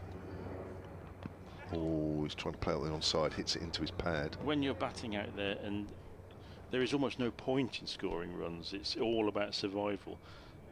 But you can't just defend, can you, I guess? I mean, that just goes against all your instincts, doesn't it? So how easy is it? Just what mindset do you take? Just play whatever the game you play.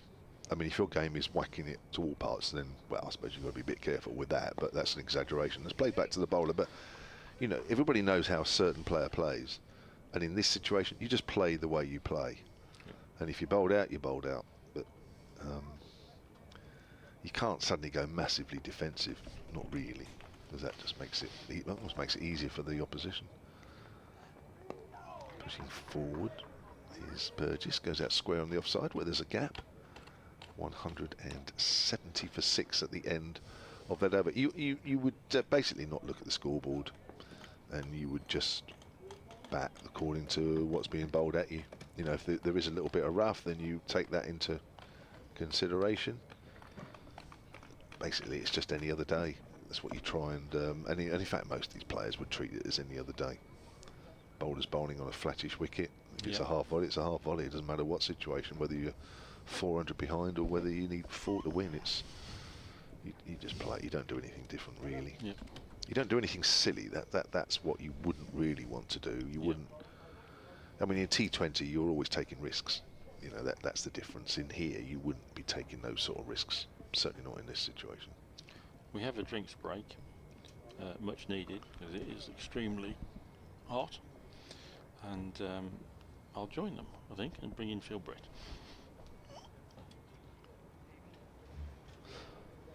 So, umpires, batters and fielders all taking some liquid refreshment at 170 for 6. Burgess has 33, Hayne has 27. Warwickshire 170 for 6. Remember, that target is 498. We don't talk about the target very much, do we, Phil Britt? Not a lot, not a lot.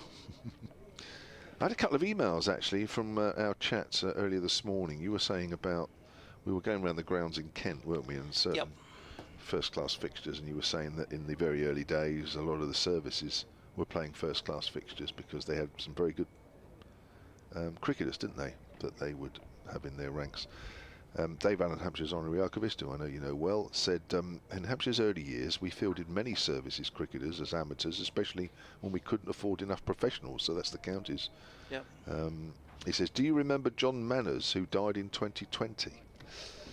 I think I remember the name. He had been a long-term naval officer and was then 105, the oldest ever first-class cricketer. He played for Hampshire both sides of the war. Right. And even with Phil Mead. So that was just added to that conversation we made earlier. I had earlier. Players have had the drinks and regrouping. I had a response as well from Jonathan Collett about our rhododendrons, exactly what we need. And he told me exactly what sort of compost I need to use to grow it, and he told me why. So that's very useful. I don't like rhododendrons, so I won't be growing them. Well, you're not? No, I don't look keen on it. And also, he said that Warwickshire also played at Nuneaton Cricket Ground as well as Griffin Curtin. Yeah, I sort of didn't go through all of the cricket grounds they played at, but yeah, they did.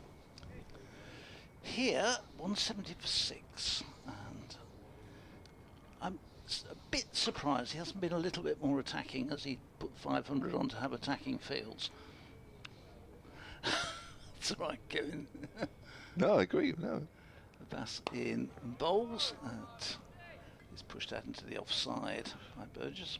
I just think, I know Warwickshire are 6 down and probably shouldn't be, but I just think generally with this wicket, a 2 attacking field would allow the batters just to score a little too freely. I think he's protecting the bowler's figures. Now, I know that sounds a bit silly, but, you know, you could bowl a decent ball here and easily go for 2. And if you keep doing that, they mount up. I bow to your knowledge. Well, that's not saying it's right. Pushed down to the offside. With a lead of 320, I would have thought you could have been a touch more positive than having one slip and nobody else within close catching area. However, how's our man at Leicester doing? Is he still there? Oh yes, where are we? Oh gosh, we haven't had an update for a few minutes. He's out. Oh no. Yeah. So Sussex have won by about 17 or 18? Sussex won by 18 runs. Oh. Leicestershire 445 all out, and Kimber was bowled by Nathan McAndrew for 243. Mix of this parish. This one is pushed back down the wicket, and there's no run. Yeah, he was here for a while. Played against us, I think, last year at the county ground. He went to Sussex. He was here for us. Yeah, actually, wasn't a bad bat. He used to score some quite good lower order runs. Didn't set the world alight with the ball, but useful all rounder. Bowled well against us in the T20 actually last Friday. Right. Bass comes running away from us here at the pavilion end. Ian bowls, and this one is left outside the off stump by Hayne.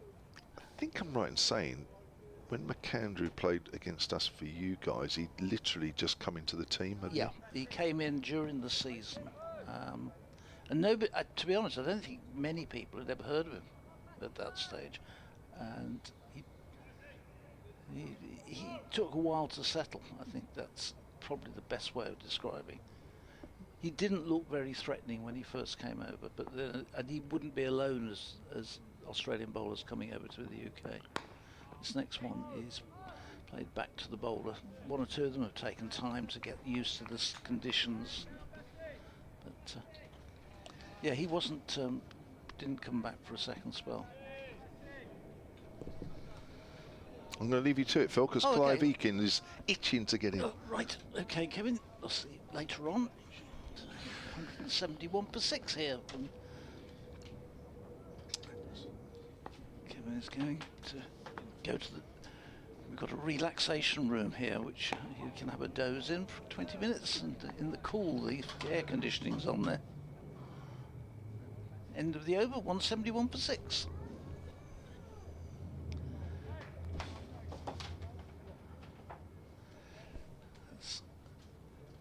So Warwickshire, these two digging in a little and just putting a bit of a hold up. What looked at one stage though, Hampshire were going to rush through this and get Warwickshire out. These two have added now 48 for this 7th wicket.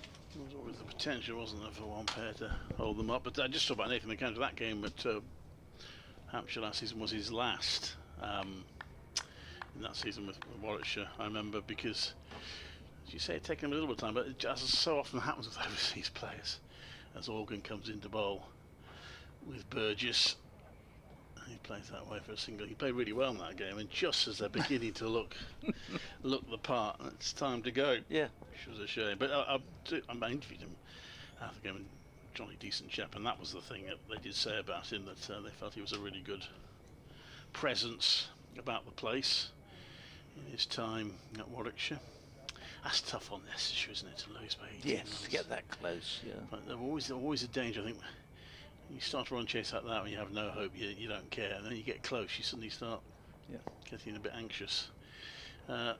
Hayne pushes that to the onside for no run. Yeah, well, they're holding him up, these two, but first and foremost they've got to get to tea, which is still some way off. Organ comes into bowl, and that's played the onside for 6. It's 340 tea, isn't it? And being the last day, it will be 340. Yeah. So they've still got nearly an hour to go, 50 minutes to go. But that is a 50 partnership. They've seen off 97 balls. They can get to tea, still 6 wickets down. Then we're just throwing a few doubts in the Hampshire minds. Keith Barker's still off the field. I think he is, isn't he? Just looking round. This next one's pushed out to the outside for no run by Burgess.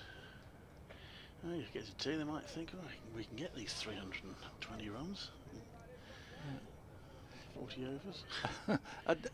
Well, I'm not sure I can I'll go with that one, but still. No, I was being a bit facetious. That pops up in the air. It's been caught, and I don't want to cast aspersions, but the celebrations were a little bit faux, a little bit fake, as if they knew really that wasn't going to be out. There was no reaction at all from the bowler. No. Short leg, and the James Vince, who ran around from slip to caught it, sort of made to celebrate, but I think they knew it wasn't going to be out. Organ comes in, and that's pushed to mid-off, and there's no run. End of the over, Organ head and hands. 173 for 6. He does have that spin bowler's ability to look as if every ball that doesn't get him a wicket is a great injustice. Crestfallen look, as they expect everyone to be a wicket, don't they? Jeetan Patel used to be a bit like that. And Imran Tahir, definitely. Yes. 173 for 6, still plenty of time for Hampshire. They can afford to be patient. I know they're up against a partnership, 2 good batters, but they've still got 50 overs. Liam Dawson still only bowled the 2 overs in this innings. He got that wicket, but just a bit of a surprise he hasn't bowled more. Yeah, Bass continues from the pavilion end. He's in outside the off stump and through to the keeper. No shot offered. So I'm just looking round. I think the reason why Dawson hasn't bowled is because we've got two right-handers in. Could be, yes. So it was Kevin was suggesting that the rough isn't really much use to him against the right-handers, against left-handers. Keith Barker definitely not on the field.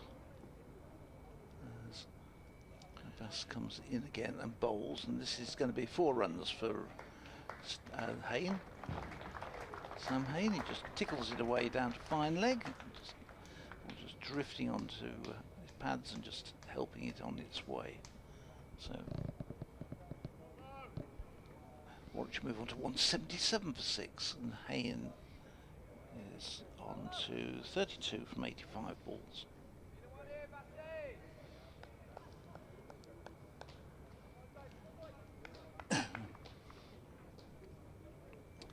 He steadies himself and waits. And in comes the Bass and bowls, and this is going to be more runs. Hit out to deep cover point by Hayne for a single. That's all it will be, just the one. Because the only left-hand bat left is Ollie Hine and Dolby, so we may well see Liam Dawson come in to try and take the final wicket. Assuming we get that far.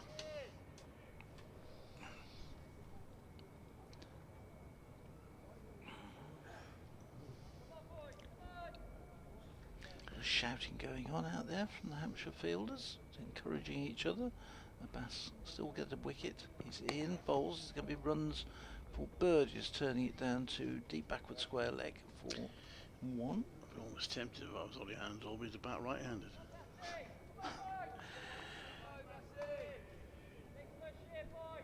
All the games Durham Essex still looks likely to be a draw. Essex 145 for 2, 288 required. I think Trent Bridge looks pretty certain to be a draw, with Notts 345 for 2 in their second innings, 235 ahead.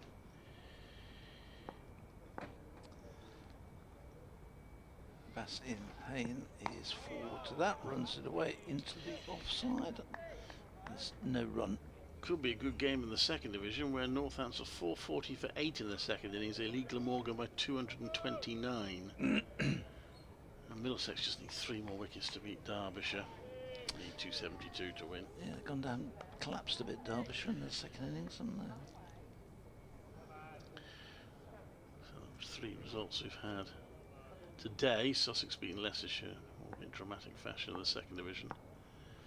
Here's Abbas to finish off this over. He's in, bowls, pushed into the offside by Hayne, quickly calls Burgess through for the single, which they complete, and end of another over. 180 for 6. Just information only, but another 319 required for Warwickshire and 4 wickets for Hampshire.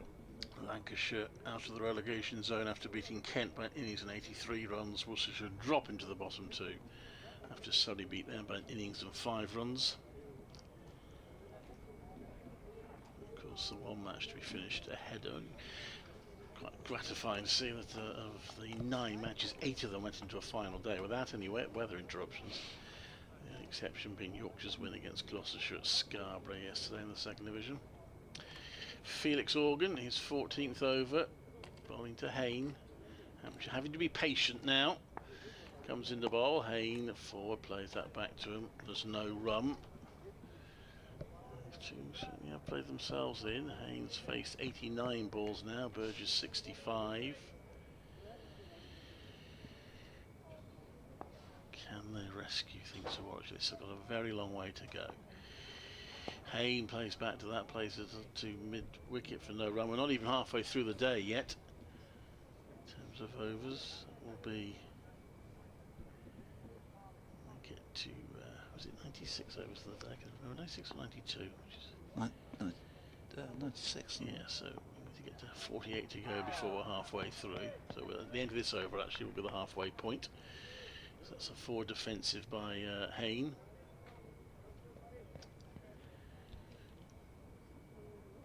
I think it's, of course, minimum number of overs. They might conceivably get some extra wins, especially in the final hour, when you sort of start again with 16 in the final hour. Hayne plays that to mid-wicket for no run.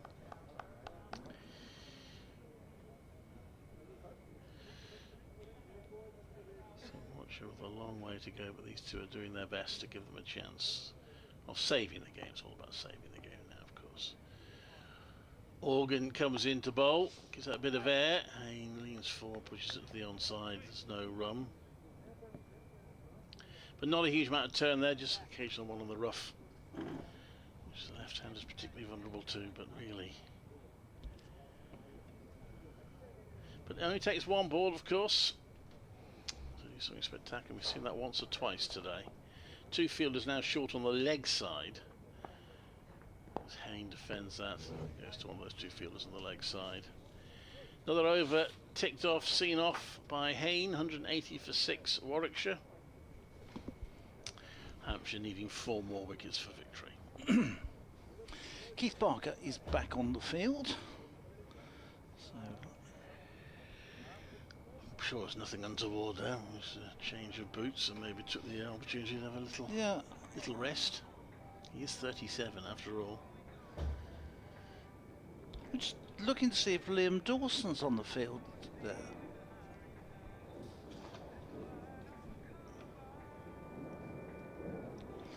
Anyway, Abbas will continue.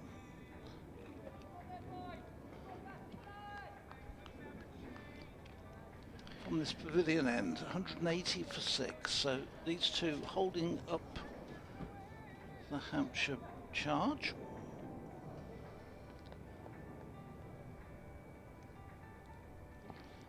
And he comes to bowl. Burgess is right behind that one, pushing it back up to mid-on, where Keith Barker is back on. His white sun hat is of a yellowy colour as opposed to the very white whites that Hampshire have. They're whites. I think you mentioned this on the first day. They're distinctly whiter than the Warwickshire whites. These two last seen off 18 complete overs now. And he comes again, Abbas, and bowls and get defensive from Hayne. It's pushed into the onside and there's no run. Middleton does the fielding there, at mid-wicket.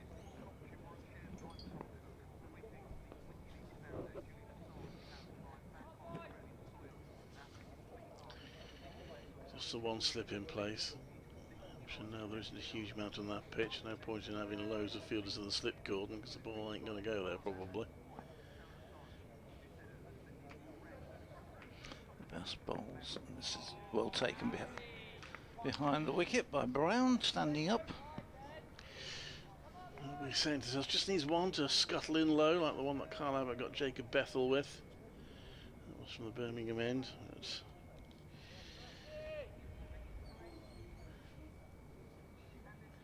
been held up.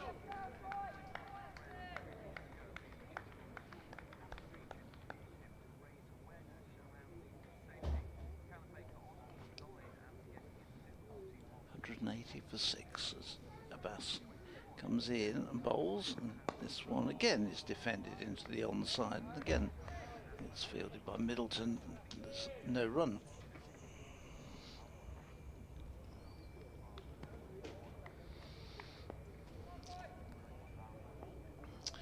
On the scoreboard, it looks like there's more than one Swedish group with us. Plural of ABBA on the scoreboard. There. Although the B's aren't the wrong way round, of course, as they are in ABBA. I haven't seen this. Sorry, what's this? Well, just ABBA. Well, see, yes, I've got you. Keep up. Yes, sorry, not following you. Yeah, it's a pair of them. Yeah. In comes. That's outside the off stump, and no shot offered. 180 for 6. Hoping the crowd, I think it's never been great today, but I think it's thinned down a bit since the luncheon interval.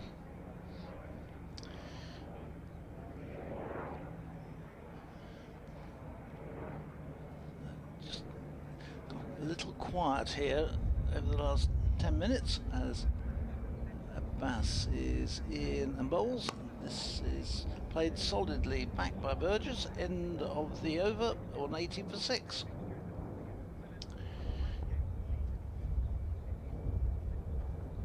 So,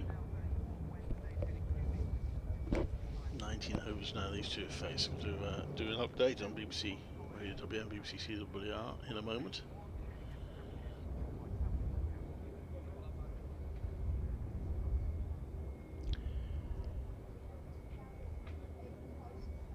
This is Clive Eakin at Edgbaston, where Warwickshire are offering some fight now as they try to save this game against Hampshire. Sam Hain and Michael Burgess have been at the crease for a little over an hour, taking the score to 180 for 6. It is about survival now.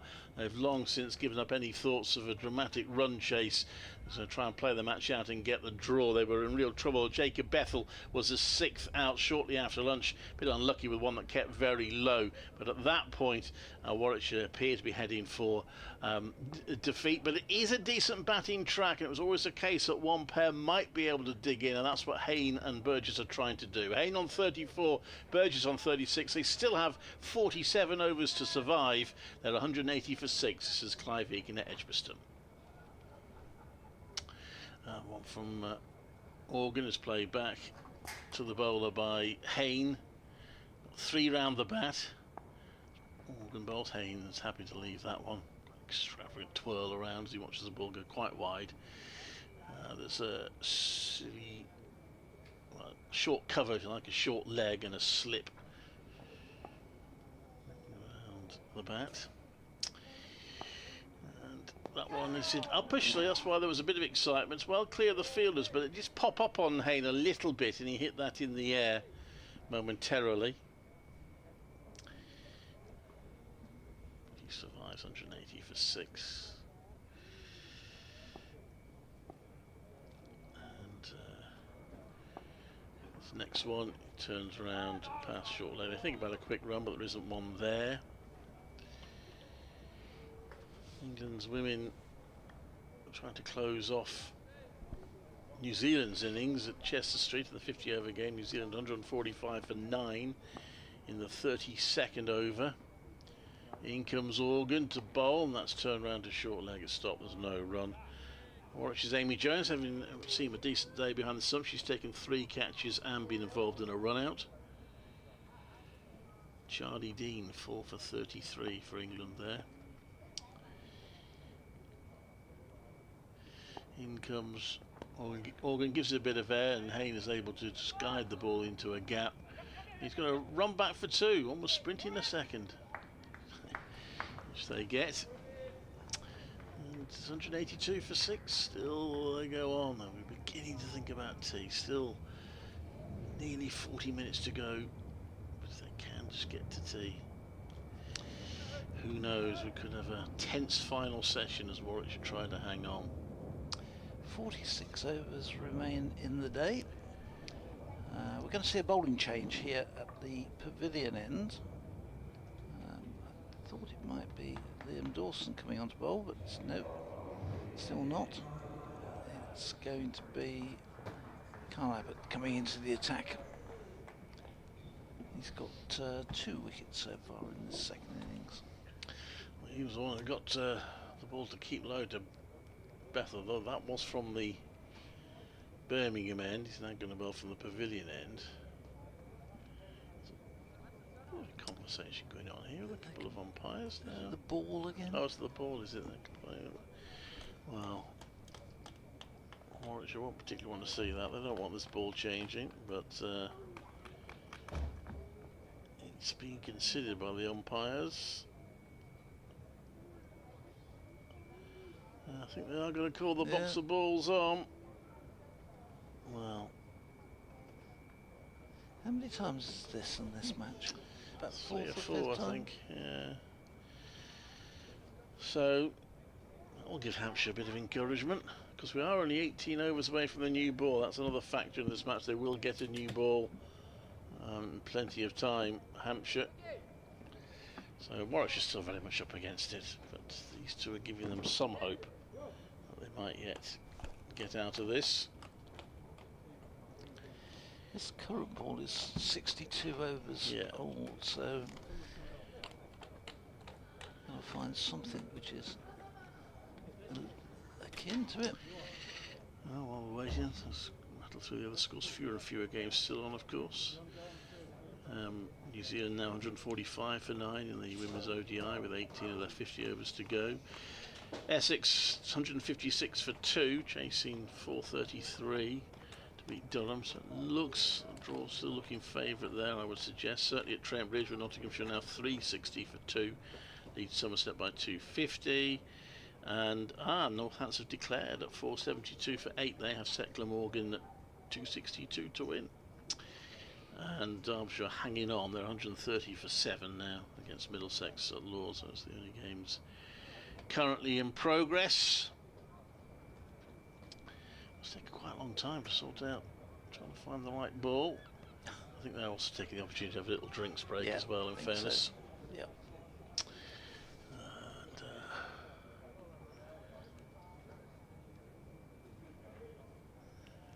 Abbott will bowl with a different ball. There's no great rush from anybody, is there?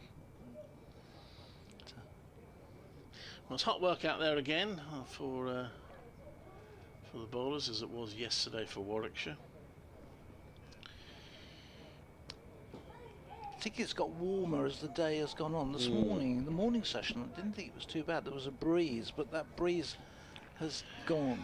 If you look at the flags at the far side of the ground, there's no movement at all on them. They just lie again, standing up against the flag poles. Whereas this morning they were at least unfurled.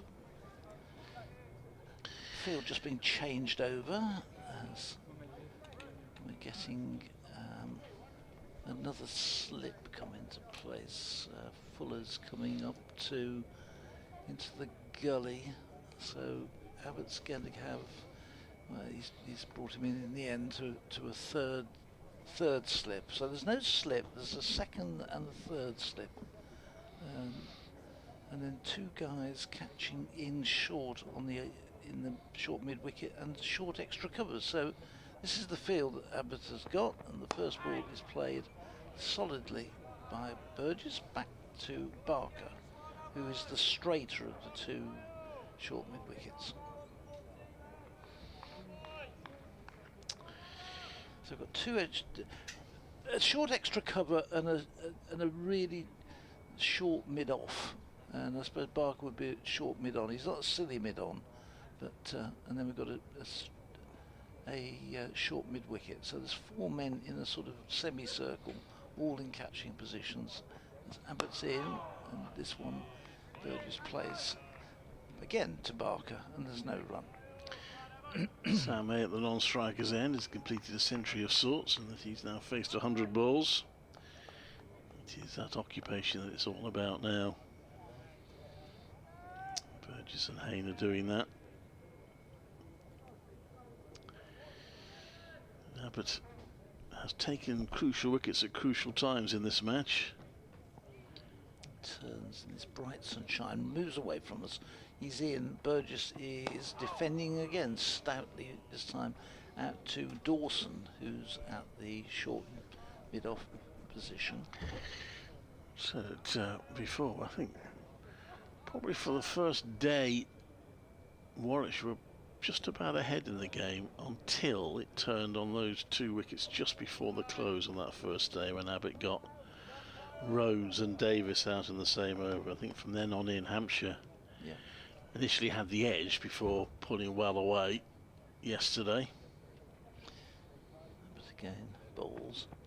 Again, Burgess is solidly forward, holds the shot, rolls the pose. Abbott feels off his own bowling. So Burgess goes for a little stroll. He's in no rush, strolls out towards the umpire at square leg. Warwickshire lost one wicket with the Bratton, so a slightly loose shot. A couple LBWs, which have one which kept it very low. Generally, it's been Hampshire who put the pressure, and they're pressurising Burgess now as Abbott is into him, and he turns this one square on the onside, but again straight to a fielder. So no intention at all of scoring here. He's just playing and just making sure he's keeping that ball out. And he's got a while to go yet. He's going to see Warwickshire through to a draw. At the moment, you have to say that Hampshire would be favourites for the positive result. Last ball, Abbott's over. He comes in and bowls, and Burgess again finishes off the over with another solid defensive shot. And certainly there, it was very much defend, defend, defend. Well, the concern, I guess, for Hampshire is nothing much is happening for them out there. It's not a great surprise. We've seen the pitch be like this for the last couple of days. The occasional one today has done something for them, but not for a while. And it often does get easier as the day goes on, so it's probably slightly frustrating for Hampshire. They still have plenty of time, but I begin to wonder how exactly they're going to get one of these out. Slip, short cover, short leg for Felix Organ, bowling to Sam Hain. Gives it a bit of air. Hain gets about that, almost rolls through almost onto the stumps. Hain has to dive up the ball and stop it rolling onto the stumps. It might have been rolling too slow to knock a bail off, but Hain wasn't going to take any chances. Yeah, don't run that risk. And comes Organ. He plays back to that, turns it round to the leg side, wonders whether there's a single to be had. There isn't.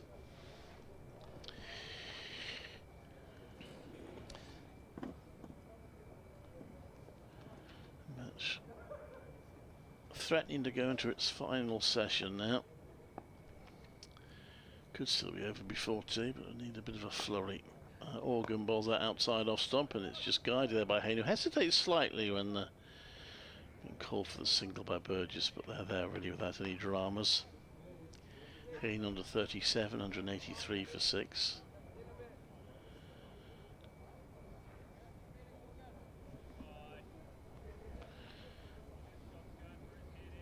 One of the short legs drops back to mid-wicket, so just give me a bit of extra cover. Burgess drives that back to the bowler. No rum.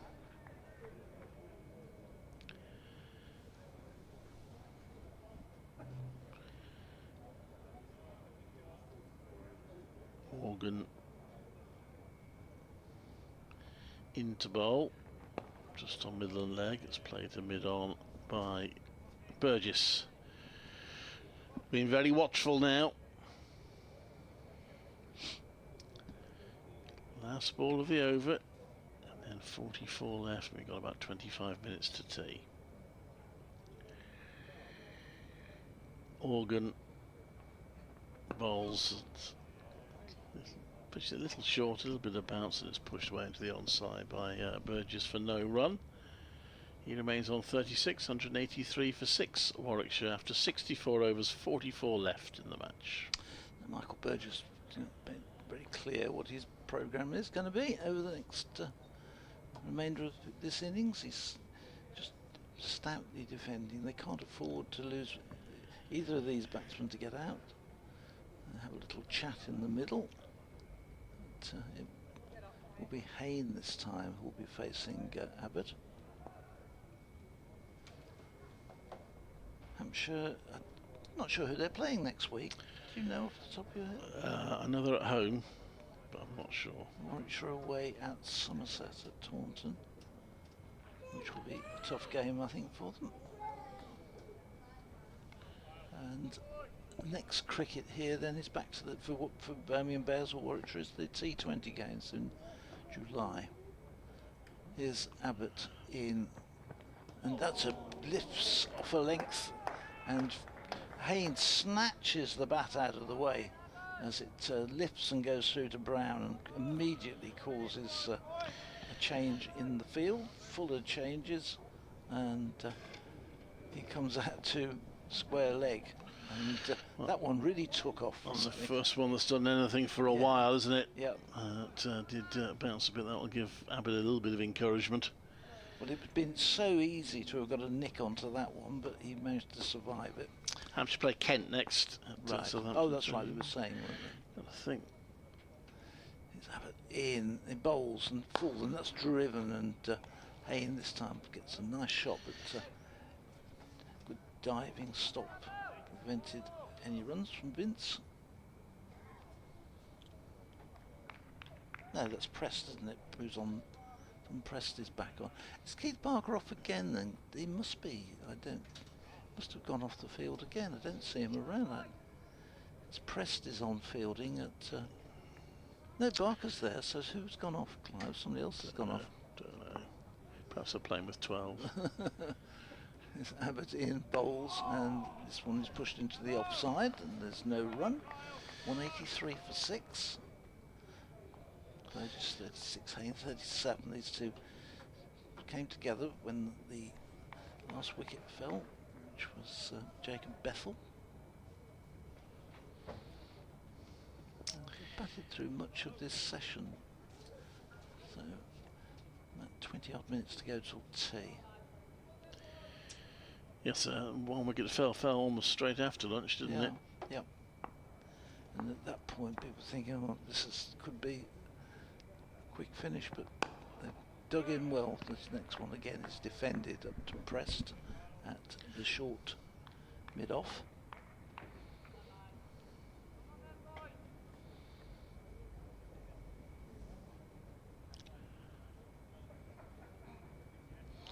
I felt if anyone could dig in, you'd thought Hay might be one of them, and Michael Burgess did it recently in slightly different circumstances when they were scoring runs, but he did play in a very big partnership with Ed Barnard at Chelmsford in the first innings of that game. Abbott in bowls, and this is turned, but straight to short mid-wicket, and again there's no run. So Warwickshire just keeping this ball out, apart from that one which flew through to the wicket-keeper, which took off from a length. England's women have bowled New Zealand out for 156. So good effort from them, you would think, and obviously we have to wait and see what it's like when they come to bat. Abbott in, and again crosses stumps. Hayne defends it back down the wicket to the roll-up end of the over. Kevin. Yes, oh, he's poor used. See if he can bring a wicket for Hampshire.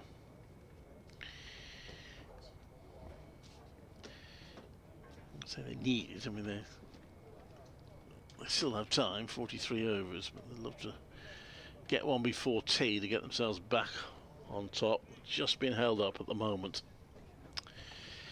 by an obdurate partnership between Michael Burgess and Sam Hayne,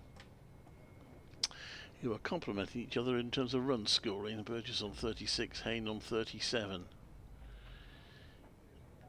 It's Burgess on strike at the start of the over, and he now moves on parity with Hayne by guiding it to short third for his 37th run. 184 for 6, score largely immaterial apart from the 4-6 bit.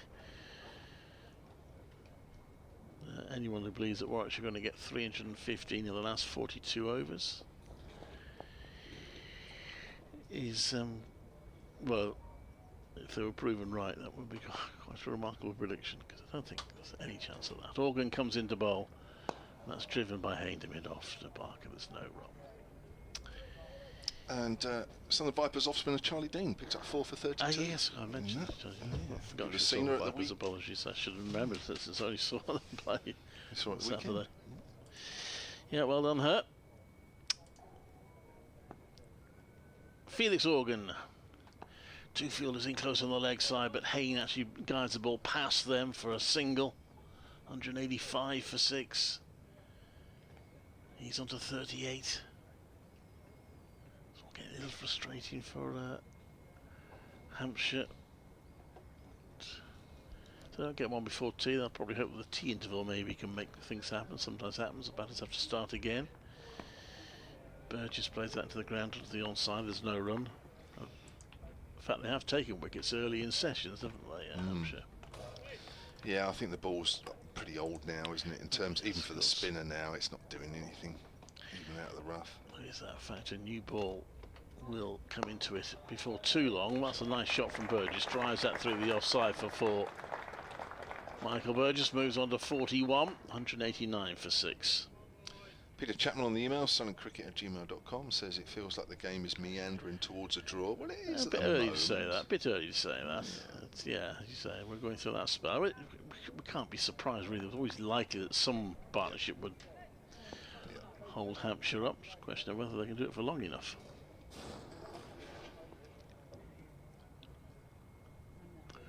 This next one is played back to the bowler. There's no run. Yeah, the second new ball is due in 14 overs. So we'll probably get, what, another 4 or 5 tea?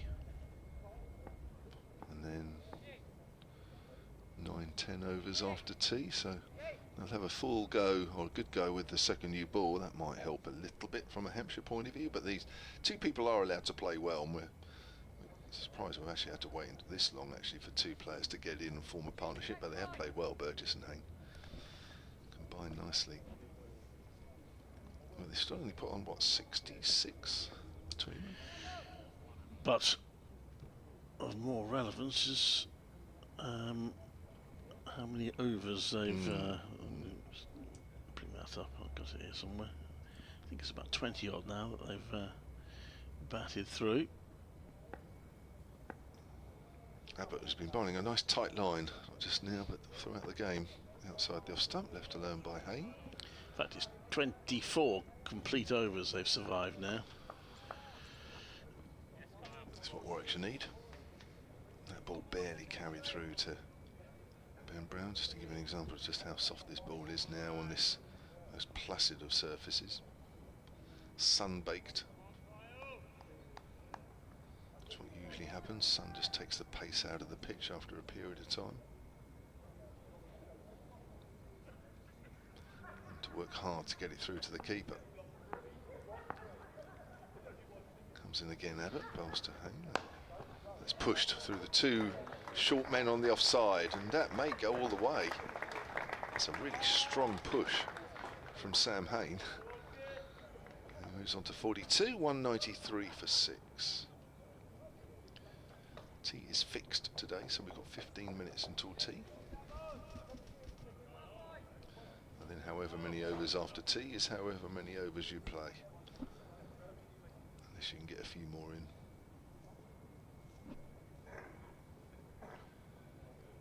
Hain is now 42, 41 to Burgess at the non-striker's end, being accompanied by 2 Hampshire fielders literally standing next to him. Bowls, they've always been outside the off stump. You've got to work hard as a bowler at the moment to get the ball past the outside edge. Abbott's done that. They just have straightened a fraction. Abbott has been bowling very well in this game, is running very nicely. He's the most likely to get anything out of this wicket, if there is anything. Yeah, well, that's 2 in 2 overs now. That's caused the batter's problem from Abbott. Yeah, that's really hard now to get a ball past the outside edge. It's almost a moral victory if you do that now. How much this pitch has changed.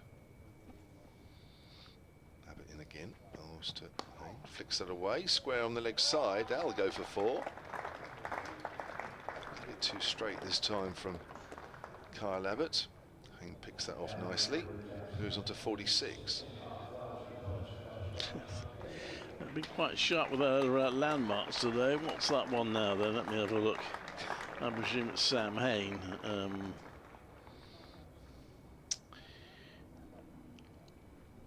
Don't know what it is though.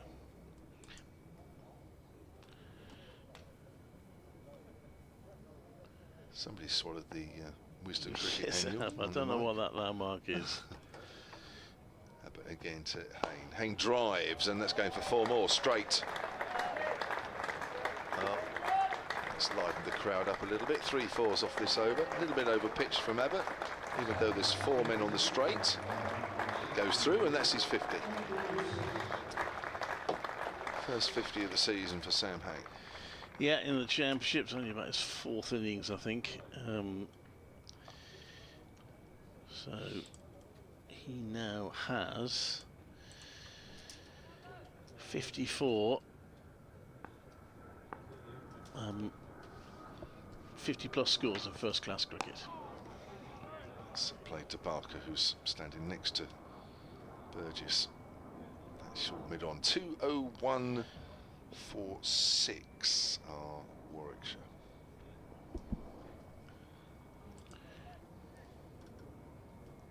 Just try and look up what that might have been as well. So Well, try and help you out. Yeah. I mean, he's hit his 800th 4 during the course of this innings, but I don't think that will be it.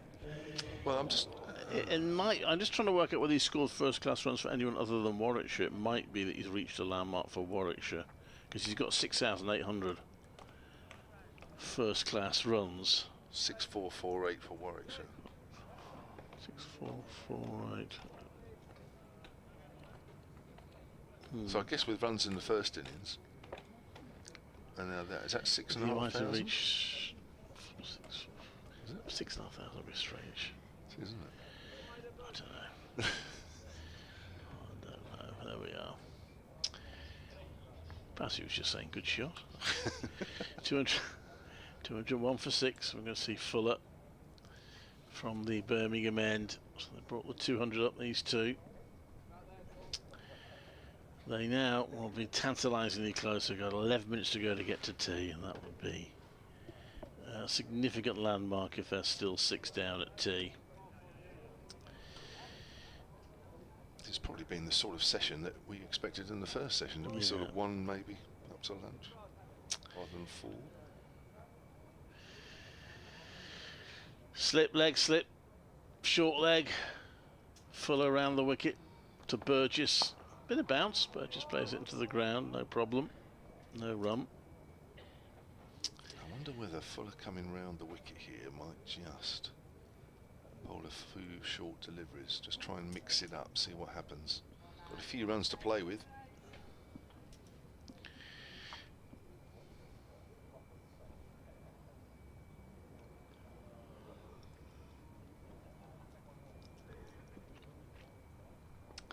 From the Birmingham end still. Relenting sunshine's good down the leg side. Burgess is going to be a little bit careful. He just sort of flashes his bat at that. And there is a leg slip there.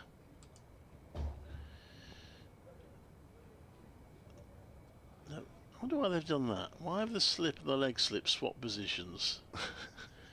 James Vince particularly fancy catching at a leg slip then, and probably. I've no idea. Toby Albert's gone to slip.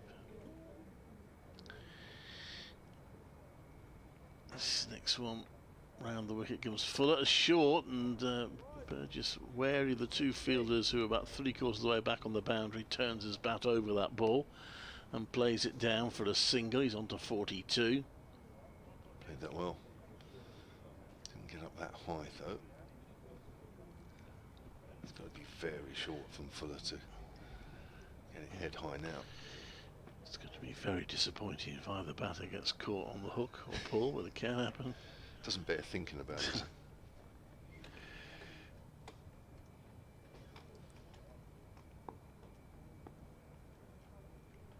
Full around the wicket bowls. That's a bouncer which Hayne ducks under. That's a bend quite low to get underneath it. It's taken by Ben Brown. He's got 2 helmets behind him. I'm not sure that's going to be one for the over. That was probably only about chest high at most, probably lower than that. +1 on the over 8, so that's not an issue. Of course, I can't bowl the seamers too much in this heat. Mid wicket's coming in a bit closer. Is now what, 4 pitches away. Fuller in. Bangs that one in short, doesn't bounce, and it's hit Hayne. That's hurt him. He could be in trouble here, Hayne. That's hit him on the hand. And that would be disastrous for Warwickshire if that's done any damage. He just took his eye off that fraction. Got in a bit of a pickle there. Well, if that's a break, then that is painful. the last thing Warwickshire need. Physios come on. It does look painful. I just hope it is just painful and not actually a broken finger. It's horrible when your finger gets jarred at the handle of the bat. It was a good bouncer round the wicket. It tucked Hayne up and he just didn't know what to do for a fraction of a second and just took his eye off it. Well, at the moment he's just wandering around in agony and the physio's looking at him, asking him. He's not looking as if he's actually holding his rib cage. Did that hit it? I'm sure it was a hand. Maybe he's comforted his hand on his ribs. I don't know. He's taking a drink. It looks like he's, dare I say it, okay, apart from a bit of pain. Because he's not actually taking any treatment as such. No plastering or anything. So his top hand. I just wonder whether that went. It hit him on the hand, but did it go through onto his chest? Because he is holding his left rib cage.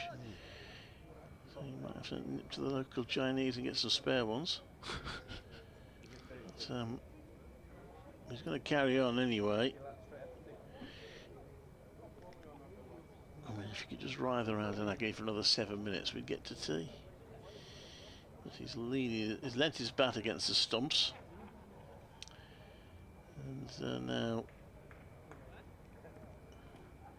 takes a new guard. Well, I'm sorry, if I'm the bowler now, I'm bowling straight at his body.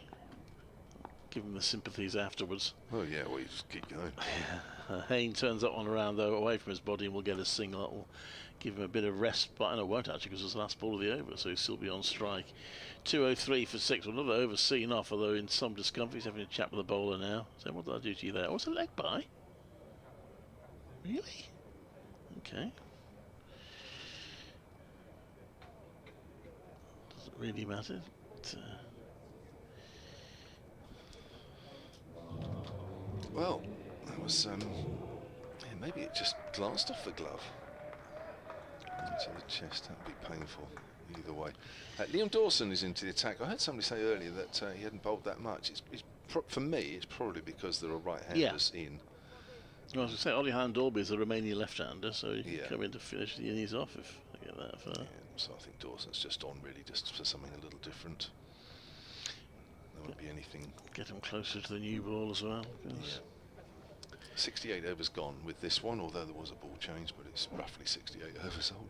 Yes, that ball change doesn't. Well, I don't know. A couple or so's from Abbott have done a bit, so maybe it has given them a little bit that ball change. But poor old Sam Hayne on strike again. At least his ball will be coming at him a bit slower.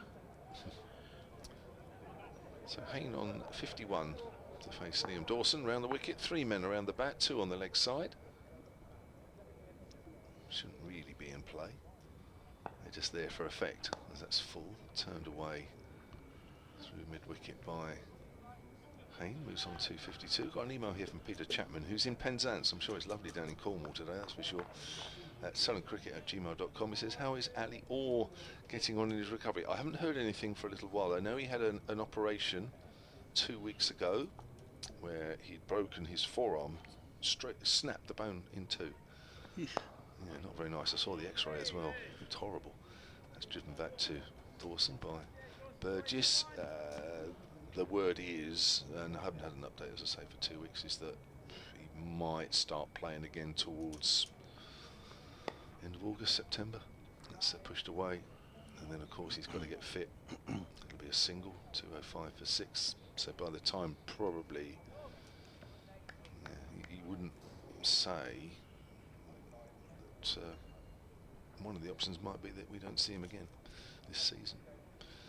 Hope we do, as he pushes forward, but I think time might be running out on him by the time he gets anywhere near fitness. Just look at the clock. Will we get one more over in? Probably, yes, we will. Dawson to Hayne. Ooh. Keeps it a little low. He was trying to give himself a little bit of room there to work it through the offside. Had to readjust. keep low. So we've got, yeah, 1 ball left of this over. Dawson bowls. Hayne again. Plays down on that one as it keeps a fraction low. End of the over, 205 for 6, 69 overs gone. Still a bit of discomfort. He has been a bit Mr. Aches and Pains this season because he's been carrying a bit of a back strain in the T20s. He's not been completely loose. He's having a word with Michael Burgess now, just pulling the shirt away from his rib cage. Probably a pulsating pain there. But hopefully from his point of view you can just stand and watch this over and then get into tea. It's full of bowling to Burgess, who would strike me as being particularly unkind if he takes a single off the first ball of the over. Oh, Burgess is not ready. Fuller started his run up. Says, "Why ain't you ready?" Now he's going to run in, slip, leg slip. Forward short leg, round the wicket he comes. Bit of bounce. Burgess plays it down. No run. It's good stuff from Fuller. Can't bowl every ball very short, but he's got the batters thinking differently at the moment. With this mainly short pitched line of attack. So not too many balls to come forward to at the moment. He's in now. To Burgess, that short Burgess hits it down the ground. Short leg is mighty relieved that it misses him. As it goes out to the field about, well, not even quite, more 2/3 of the way back. That long boundary, so it's a single. So you just get a single second ball. I have to say, the 2 pull shots that Burgess has played off Fuller made it look very easy shot. Looks to have a lot of time. He's on 44, 206 for 6. The discomforted Hayne now has potentially 4 balls to see off to the tea interval, which would make it 28 overs survived by these two. Well, that was an easy one for him. He just steps across the stumps and watches the ball whistle past the leg side. I think Fuller will just be running in a fraction quicker after what happened in the last over. Just got the line wrong slightly there. Still feeling his ribs is Sam, mate. Excuse me. Number 16 on his back. Playing for the Trent Rockets in the 100. I think it's the 2nd season in a row. Fuller comes in, bowls, and he plays that down nicely to fine leg, and he'll, in Sam Hayne style, amble through for 1. He's on to 54. A good 53. It's gone on the scoreboard quickly. 207 for 6. Yeah, that was well played. But again, it's, even though Fuller's banging it in, it's not exactly racing off, and it's not exactly bouncing that high.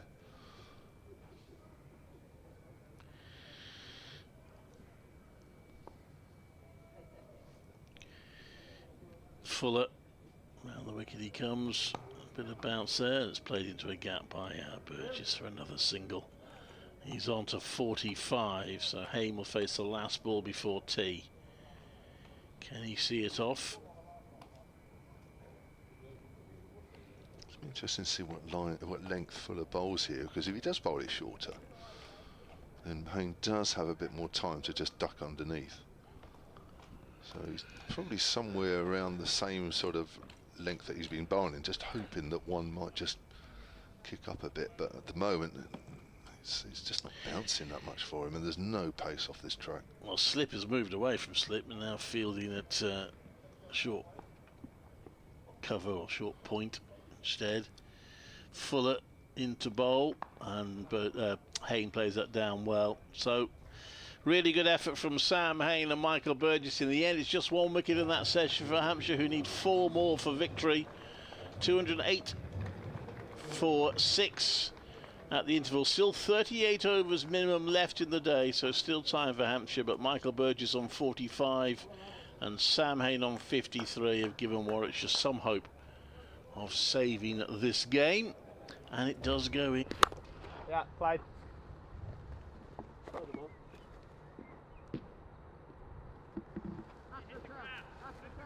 Hit the grass, and look! Hey, that's bigger than your one there.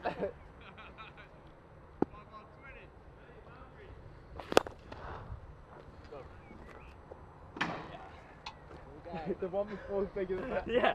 3 balls, 3 balls.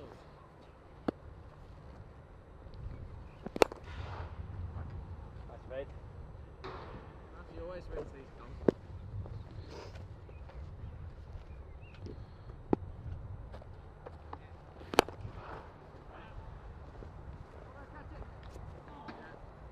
You dropped it. 2 balls. 2 balls.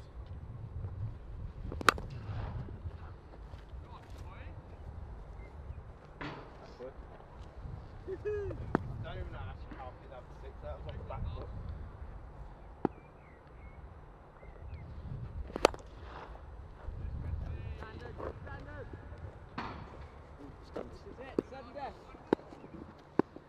Do we keep going if... Yeah, we Go keep... up, go up. Come on, son.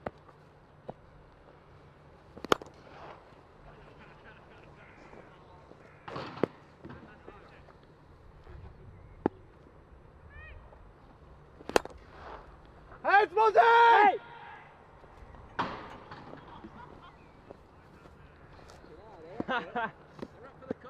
Turn it on. That's the ones you were dragging as well earlier. Yeah, boy!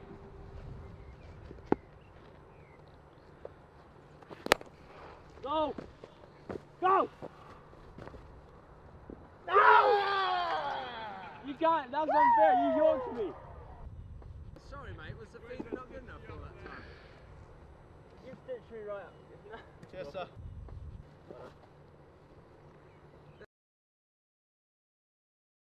I know how hard it could be fasting whilst playing cricket, but I myself done it in Abu Dhabi in the 30-degree heat where it was tough, but it's not quite like that here. But I think that's why this Ramadan League is important and so crucial. Yeah, I think like coaches and players was a massive part. I think with me fasting there, like in general, I think all the players were keen on how I was doing it. Asked a lot of questions, which was nice as they were getting involved and stuff. So that was brilliant. And even like in training, when I've like batted or bowled, fielded, they were just asking if I needed 5 or 10 minutes. I could go just chill, just sit in the shade a bit. So in terms of that, like I couldn't really ask for more, like the support and everything that Warwickshire had given me. We started the game and then there was a couple minutes they had given us a break where people who fasted could just have drinks and water, get some food in, get some dates in, just to give that time where the fast broke, just to fuel us a bit. So to take time out of the game to give everyone a couple minutes, it was unbelievable. I think even like religiously, when you speak about fasting, is not a thing where fasting should like cause a barrier. Fasting's there as a challenge for people to get disciplined in that month, to focus on yourself a bit, to be privileged in a way, because when you look at like different countries that have facilities like water and food, and to have that, not to take it for granted. I think like Ramadan League over here, it's unbelievable. Like the time that the indoor centres open, the time that Warwickshire's given to this tournament late in this day, from I'd say 9 o'clock to 12, 1 o'clock in the morning. It's unbelievable to give these lads that love cricket an opportunity to play the sport that they love, and to play for a long amount of time in this month.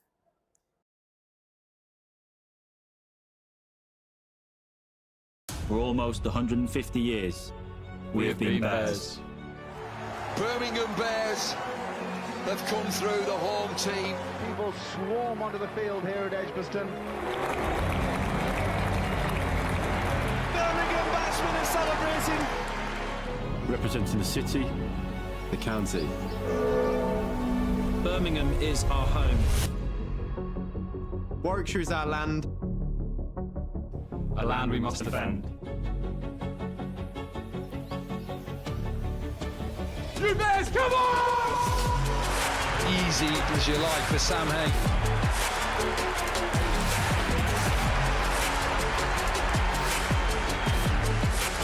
That is stunning.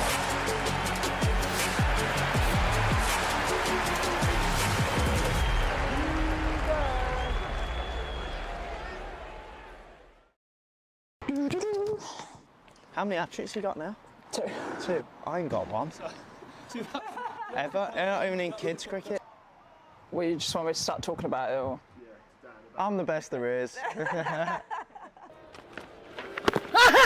can do exactly that. There is simply nothing that the Bears cannot do. Oh, gone. Full straight, a bit of dip in there. Job done.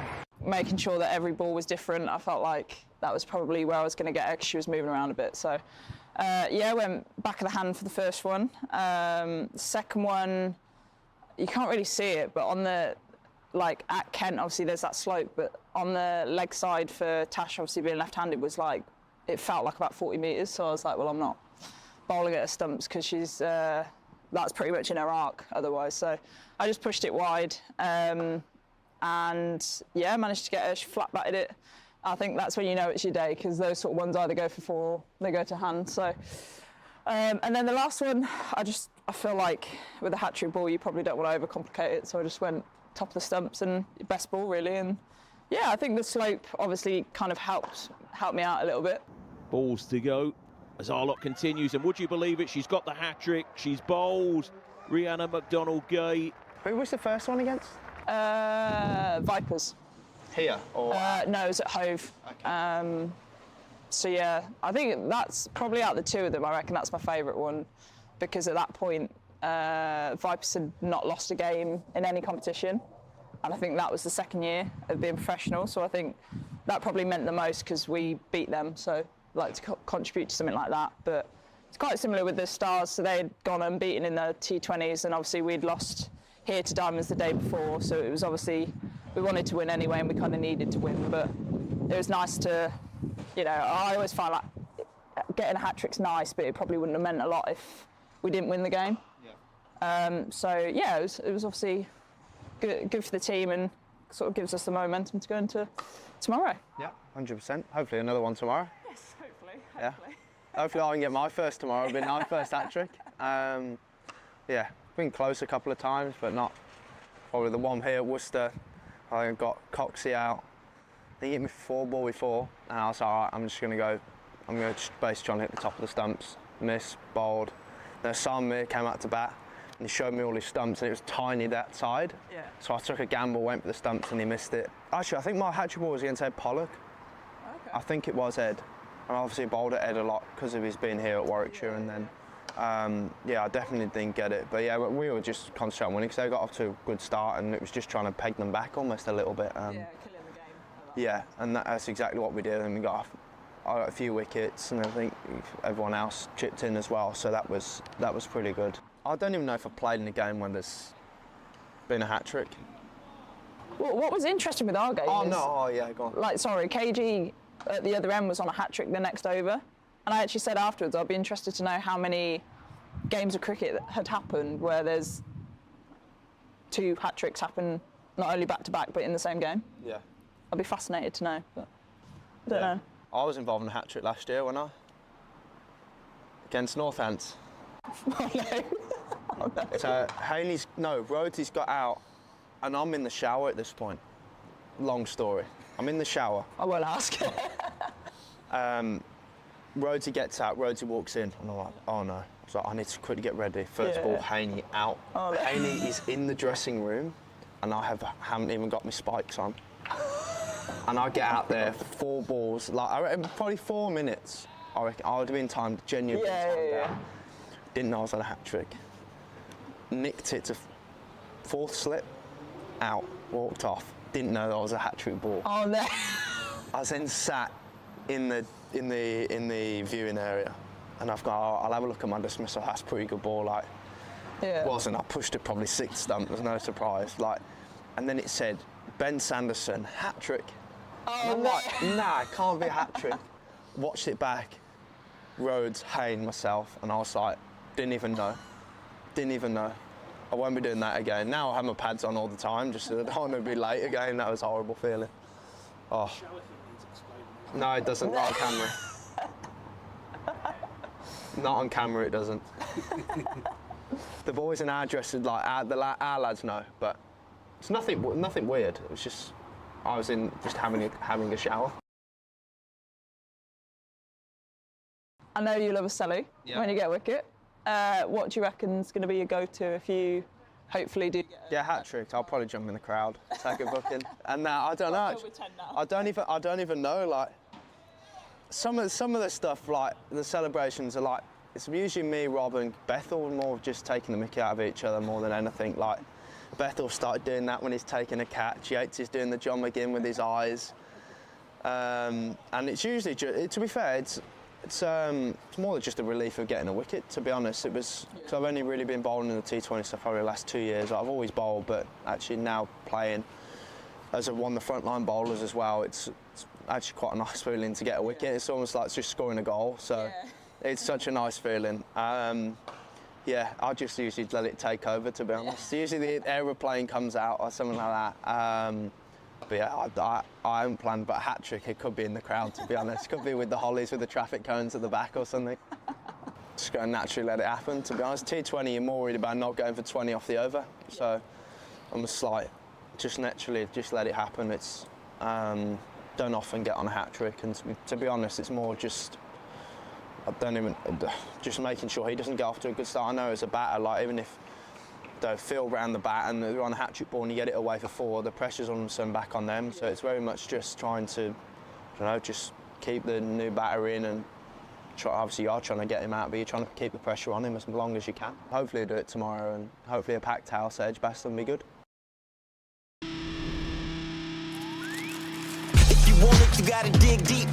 I'm on top of the mountain, but it's real steep. Been through the valley, now I'm at the peak. Yeah, a higher learning every time I speak. And when kings collide, they expect to fight. But I know the truth, yeah, we the light.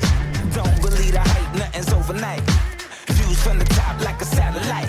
Yeah, I don't care what the nays say. I live without them for my namesake. I do what I want and not what they say. Now I'm in a position for a big payday.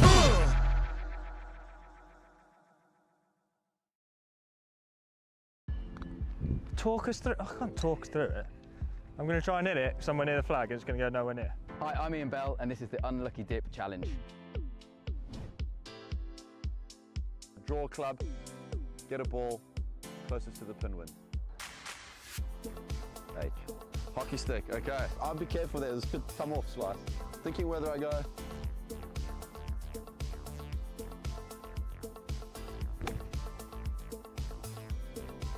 Nearly. Water. Potter. God's sake. Come on, let's go viral.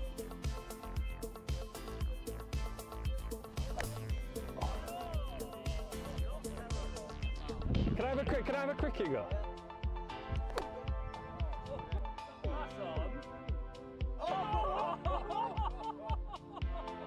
Ooh.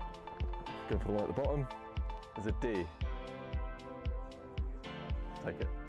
I'm just going to try and wipe the T out then, see what happens.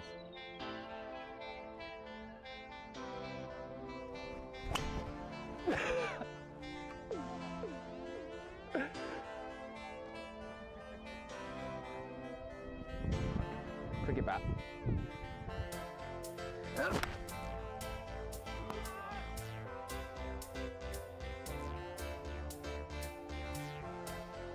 Six. D. D? Driver. Ah, I'll take that. This could be absolutely anywhere. I mean, it's good line, but it's going to go about 200 yards past. That's the best strike of the day I've had. Hockey stick. The one I didn't want!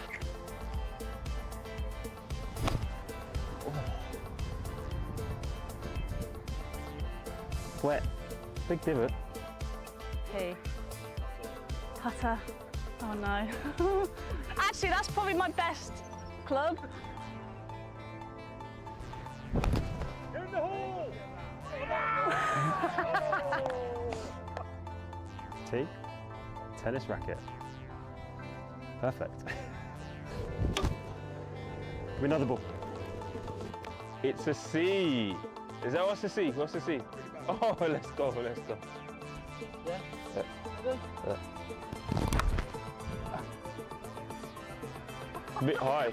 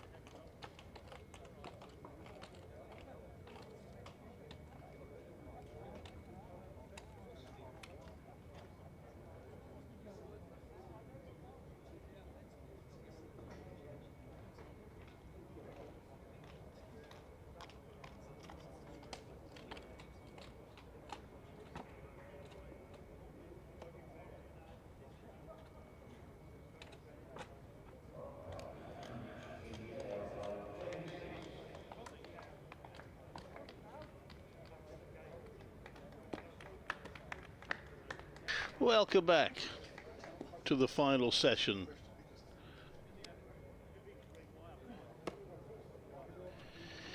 Welcome back to the final session of this county championship match between Warwickshire and Hampshire, with Hampshire still needing 4 wickets for victory. For the record, Warwickshire need, what is it, 290 runs for a win, but more creditably, they need to bat out a minimum of 38 overs for the draw.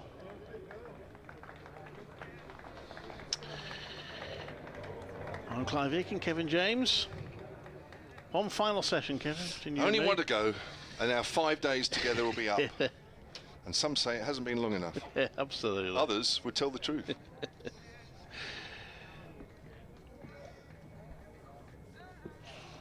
No, it's been good. I mean, we've watched a variety of cricket, haven't we?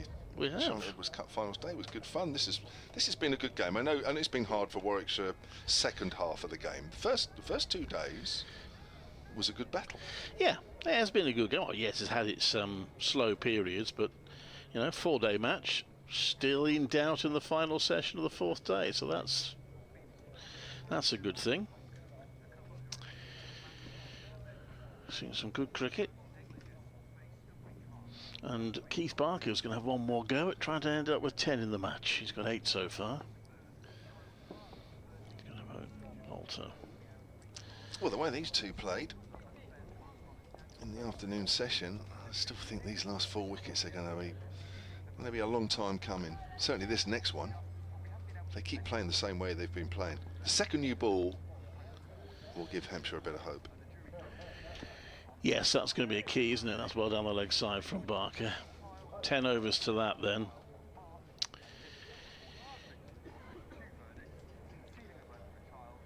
And they'll have still, what, 28 overs to go when they take the new ball, so yeah, I feel that's going to be a key moment. So when Warwickshire took the second new ball in the Hampshire innings, it made diddly squat difference, did it? But we'll see whether that's different this time. What time's yes? Barker bowls. That one's a bit of bounce. Well, two seem to bounce a little bit. That's played down by Burgess. Will get a single. He's on to 47. Barker's banging it in there. Yeah. Hasn't quite got the same field set as Fuller did before tea, though.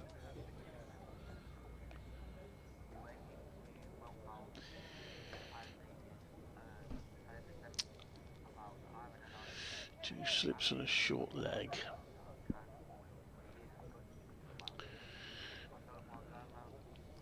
Couple on the leg side boundary in case there's a miscued hook. Here's Barker. He bowls. That's going well down the leg side, taken by the wicket keeper. Poor delivery, that one.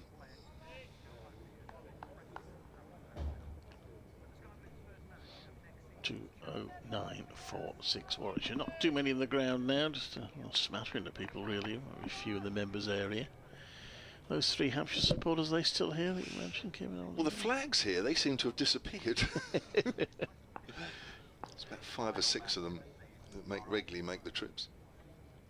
Here comes Barker to bowl, and that's going well down the leg side. Wicketkeeper's tipped it around the post, so they'll get through for a bye.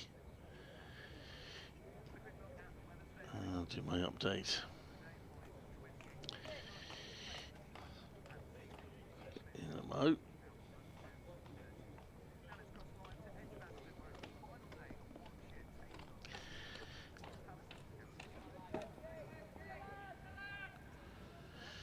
This is Clive Eakin at Edgbaston, where Warwickshire continuing to try to save their championship game against Hampshire. We're into the final session. They still have 37 overs to face.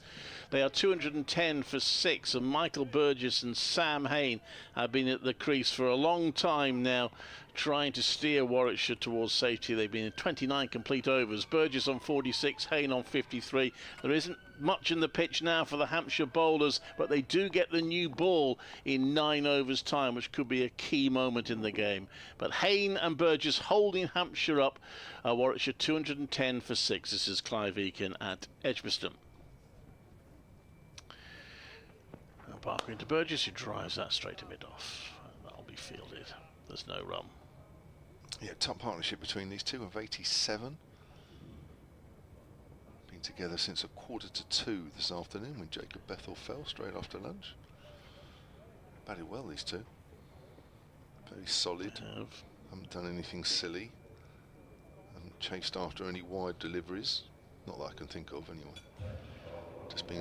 Just batted how, I guess, as the captain and coaches would want a batter or two to bat today.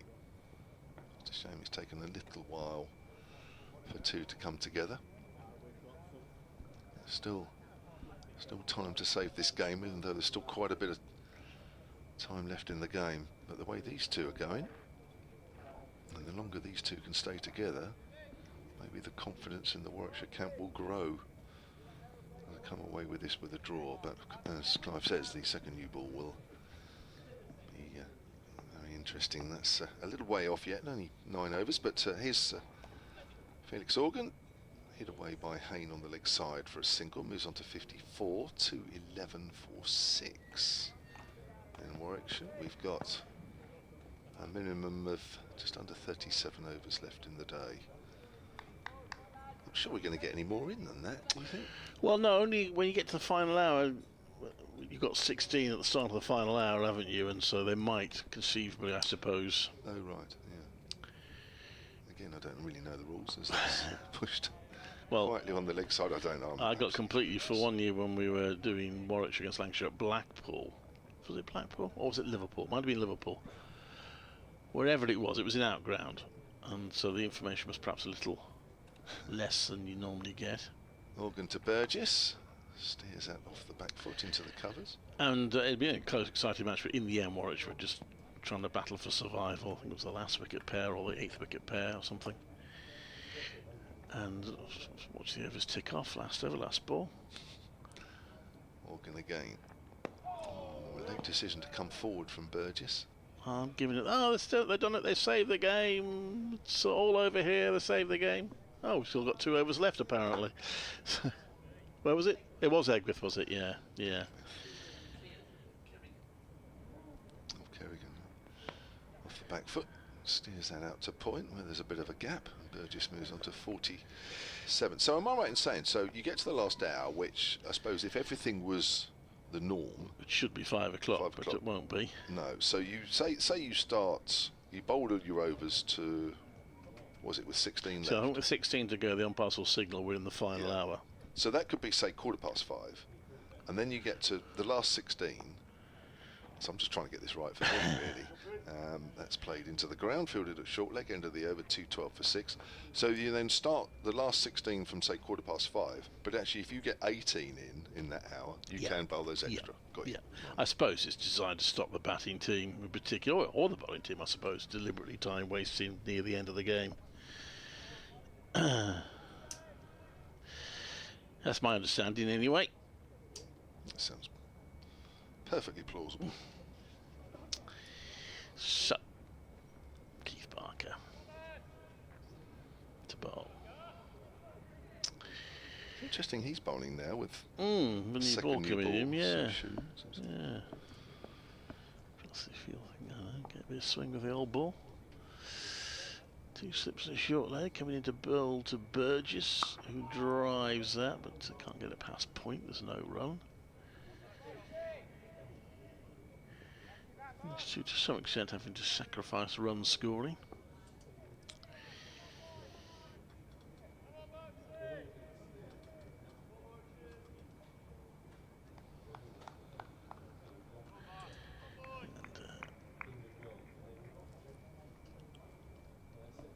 Parker 2 for 54 on the second. He needs to go with his 8 wickets in the first, 6 wickets in the first, rather, 8 in total. Did Burgess play at that? That's certainly gone past the outside edge. Burgess just is sort of rehearsing the shot. In the end, I think he probably kept his bat inside the line, but troubled him enough for him to go and do a bit of gardening down the pitch. Yeah, I'm just looking at the replay. It does look as though he held the line. Good delivery, bit of extra effort there from Barker.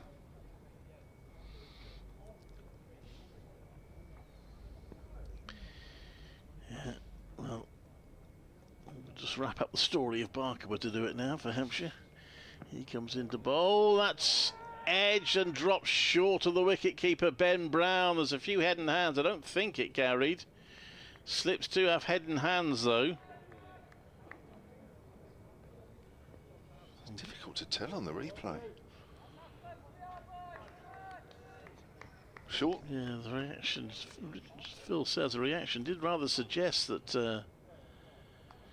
Oh, that's not good, that's from ages ago. Oh, dear. Let's press the live button. There we go. Has he had a life there, Burgess? In comes Barker, that's played down to the ground for no run.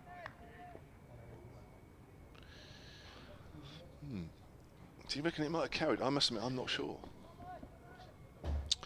My initial thought was not, but as Phil says, the reaction of the slip fielders does make you wonder, are they reacting to that just because it was very close, or are they reacting to that because it might have carried? I think I may have it on my screen in a moment. Barker into Burgess, who lets that one go to the wicket keeper. Certainly been a decent over this one from Keith Barker. Yeah, it has.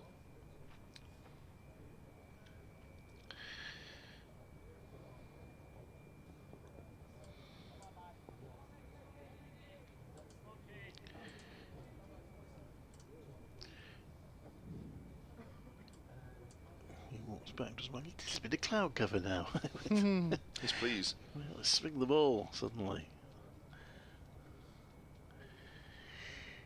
Keith Barker, 37 years young. Bit of bounce there, and Burgess keeps his bat underneath it. But that is a really good over from Keith Barker. That will give Hampshire some encouragement that with the 35 overs to go, they can get these last 4 wickets. Found a bit of extra energy there, Keith Barker, in that over.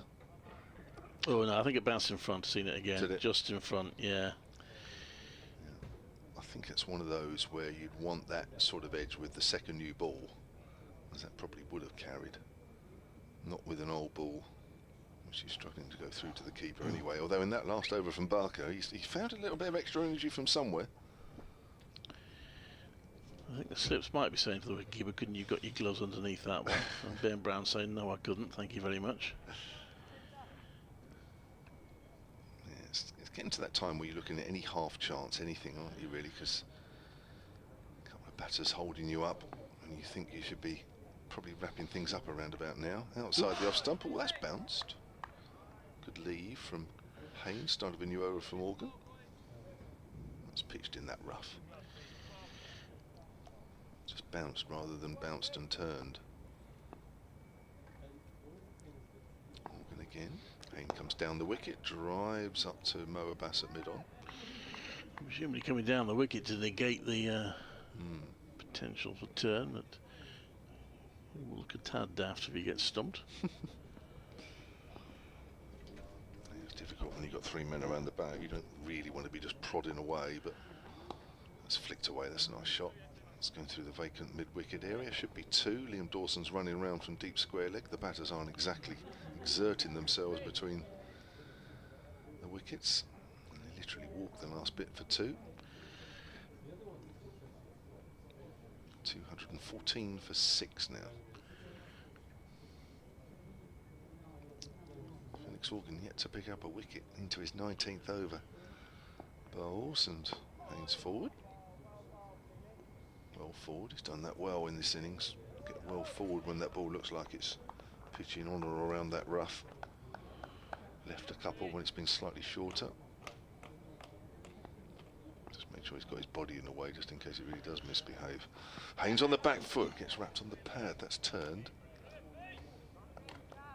But it is slow turn. And that really did kick out of the rough, that one. Did well to keep his bat out of the way. Keep firing it into that area. There's Felix Organ. And, oh my word, he got into a little bit of a pickle there. Haynes playing on the back foot. Was there an inside edge onto the pad? Did it loop up a fraction? And oh, it nearly played on. Very nearly played on from the pad. Again, there's the unpredictable nature out of the rough. Flex Organ, yeah. One of those will take a wicket. It's just whether it happens in the next half hour, today, tomorrow. Somewhere along the line it will. 2:14 for 6. Still 34 overs left. While these two are doing very well, if one of them goes, opens up an end. So they've done really well. These have got a lot of work still to do to save the game for Warwickshire. They desperately like those 8 points for a draw. That would mean that they actually gain quite a bit on Worcestershire and Kent at the bottom. Actually, after recalculating, they might even still be ahead of Lancashire. Certainly won't be far behind them.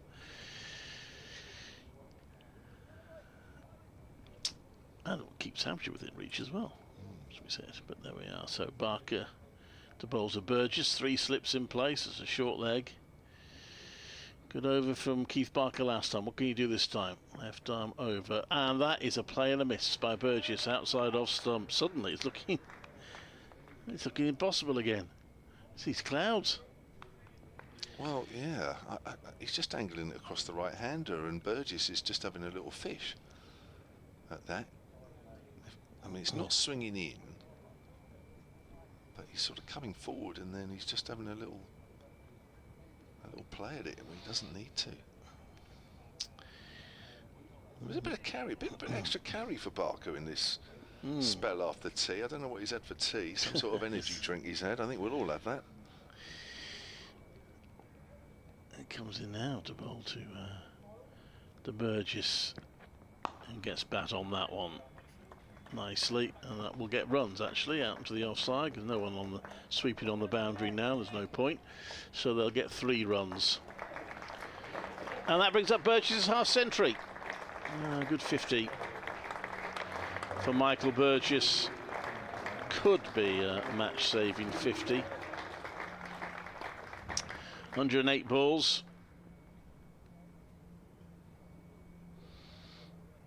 217 for 6.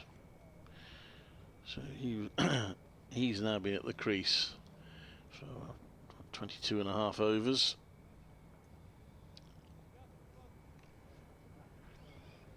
Half century to go with his 100 earlier in the year. At Chelmsford, first innings. It's now 27 50-plus scores. He's only converted 6 of those to hundreds. Barker bowls. It's played down to the ground by Haynes. He's got that short leg there. He's got to be careful. He played that one well. Up on his toes. Yeah, 108 was only 3 innings ago, or 4 innings ago for Burgess. So, what did he get the first? He's not many, I don't think, did he? He got. Oh, he got 35. That's right. He batted quite well at the end of the innings, didn't he? He was last out, wasn't he? Last out. That's Played right. on to Bass. So he's had a decent game. Hayne pushes that to mid-off. There's no run. It's interesting. Barker's coming over to the right-hander, even though there's no swing. Normally he's round the wicket to right-handers. Umpires just having a look at his front foot, actually, not his follow-through. Obviously getting close to the front line with his right boot. It's good to see. Barker just angling it across. He's causing 1 or 2 little problems. 2 balls left in the over to Hayne. Oh, it's short. Hayne has gone for a pull shot. Where's the ball ended up? It's ended up rolling down the legs, just a few feet down the leg side. Well, that was a strange one. Why did Hayne play it that way? And what on earth happened? I think it's come off his glove. He's very nearly played on there as well. There are a lot of head and hands there. Slightly leg stumpish, yeah. It's come off the back of the hand and bounces, well, a few inches away from the leg stump, but we've seen those go on to hit the woodwork. Last ball of the over, and Hayne has edge, trying to get the bat out of the way. It's flown past second slip, inside second slip for 4 runs. I don't think that counted because it came off the face of the bat as he's trying to get out of the way, so I imagine the ball speared straight downwards. But dear me, suddenly this is proving quite hard work for these two. They're still there, 221 for 6 after 75 overs, 33 to go. Yeah, Toby Albert diving low to his left. I think it just went to ground. But, yeah, well, Barker for me has just found a little bit in this pitch.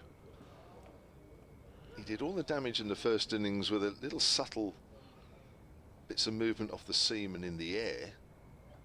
Here he's causing problems literally by just banging it in short of a length, and the ball is just kicking off the pitch here a little bit. Probably more than we've seen for a while. Batters haven't exactly played it particularly well. 221 for 6 then, Felix Organ. Just about to start his 20th over, none for 39. Short leg stays in for Burgess. Bowls Burgess forward. Comfortably enough. Goes out towards mid-wicket. Well, I don't know how tired Keith Barker is with all this extra effort he's putting in, but he's got to have another over. Causing problems. He's Morgan again, drive out to point. Liam Dawson just falling over that ball to make sure that goes in his hands. I've just seen a replay of that hook shot which it bounced out and it actually spins away from the stumps, doesn't it? If it spins the other way, it will end up, it gets real spin on it and it actually turns away from the stumps. Drive backward a point, chase for Liam Dawson. He'll get there just in time. It was just angled by Burgess with an open face rather than drilled. 2 runs, 223 for 6. Burgess moves on to 52, and that's the 100 partnership between these two for the 7th wicket, and it's come off 205 balls. First in the match for Warwickshire. Hampshire have had 2, including a double century partnership. Slightly in the air, but safe as it goes out on the onside. Burgess forward. Always love the shout of catch it from fielders, as if the fielder hadn't thought of that.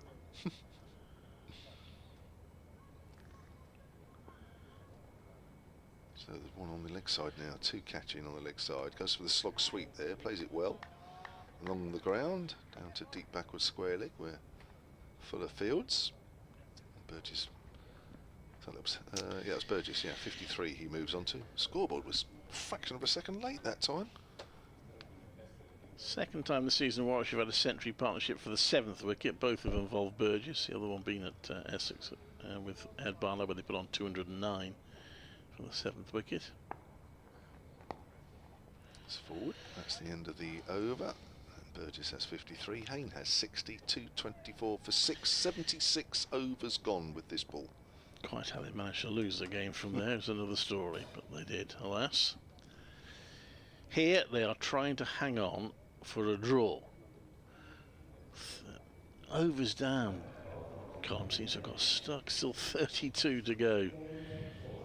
Feels a long way out, and the new ball will be due in 4 overs time. Now Parker is being replaced by James Fuller. I just imagine there'll be a couple more short balls coming, although there's a short boundary side for Fuller to worry about this time, although they had the short boundary for Keith Barker. That didn't seem to work for them. William Seeger, sonandcricket@gmail.com. He says, I'm waiting for Abbott with the new ball after tea. He's got previous. I'm thinking Canterbury a couple of years ago. Wrapped up straight after tea on a very flat wicket.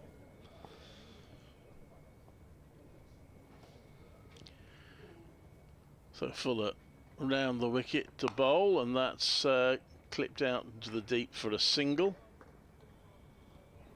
226 for 6.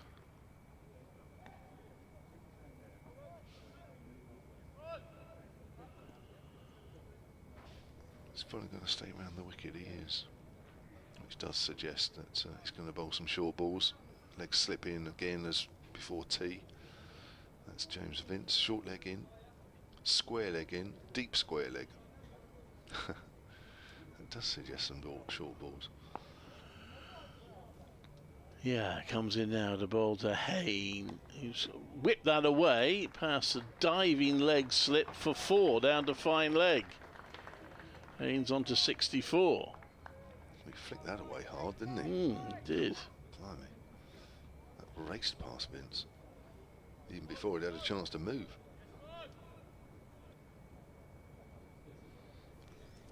And they'll keep persisting with this, I think, up until the new ball, or pretty close to it. Presume they'll take the new ball straight away. Yeah. Fuller into balls, a bouncer, ducked under by Hayne. Burgess just having a chat, comes down the pitch, have a chat. So a slip, a leg slip. Forward short leg. Got a sweeper out of the sort of backward point boundary. Probably as much as anything to get the ball back in quicker. And one at the square leg boundary, the short boundary. Fuller bowls, and he again Haynes turned around trying to play that on the pull and has miscued it somewhat. He has hit it straight into the ground. Wicketkeeper scrambling to his left. If I didn't know otherwise, I'd almost think that Haynes aiming for the helmet behind the wicketkeeper. But well, Kyle Abbott's now twirling his arms in anticipation of joining the attack. Warwickshire haven't lost a wicket since tea, but it's been pretty torrid for them. Fuller comes into bowl and I think eventually leaves that down the leg side. Hayne and a little sort of push at it. Hayne is not looking as solid as he was before tea, but he's still there on 64.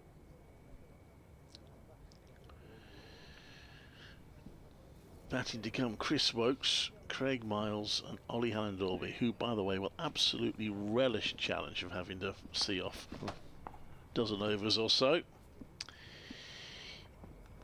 That is turned around to like a square leg for a single by Hayne, is on to 65. Another over goes by. 31 more due to be bowled. Hampshire still looking for these last 4 wickets to complete what would be a very valuable victory. So 3 overs, 18 balls till the second new ball, which some of the Hampshire fielders are looking forward to eagerly, just to see what might happen. England's women making pretty short work of it, it would seem, at Chester Street. 68 without loss after 10 overs, chasing 157 to win. Tammy Beaumont on 39, Maya Bouchier on 28. One-sided that, isn't it? Is Felix Organ then comfortably on the back foot is Sam Hayne.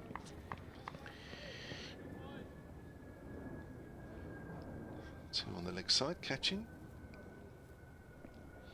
That's not a great position actually, that's silly mid-on. Never liked that position. Shorts, quicker, played into the ground. Well fielded by Toby Albert, the one who's in that sort of short mid-wicket, well, say silly mid-wicket position. Isn't the trick to be bad at it and then yes. you never have to do it? 100%. 100%.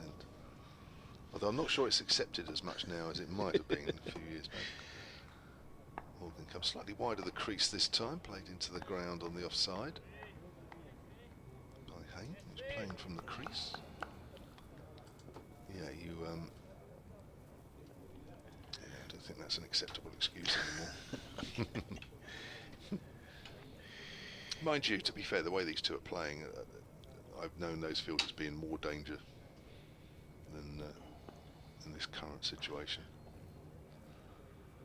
Morgan bowls, he plays into the ground.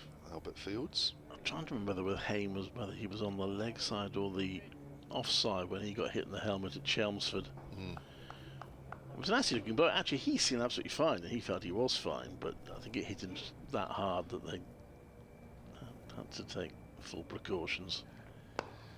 Nice drive there from Sam Hayne, goes up to deep mid-off. There's nobody there. I thought there was somebody there for a minute, but it's a Warwickshire man with his, or maybe a Hampshire man, but somebody out there with whites on, but with the high-vis jacket on. 234 for 6. Barker's at sort of extra cover, and there is a deep cover, so nobody straight. 234 for 6. Hayne is 69 not out now. And here's Organ. Going forward. Oh, it's in the air momentarily past a diving Fletcher Middleton. I'm not sure it was a real chance though, but it wasn't out of the middle of the bat, hence why everybody got excited, including me. 235 for 6 at the end of that over.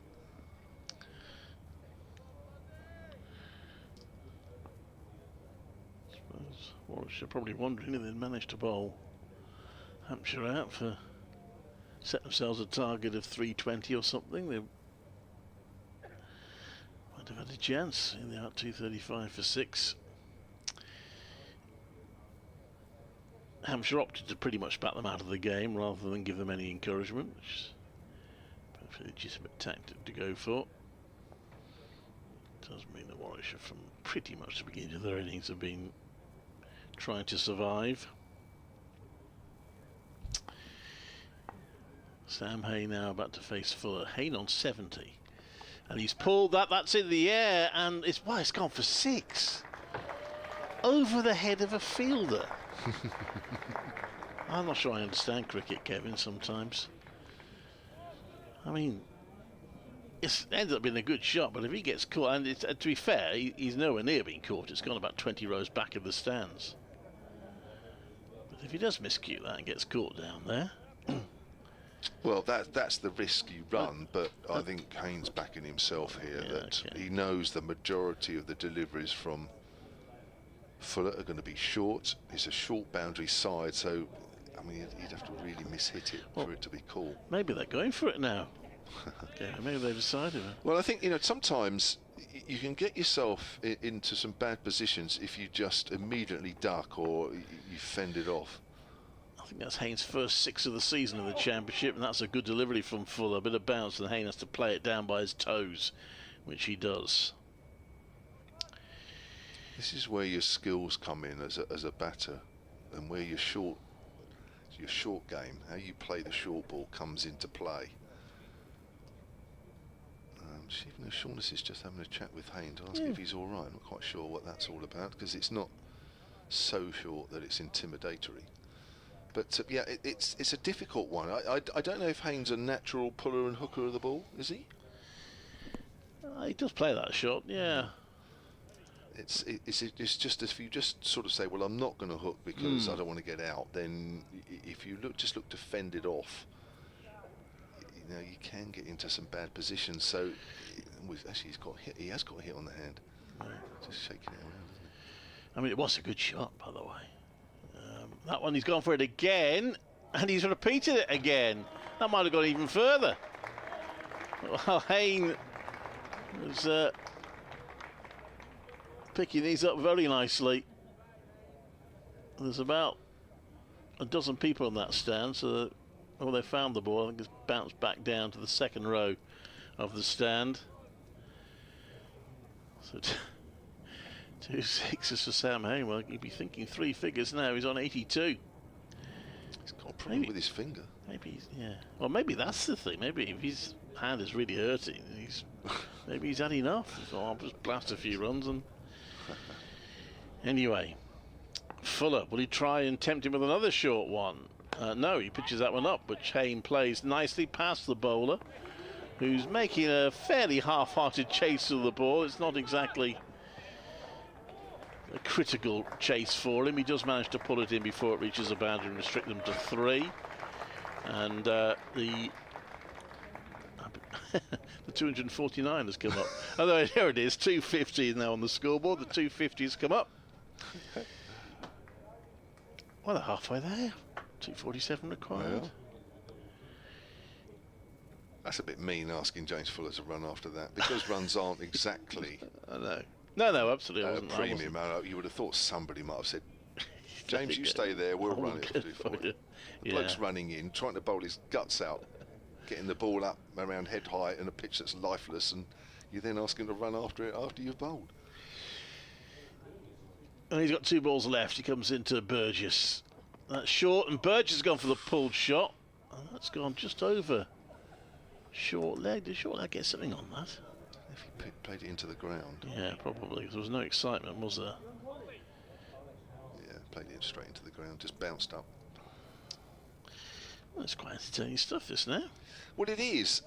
If I'm honest, it's probably if I was the head coach and director of cricket, I'm not sure I'd want to see this being entertaining. Because, let's be honest, there's been some good shots, but there's also been some iffy ones.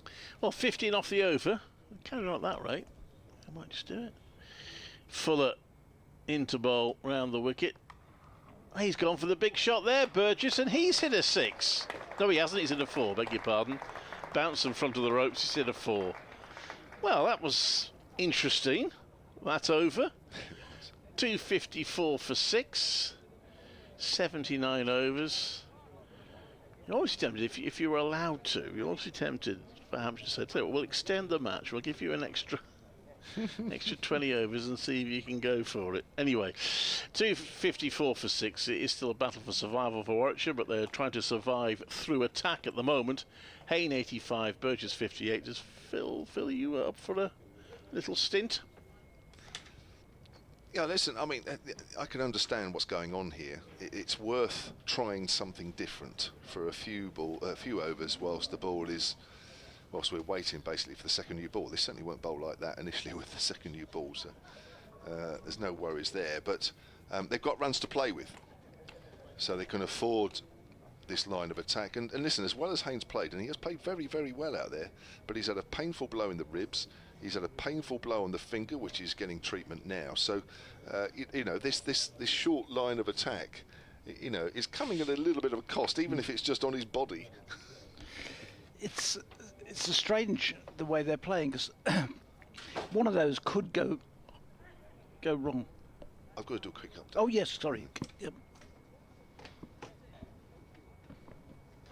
Sorry, I don't think Clive realised. Just break off while Kevin gets on to do his update. There we are. Hand it back over to you, Kevin.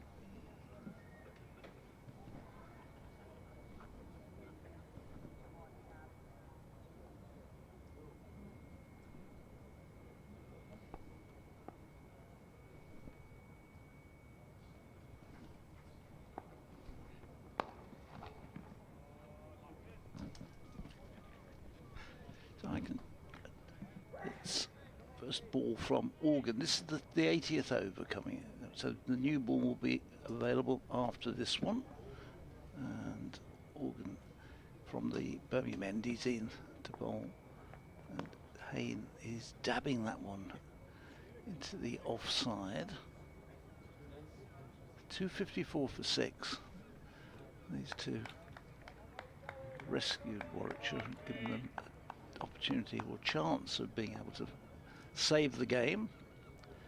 As we overs whittling down. Oh, this one is just in the air. He pushes forward to it and just evades short leg. Albert's in there, just almost on the edge of the cut strip, waiting for just one to pop up to him. Albert, Organ in, and Hayne uses his feet and comes down the wicket and plays it back to the bowler. 254 for 6 it remains. Hayne twiddles the bat, waits. It's Organ still wicketless in this innings. He's in, bowls, gives that plenty of air. Hayne drives. They'll get a single this time, because although Organ got across to it, he couldn't take it cleanly, and it goes up to mid-off, and there's a single there. So Hayne loses the strike. He's on to 86. Burgess on 58. He'll be facing what I assume will be the last ball of Organ's spell.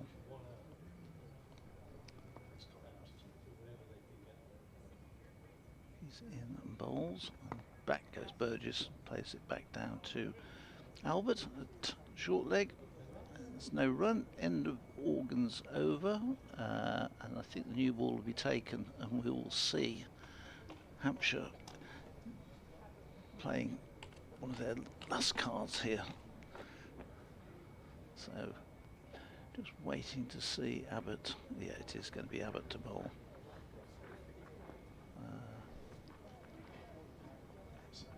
No.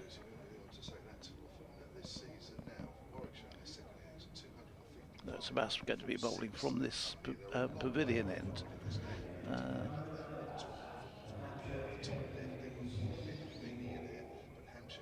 Dawson comes off the field for the moment. He's looking at his hand, his right hand, as he comes off.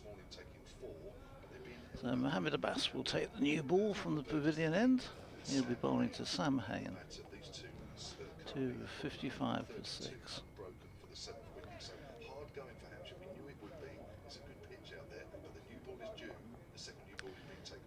So it's going to be up to dig back in for the two Warwickshire batsmen.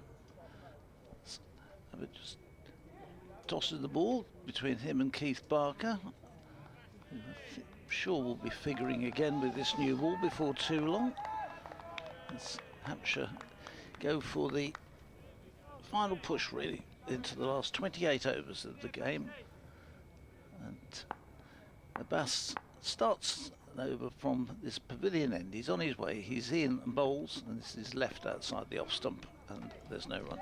Sorry about that, Phil. It's all right, no. Quick update there. Trying to give the listeners on the south coast some hope with this second new ball. But Hampshire will get these 4 wickets they need. But what a partnership this has been between Hain and Michael Burgess. And Warwickshire needed it, didn't they? With Bethel going straight after lunch, 123 for 6. It had been pretty frail, the batting, hadn't it, in the morning session and then straight after. Here's Abbas again in and bowls, and Hain is tucked in behind that one, and there's no run. But these two have very steadily.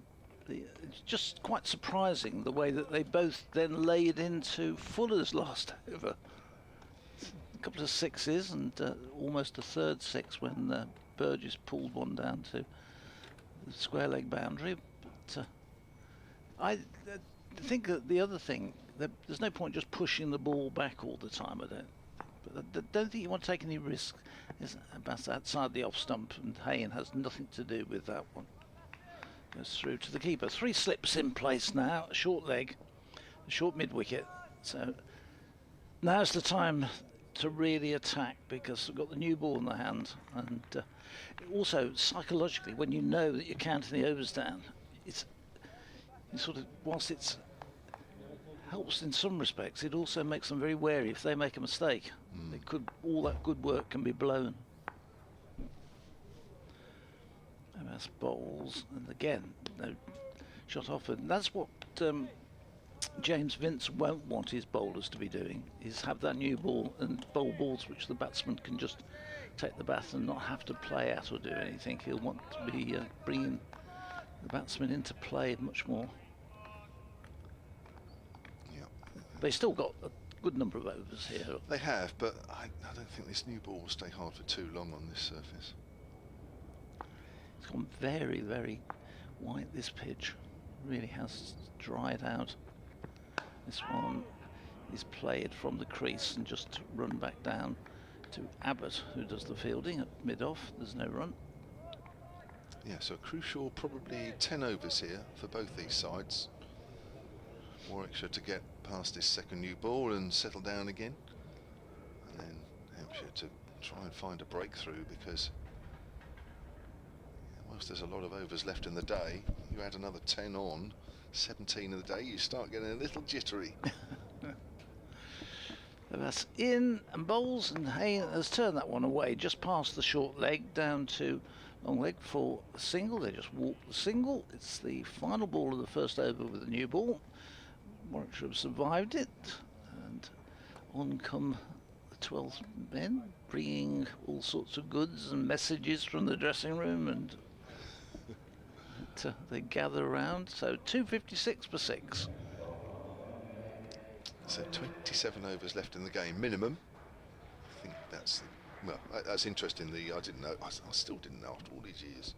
You could bowl more in the last hour if you get through. Oh yeah, yeah. But yeah, that one game Clive was referring to, we were at Edgbaston, and Warwickshire were really hanging on, and Keedy and Kerrigan were bowling, and they would get the when both of them were in action, both of them bowled overs inside sort of 90 seconds. Simon Kerrigan's on the staff here now doing some coaching work. But oh, is he? Yeah, they're firing the ball through. And I think they got something ridiculous, like 22 overs in the last hour. That was...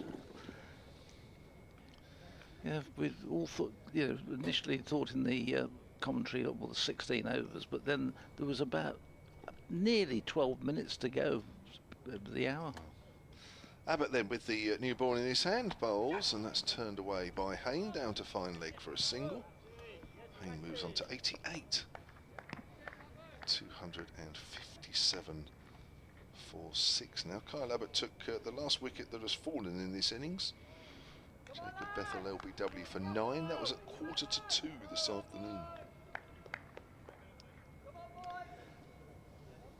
Well, we said right at the start it's going to require a big partnership from two of them, and it's still a lot of work still to do for Warwickshire, but these two have provided that partnership. So they've given hope. Yeah.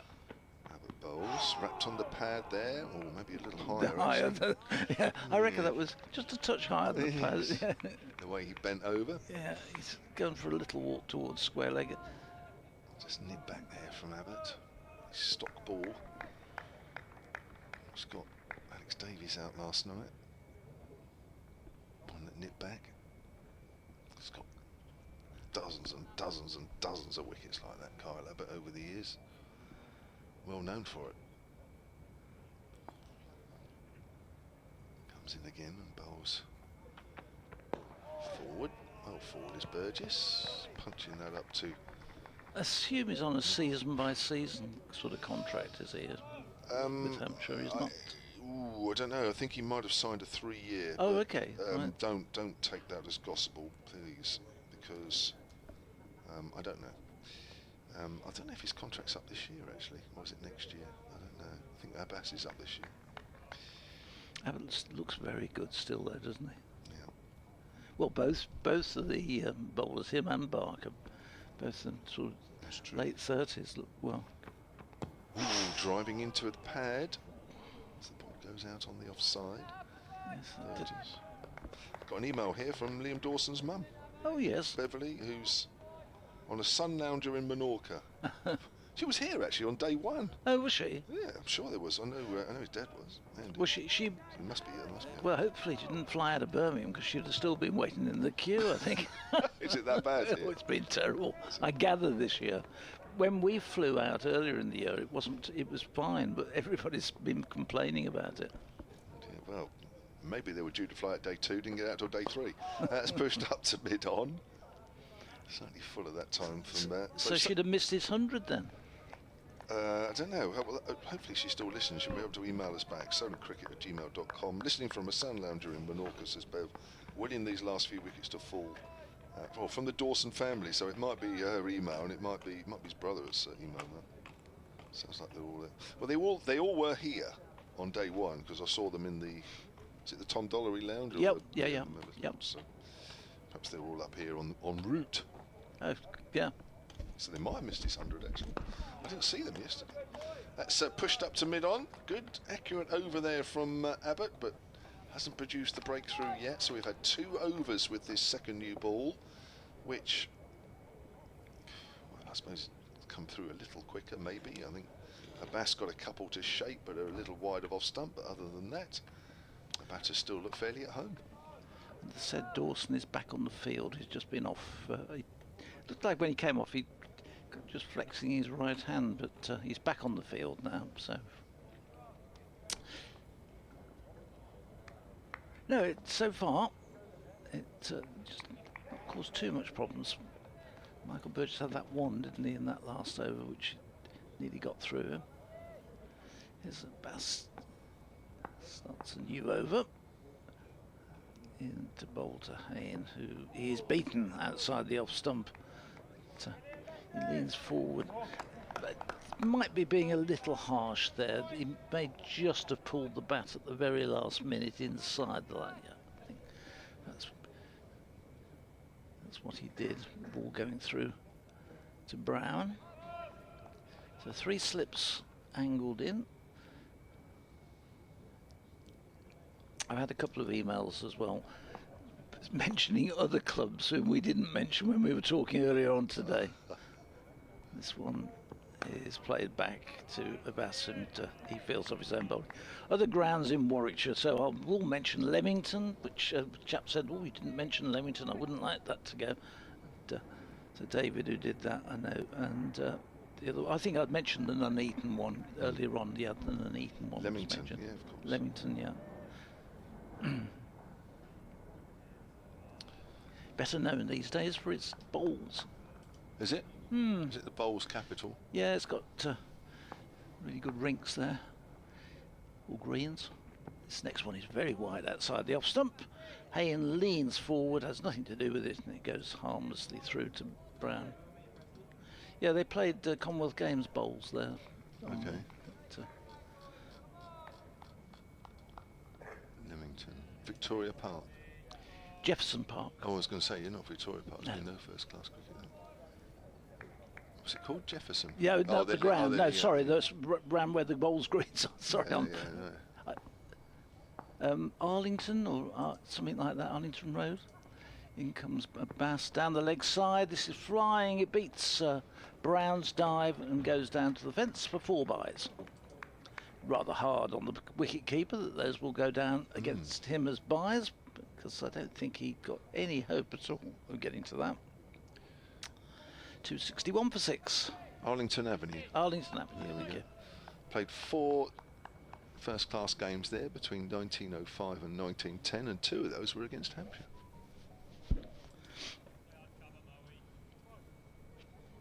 There's been other games there as well. Well, they played some... They would be one of the very first games to be moved away from Edgbaston. Would they? Yeah. In comes Bass, and that turns in. He was looking to play it into the onside, and in the end got a leading edge out into the offside. They go through for a single, but almost got through.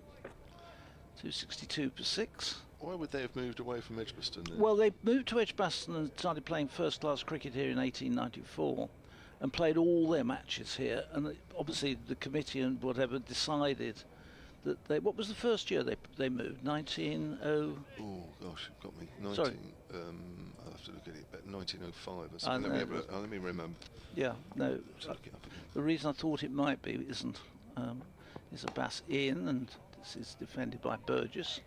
Up to Barker at mid-off on, and there's no run. End of the 3rd over with the new ball. They must have just decided to go out taking cricket into the county, because originally Warwickshire were based in the south part of the county. That was when there was Warwickshire. Birmingham came under Warwickshire and Coventry came under Warwickshire. So they tried. They were quite a big area, and with 2 large cities in it, very close together. And they tried to get cricket out and about, so that's why Coventry got some Nuneaton, which is another big centre, sort of in the northeast corner of the county. Where? Nuneaton. Oh, Nuneaton, sorry. Yeah, so they got it round, out and about, but basically all cricket in the early days was played here at the new ground at Edgbaston. Because this was originally was water meadowland. Was it? Right, Kyle Abbott. From that city end bowls outside of the off stump to Hayne, who's leaving alone. There's a river runs behind the Hollies stand, the River Ray. But in 1894, when they moved here, well, they moved here slightly before that, there was a river on the other side of the ground which runs through where the indoor school is now. And that was a bigger river than this one. Then it was closed and culverted through from Cannon Hill Park all into one channel which runs behind. But the river, if you might like, the ground was between 2 rivers. Yeah. So obviously it was marshy land, but they blocked off that one. Drained it and what have yeah, you. just diverted it into one. There's Abbott bowls. That's clipped away into the gap between mid-wicket and mid-on, just for a single. Hayne moves on to 90 down. It's 263 for 6. So it's interesting, I suppose, in those days, how... Oh, was it 2 runs there? There was 2. There was a missed field, and they ran on the missed field. They got the second run. So I guess, obviously, in those days where there wasn't so many buildings and what have you, how they chose this bit of land between 2 rivers that was marshy. There must have been better land. It was donated by the Gough Calthorpe family, who own loads of ground still today in Birmingham. Big family. Freddie Golfer was captain of the club in the 20s, but it was all owned and it was land given by them. Abbott to Hayne, wrapped on the pad there, trying to work it away on the leg side. They looked at one stage at land up by Villa Park, but they chose this one. It had to be drained and prepared. You can imagine being between two rivers. It was quite marshy. And even today, well, not so bad today, but when I first came to the club, outside here on the Edgbaston Road used to really flood, and we used to get water filling the cellar of the old pavilion. So, really? Yeah. Oh, it used to go up sort of 5 or 6 foot deep. Oh. Abbott to Hayne. Hayne's on the back foot. Hits that out to the covers where there is a fielder out there on the short boundary side. 265 for 6. Matthew Evans has emailed sonandcricket@gmail.com. He says, watching from, is it Soissons, just to the northeast of Paris. Still hopeful for a Hampshire win, and he says it's sweltering out there. I hope I've said that right. Your French is Soissons. Yeah. S-O-I-S-S-O-N-S. If anybody's been there and knows it. Here's Abbott bowls. Oh, a bit of bounce inside edge onto the thigh pad, but the ball doesn't really go anywhere. He's trying his hardest here, Abbott. Yeah, he is. Yeah. So far, Burgess and Hayne. Burgess and Hayne. That sounds like a couple of. It's a good job he's not McHayne, isn't it? Burgess and McCain. Burgess and Hayne are managing to stay there. They're, again, real concentration needed. There's still a good number of overs to go, and they've done part of the job, but there's still a lot more to do. The second new ball's not bouncing that much, is it? Abbott seeing bowls, and it kept low, kept very low. That one, good take, Ben Brown, good stop anyway. It rocketed through that low down outside the off stump. And, Burgess stood there with legs akimbo, and looking back at it now. So he survives. 265 for 6. We have had, according to the overs remaining, it's 24. So it'll be the last hour when it gets down to 16, I think.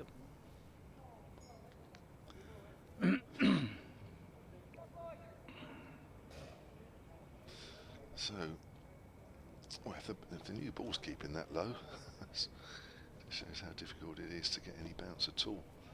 You'll be getting ready for the Olympic Games there, won't he? The gentleman who just emailed you. Coming up in Paris, yeah. In what, about a month, 6 weeks' time? 5 or 6 weeks' time? Not long. Bass is starting a new over in and bowls, and Haynes right behind that one plays it back up to Keith Barker. I know that this year the usual finish to the Tour de France, is not being held in Paris because of the Olympics. Okay, it's been diverted. It's down in on the Côte d'Azur, I think. Do they do something special on the Champs-Élysées or something? Yeah, they do. They have. It's a time trial this year, which is finishing. But normally, the winner is declared almost the day before, and then they ride into Paris and they have a race at the end. Well, it's a ball which flies down to slip. Don't think it quite carried. Is that Vince? Vince, isn't it? There, he's got his hands to it. It's spun away. They get through for a single. Don't know whether that carried. No. It looked very, very low. It looks half volley-ish. Yeah. Just not even. Ball isn't. That's 2 or 3 now, which haven't quite carried, hasn't it? Pace is absolutely gone in this pitch. Just wonder whether those slips need to come up. You know, we were talking about this, weren't we, on the second day about positioning of the slips. And with that ball dying so much, James Vince may have taken a bump on the hand there, or the knees. That's a hand, yeah. Trying to take the catch. Yeah. Anyway, he's getting some. This Ben Brown's interested. Normally, when somebody gets injured, most of them don't even bother to look at him. But at least Ben Brown's asking, "Are you okay?" Bass comes in again to bowl. 266 for 6. He's in, he bowls, and this is left outside the off stump by Burgess. No shot offered.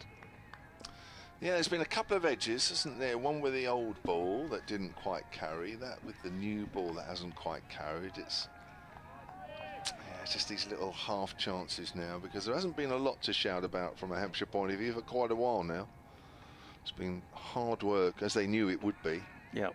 They knew it would take most or all of today if they were going to get the 9 wickets. They got given a great start this morning with those 4, but it's been tough since.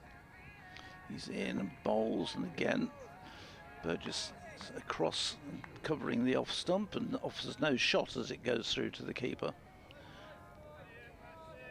So purely academic, Warwickshire need 233. That's obviously not going to happen, but the 6 wickets, they really do need to keep those intact, the remaining 4, as they battle to maintain their... I don't think they've been beaten at home yet. No, they lost their 2 games away, so they haven't lost at home. But they haven't won a game yet this season and will not be winning this one. Abbas in bowls. Oh, and that's gone right through Burgess, and that he holds his stuff. They slip, and the wicket keeper sort of go off looking. How on earth did that miss? That wasn't too far away from the off stump either, I don't think. Great delivery. Beauty, wasn't it?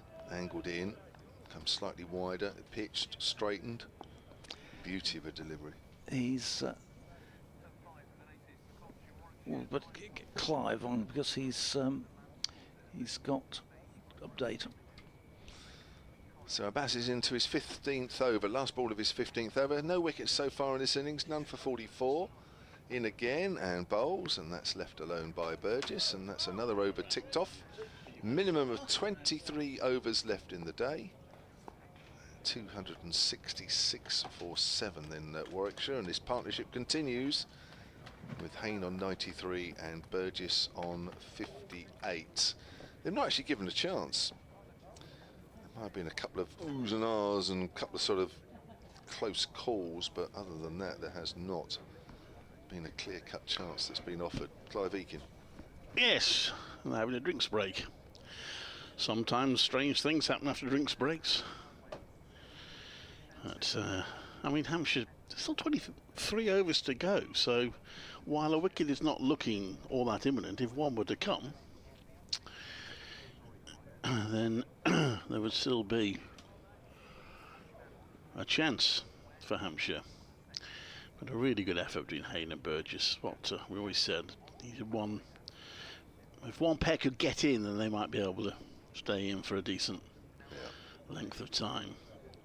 There was always going to be a partnership somewhere along the line, wasn't it? In these conditions, it would have been immensely disappointed for Warwickshire if there wasn't some sort of substantial partnership during this last day. It would. One set of handshakes so far. It's happened at Trent Bridge. Nottinghamshire Somerset has entered in a draw. They were actually in the 3rd innings of the match, which means they were able to shake hands at 10-5 with the declaration. Usually it's 5 o'clock. There may be 1 or 2 more. We'll see. I'm sure Michael Burgess and Sam Hayne would be saying to Hampshire, it's 5 o'clock now. Do you want to shake hands on the draw?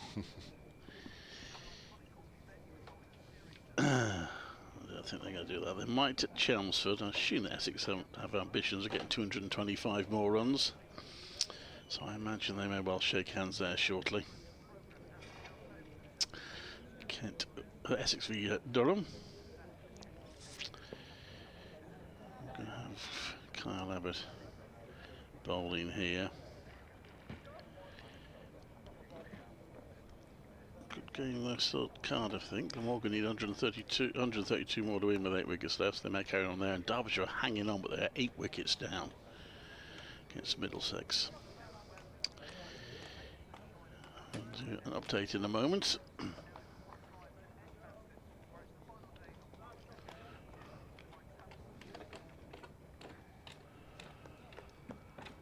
This is Clive Vick and Edgbaston, where two Warwickshire batters are trying to save the game for their team. Sam Hain and Michael Burgess have been together since just after lunch. Warwickshire now 266 for 6. They can't realistically get their target of 498, but they will hope to bat out the day and get the draw. There are still 23 overs to go, though, so it's not yet job done, but it has been a terrific effort from these two, with Hain on 93 and Burgess on 58. When Warwickshire lost Jacob Bethel shortly after lunch to be 123 for 6. Defeat looked very likely, but now they're giving themselves a decent chance of getting away with a draw. 266 for 6 Warwickshire. This is Clive Eakin at Edgbaston. Abbott to Hain, a drive straight to mid-off for no run, so he'll be getting tantalisingly close to 3 figures.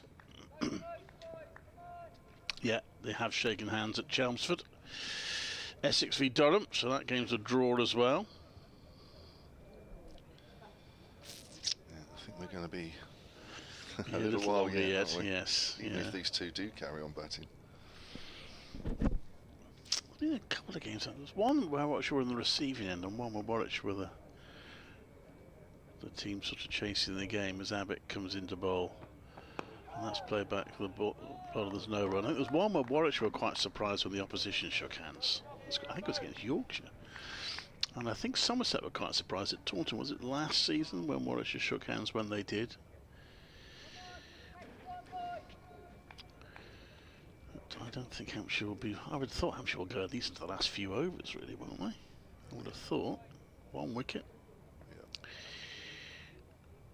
I suppose only if they're worried that their bowlers might be getting a bit tired, I suppose would be the only thing. But anyway, certainly still striving for this victory at the moment. And Hain opens the face of the bat, runs that down to backward point. He moves on to 94, Sam Hain. Email here from Des Platt, sonatcricket@gmail.com. He says, I think Vince is missing a trick, not giving Keith Barker the new ball. Abbott is a terrific bowler, but I don't think this is his pitch. Abbott and Barker more likely to get a bit of needed bounce, much needed bounce, and even low bounce. Watch Abbott get a hat-trick now, says he's in Rain Hill near Liverpool. Yeah, it was interesting because he bowled really well with the old ball, didn't he, Keith Barker? Maybe he's got no energy left. Abbott bowls, and that's been driven to the offside by Burgess, and that will go all the way for 4. Nick Gubbins can't cut that off. Burgess under 62. I mean, he was off the field a couple of times, Keith Barker, so whether he is just getting a bit weary. But definitely Still worth out a there go. now. Definitely worth a go soon, eh? Yeah, I would have thought so.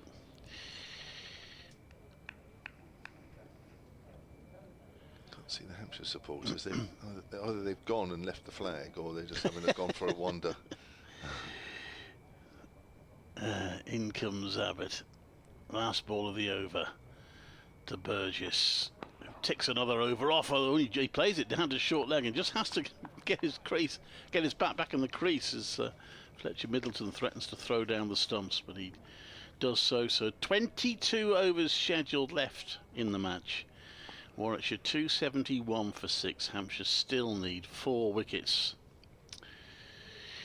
for victory, and these two have now been together for 44 overs. Well, looks very much as though Carl Abbott, there's not a lot in this pitch for him now, even with the second new ball. There hasn't been a lot in the pitch for anybody with a second new ball, but even so. Southern Vipers batter Maya Boucher is out in the England Women's International against New Zealand, but they're close to winning. They need 5 to win. 152 for 1. Boucher out for 67. Tammy Beaumont still there, 76. Here's Abbas pulled away on the leg side by Sam Hain. Liam Dawson's out there on the boundary, having a chat with a couple of the Hampshire's coaching staff there as he takes another drink. That must be hot out there all day. It will be hot, sticky work. 272 for 6. We are into the final 22 overs, assuming there's no extra overs being bowled. Have to be spin both ends in the final hour for there to be more than that. I would assume that's all that's left. That's a punch shot up to mid-on. Barker fields. seemed to move just about okay to get down to that one. Well, as I said before, we'd complete the story if he would have come in and take the 4 wickets quickly. I'm sure we'll see him again before the close. Abbas still wicketless in this innings, into the 16th over. None for 45. 3 slips. Wait, and he comes into Burgess once more. Burgess is forward, showing the full face as he's done on numerous occasions here. Got a nice simple technique. Nice forward defensive. I know Hampshire won't have given up yet, but hypothetically, if they did offer to shake hands now, Sam Hay might think, hang on a minute, I'm on 95. So does he insist on carrying on and then risk getting out and putting them back in the game, or does he take it for the team? Don't think it's going to arise. 3 balls left of this over. As Abbas runs away from us and bowls, and oh, he's playing a miss in there. Although again, the ball's hardly carried through to Ben Brown. That's part of the problem, isn't it? There've been a few edges that have just bounced in front of the slips or the wicket keeper. Just a couple of times when Burgess comes forward, he just goes looking for the ball. That was one of those. Normally his bat and pad are very close together, but just from time to time. But an edge, again, it would have fallen short. Just looks like Ben Brown's taken another pace closer. It does look as though they've come a fraction closer, the slip cordon, from the edge a couple of overs ago. Here comes Abbas, bowls forward. That's better from Burgess. Goes that to Abbott. If Warwickshire do get the draw, they will stay in 7th place. They will be 2 points ahead of Lancashire. We got the win earlier. It would leave Worcestershire 15 points adrift of safety and Kent 25 points adrift. Still plenty of time, but that's still, there's a slightly worrying gaps for those 2 teams, particularly Kent. I think it was late on last year they sort of saved themselves, wasn't it? In Zabas again, and it's pushed up towards mid-on, and that's the end of another over. 21 overs left, minimum. 272 for 6. Yeah, they were widely written off. I heard a lot of people say, oh, it'll be Kent and somebody else. I did think at the time, I'm not just saying, I did think at the time people were writing them off a little quickly. But things can change. Warwickshire will still be looking for their first county championship win in 8 games. Don't know if they've ever gone a season without a win. Phil might know. Have Warwickshire ever gone a season without a win in the county championship? I remember they got relegated with 1 win, I think, one year. And they won the county championship with barely a win. 1 year. Well, it was 5 wins under Nick Knight. I nearly said Greg Abbott there here bowling, but it's Kyle Abbott. That's played on the onside, there's no run. Greg Abbott was the former Carlisle United manager and Coventry City player. Of course he was. I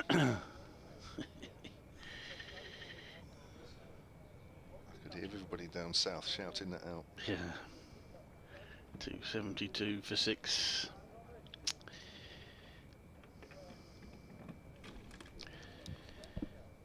Ooh. Middlesex have got a 9th Derbyshire wicket. He won more. Derbyshire really resisted, but looks like they might just run out of resistance.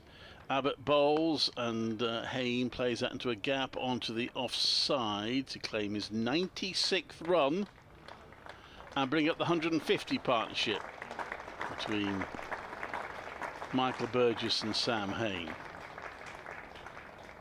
Yeah, terrific stuff.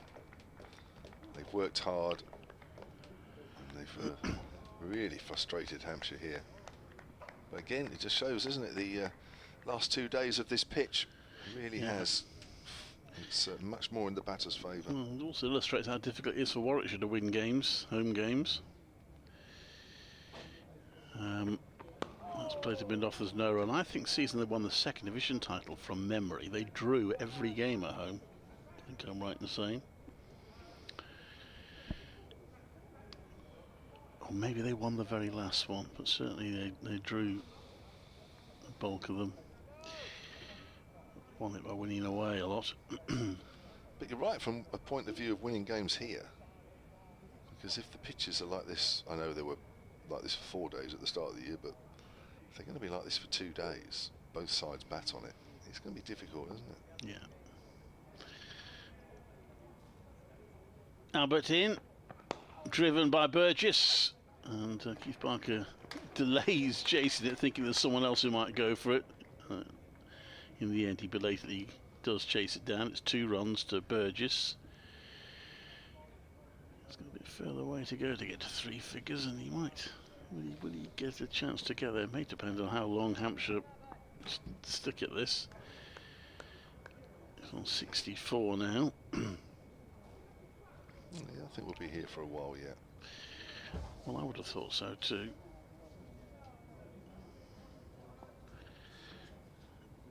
Abbott to bowl, that's left.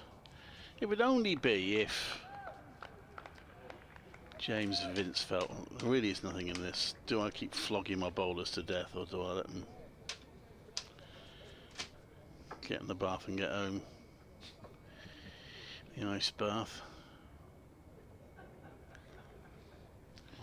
Might almost be worth Felix Organ having a little go from the city end with a harder ball. Try and bowl into that rough and just see if it just bounces a little more and bounces a bit quicker. Here's Burgess on strike for Abbott coming in, and Burgess leans back and plays that into a big gap on the offside. Fielder there, Burgess only takes 1, and at another time he'd have gone for 2, but no need to here. He's on 65, 276 for 6. We have 20 overs available left in the day. Just having a chat with Barker there. I think he's saying, shall we say to him, have you got any more energy to give me another couple of overs or so? Is there anything in there? We'll have to wait and see. Let's see what that answer was.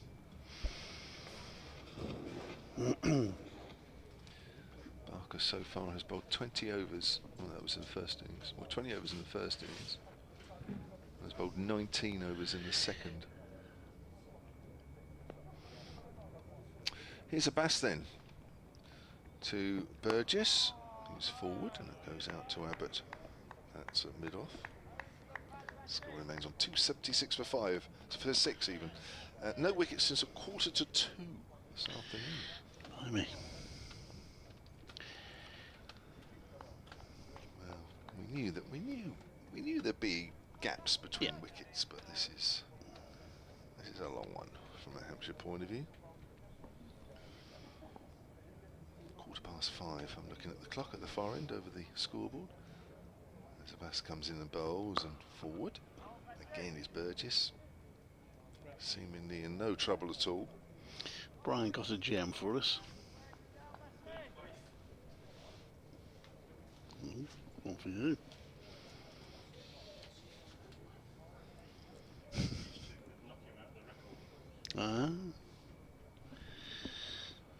Man that we were talking about, what, day 1, day 2? Willie Quaife. Was he playing the 20s or something, didn't he? Was it? I can't remember what he said. I can't remember what we said earlier this morning. Bouncer, attempted bouncer, which is way down the leg side, balloons up towards Ben Brown, who's having to move smartly to his left and jump high with his left hand and palms it off down to fine leg. Signal wide. Not the best bouncer we've seen. So if I can read Brian's writing right, you might be able to, you know Brian better than me, you probably know his writing better than me. Really? Warwickshire's record 7th biggest Anvy Hampshire is 194. It was Willie Quaife and Alf Glover at Edgbaston in 1899. That's a record, still a long time, isn't it? That's a long time. What's this partnership now then? 150 odd. Bass bowls, and again, this time Hayne is forward up to Abbott. This partnership is 131. Oh, only 131? Yeah. I thought they brought up the 150. No, I'm looking at the wrong score. Ignore me. It's been a long few days. 153, I beg your pardons. 153, the partnership. I might not get timed, I don't know. They have another 17 run over at whatever it was that we had earlier. That's again outside of the off stump, and Sam Hain leaves that one alone. Peter Chapman from Penzance is back on the emails, soncricket@gmail.com. On the basis of what I've seen of the new ball, I think this game is going to be a draw. I've thought that since tea, says Pete. Well, I didn't necessarily think it at tea, but I would err that way now. I think the draws begin to look the favourite. Can still change. Hain on 96 here. That's in. Bowls and good bounce, but just a little wide, allowing Hain to leave that one alone. But good carry with that one. England's women have won by 9 wickets in the 22nd over. It was a little one-sided ideals. Tammy Beaumont 76 not out, and the Southern Viper, you mentioned Maya Bouchier with 67, Charlie Dean with 4 wickets. And, Amy Jones of Warwickshire and Central Sparks 3 catches and involved in a run-out, but didn't get the opportunity to bat. That's again to Hain, and Hain is forward to that good length delivery. That's going out on the offside. 278 for 6. We have a minimum of 19 overs remaining in this game.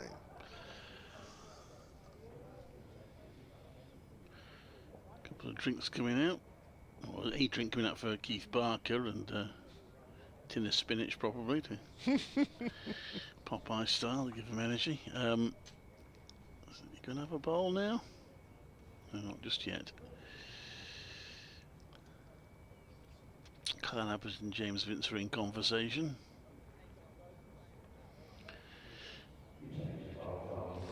Paul Williams has tweeted at Solent Sport. He's over from Portugal. He says, good afternoon. He says, having a wonderful but very busy trip back in the UK.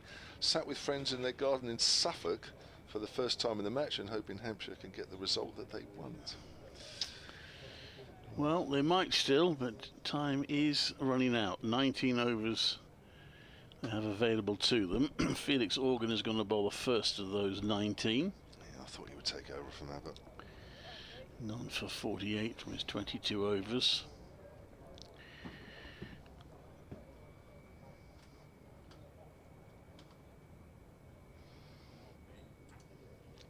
Well, he's just got to hope that one turns a bit more and bounces a bit more and comes onto the batter a bit quicker with this new ball than what we saw this afternoon.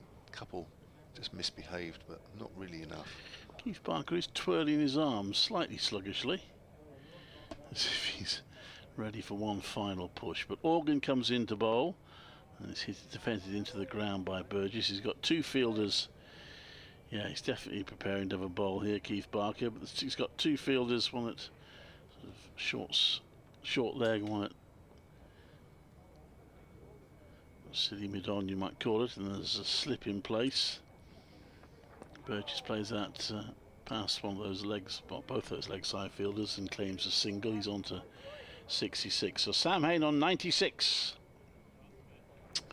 will face at 279 for 6 Warwickshire. So they have actually made, obviously improved on their first innings score, like getting towards Hampshire's first innings score as well as Hampshire's second innings score is the problem for them. 453 for 6 declared, Hampshire.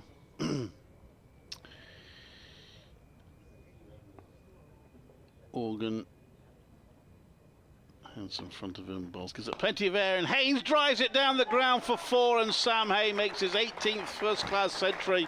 It was a bit of a gift to him, really, from Felix Organ, a full toss. He takes his helmet off, kisses the Warwickshire badge, holds the helmet and the bat in the air, and then chats with his batting partner, Michael Burgess, who gives him a hug. It's been a tough summer for Sam Hain for personal reasons. He started it late and then also had a concussion issue.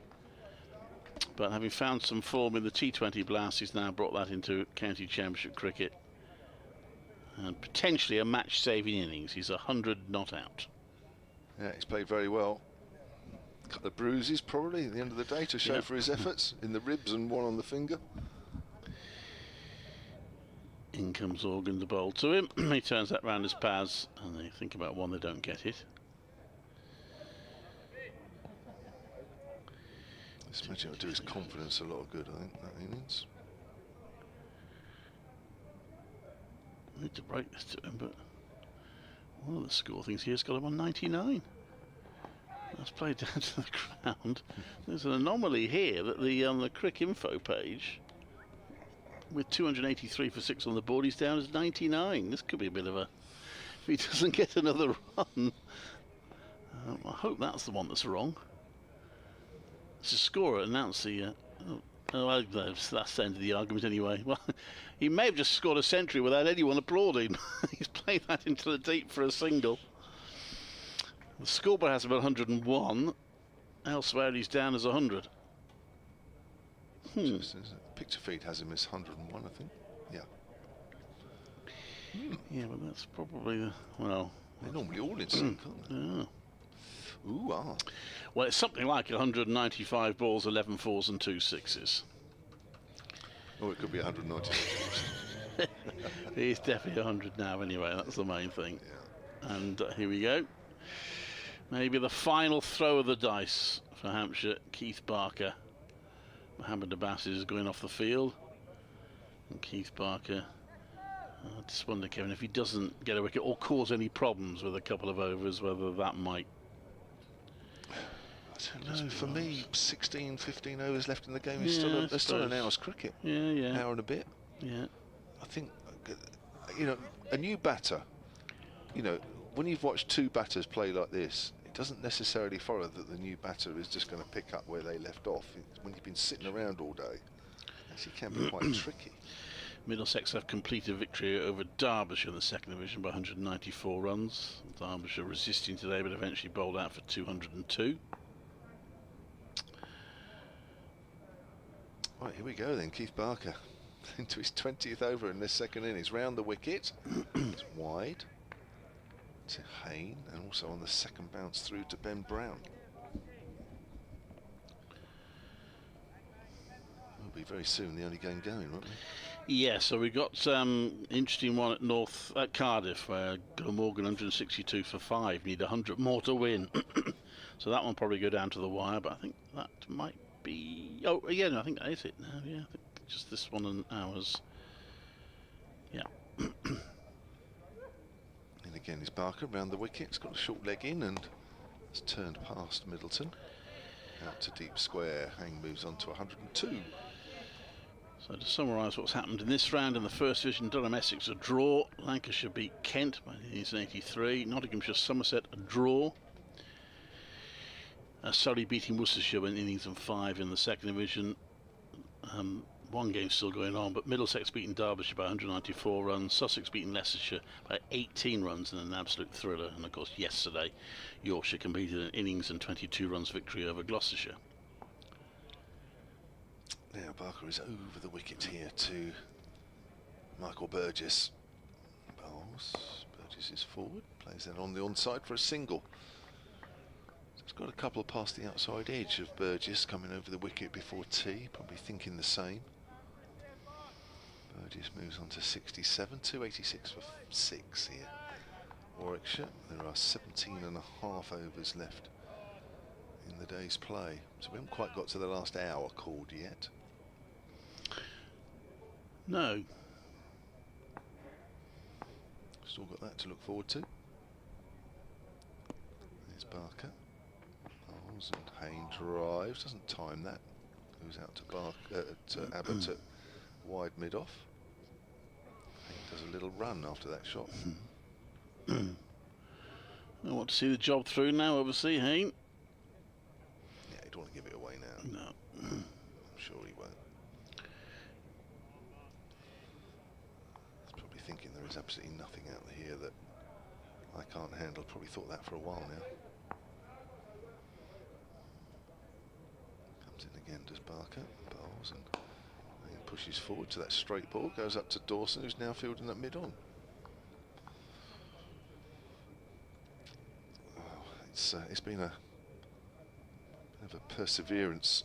A lesson in endurance for Hampshire today. It was always going to be, they knew that. I think it was 4 wickets before lunch, probably just gave them some false hope. It's not over yet, of course, nowhere near over, but these wickets, these last couple of wickets have been hard work.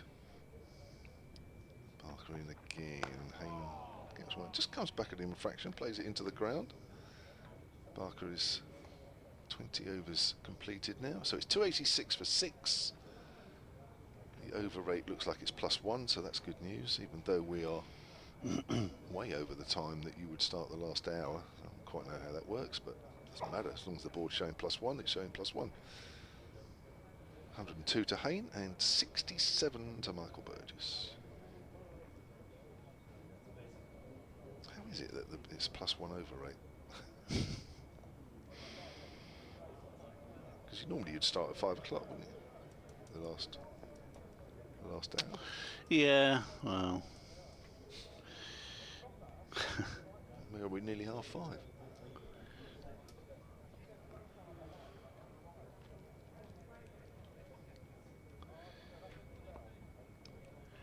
So Felix Organ to Michael Burgess. Plays that to the onside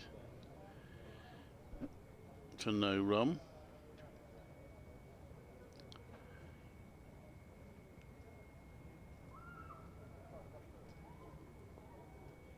And he comes again, quicker ball, and Burgess dispatches that through the offside for 4. You'll be beginning to wonder, can he get to 100? He's on 71. He may not get the full 16 overs to get them. Good shot. He's gone for the footmarks outside the off stump. He's just missed them a little bit. Of course, on that line, if it doesn't really turn, you are giving the batter free rein.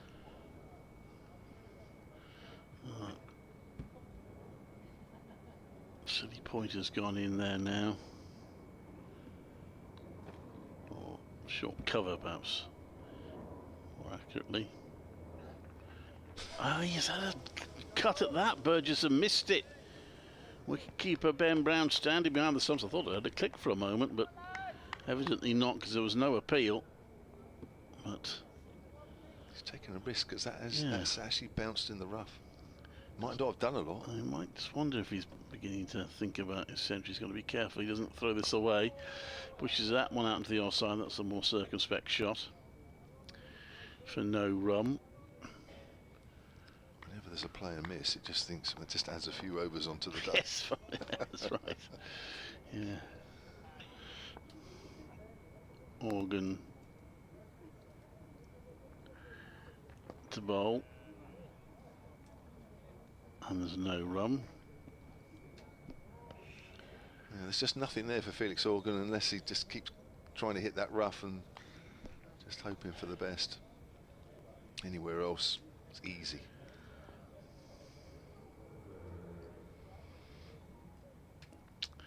In he comes. Burgess plays that to the onside for no run.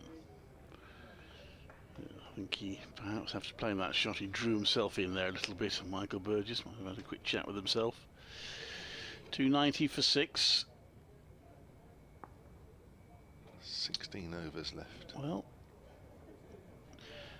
200 and something can be scored in T20 matches, haven't they? They need 216 overs. So they should go for it. Yeah. It'll be fun. It would be fun.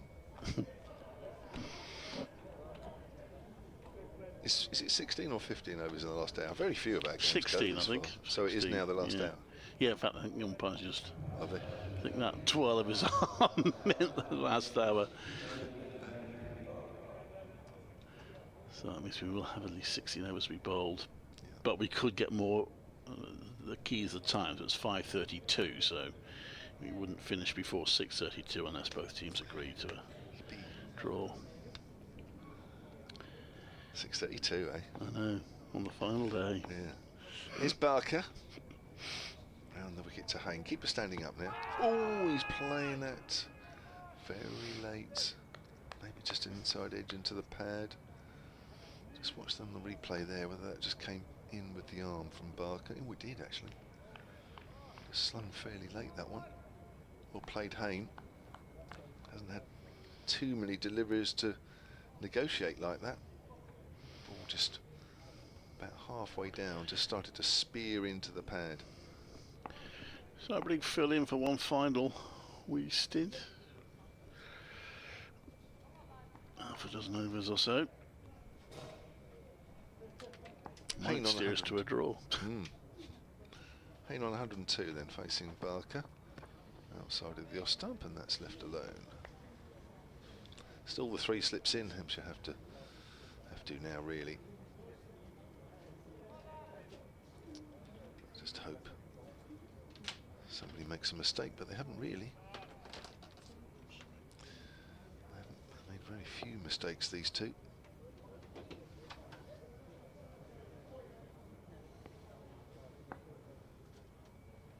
And again is Barker. Length ball. It's pushed quietly out on the offside. Welcome back, Phil Brett. Thank you very much. It's interesting. Don't know whether we'll have all 16 overs, but we'll have a good chunk of them, you know. Yeah, I and if a wicket were to fall, then we'll definitely be well into them. Yeah, we'll have the majority of them, I think. Just looking a little weary, Keith. I think Keith Barker, which is understandable. It's a big workload. Yet again, then, and that might just have swung a fraction, but it's neatly played on the leg side by Hayne for a single. Moves on to 103. Might just be getting a little bit of movement here, Barker. Just watching it. Yeah, he is. He's just coming in with the angle and then a little bit more. Just needs to find something. One last effort from the big man. How many times can you keep going to that well? 37 years of age. He'll be feeling every single day of that at the moment. It's going over the wicket to Burgess. Again, that's a good move for me, because he did cause Burgess to play and miss a couple of times. Just before tea, over the wicket. That's pulled away. That's a nice shot. And there was a fielder out there at deep square leg. I think that's still Liam Dawson out there. He's been all over the field, hasn't he, Liam Dawson? No, Started off with a slip, then got banished. Yes, he did. Actually, I don't think it is. It might be Toby Albert, actually. Apologies. I'm not 100% sure. So I'm trying to find out where Dorsey is. I can't see him. Is he at square leg? Sorry, or by the cover point? No, that's the Gubbins. Tom Presti's on. Maybe Dawson's off, actually. Maybe. He's been on and off a couple of times. Yeah. No, Presti's on at mid-on. Here's Barker again over the wicket. Not taken cleanly by Ben Brown, standing up. Fortunately, he deflects it to backward a point where there is a fielder, and that's the end of an over. Another one ticked off by Warwickshire. There are 15 overs minimum to go here, and the life just feels as though it's slowly but surely being sucked out of this game. Yeah, the crowd has gone down to, you could almost count the crowd now, couldn't you? It would, wouldn't be difficult. But full credit to Warwickshire for the way they've dug in since losing that wicket just after lunch, and these two done a sterling job. Here's Liam Dawson back on again, just jogged back on the field, and he's going up to square, just backward of square leg.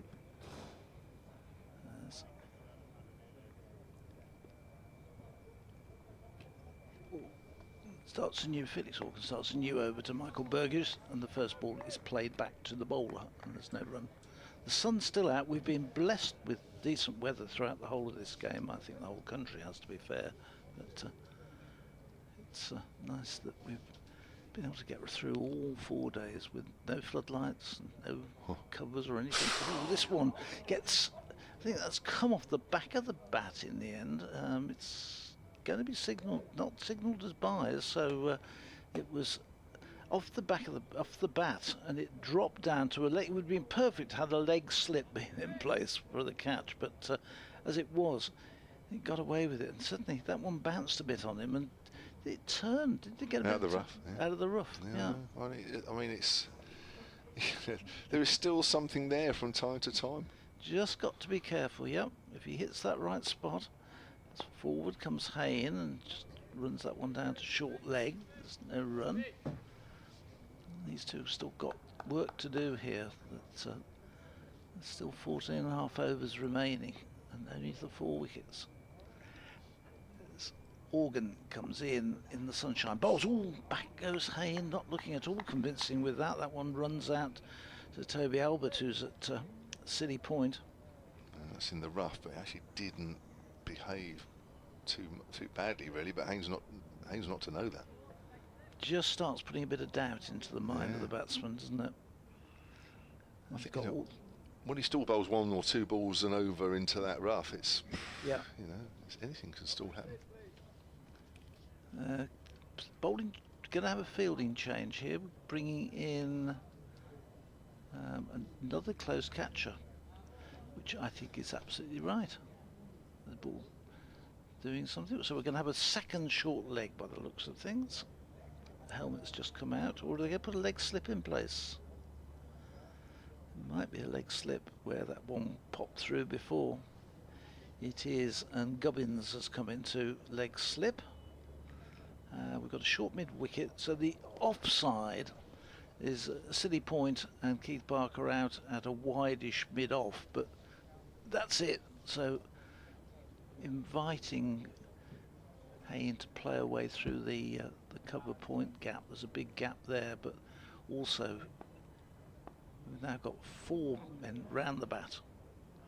As he goes, that one again, that one pops out of and suddenly this is looking difficult, very difficult to play from Felix Organ. That one again, bit out of the rough a little. Yeah, it did, yeah. He's not hitting the rough every single ball, but when he does now. Yeah. So Hayne has to be really careful. This is Fuller, and he runs it away into the vacant backward point area. He will be glad to see the end of that over. There were about 4 balls there which caused real trouble, and any one of them could just easily have popped up a chance. However, Hayne survives it. Another over ticked off. Yeah, again, Felix Organ, I mean, he's potentially got another 7 overs from that end. Would you rule out a chance of a wicket? I know it hasn't come yet, but... No, but you did.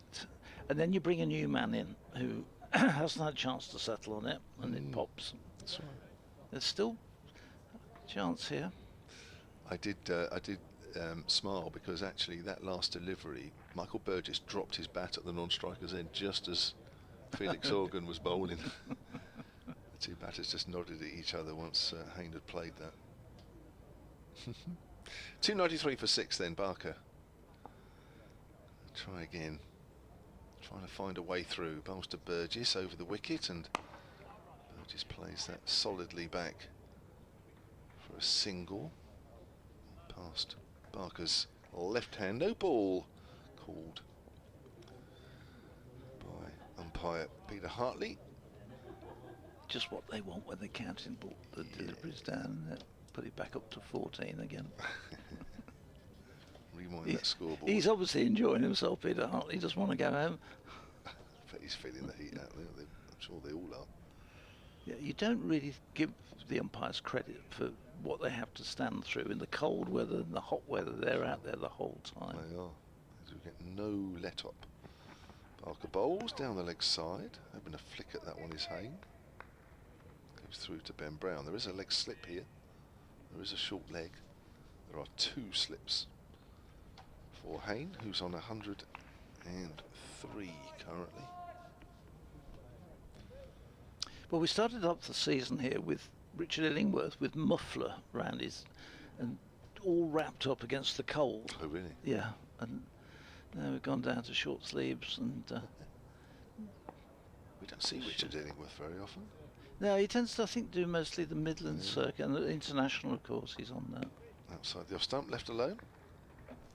Yeah, some umpires you see all the time, and others I didn't even realise he was still doing it. That's how probably little he does of us. We get Rob Bailey quite a bit as well. Steve O'Shaughnessy, he's here quite regularly.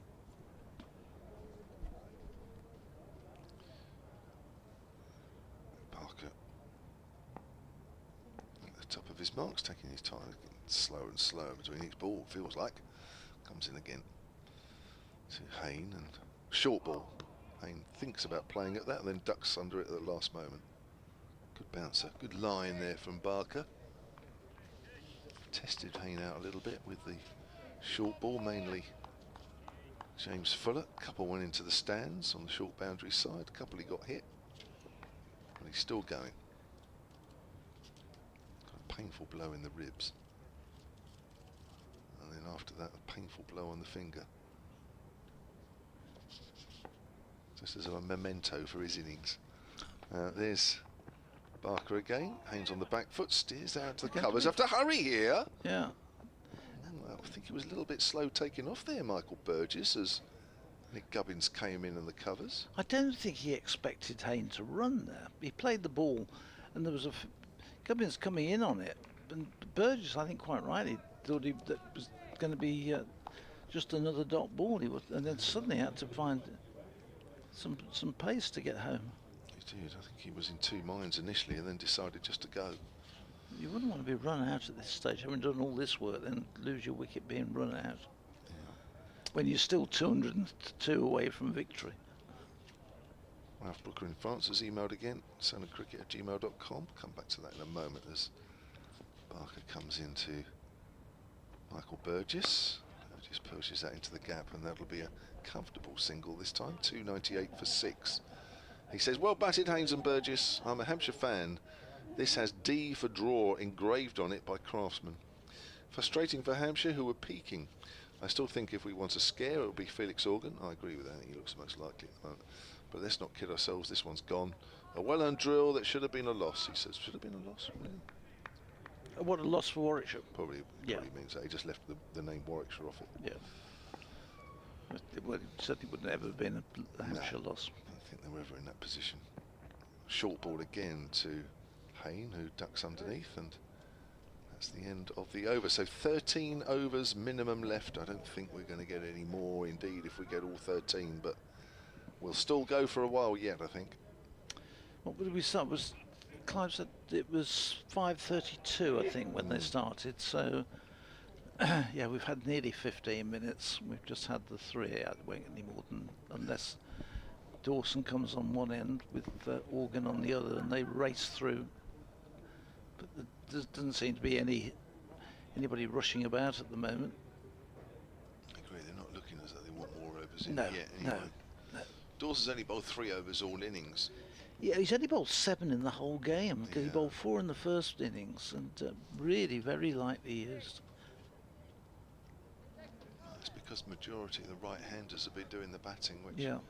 I mean, we see it with Felix Organ when he bowls into the pitch with no rough. It's very easy for the batters. It's just that he's able to reach the rough, whereas Liam Dawson isn't, because it's not conducive for his type of bowling. If there was a left-hander in there, we'd see Dawson on straight away. So let's keep Ollie Hannon Dolby away from him. The rest of them to come are all right-handers. Most of them are up at the top end of the order. There's a hold-up at the moment, whilst not entirely sure what they're held up for. Somebody gone off to get another. Yes, waiting for another helmet to be brought out. That's what it's for another close catch-up. So, absolutely, why not? There's no fear at all of the runs being made, so may as well put as much pressure on as they possibly can. So we've now got the wicketkeeper and 5 fielders in the close ring, all of whom have to wear helmets. Never quite understand why you've got to have helmet at leg slip, but you don't at orthodox slip. Yeah, I don't know. Fine sweep. Yeah. off the full face of the bat. I suppose the cut would be the same for the slip, wouldn't it, in theory? But, anyway, they don't have to, but everybody else does.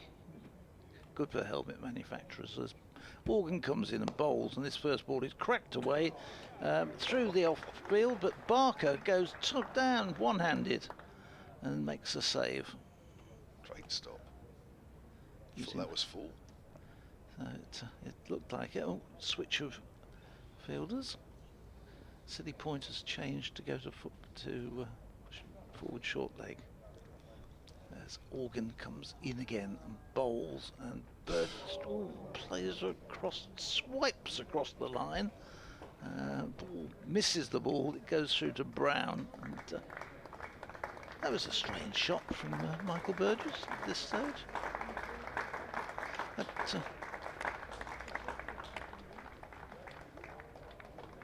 300 up. 302 for 6. 302 for 6, yeah.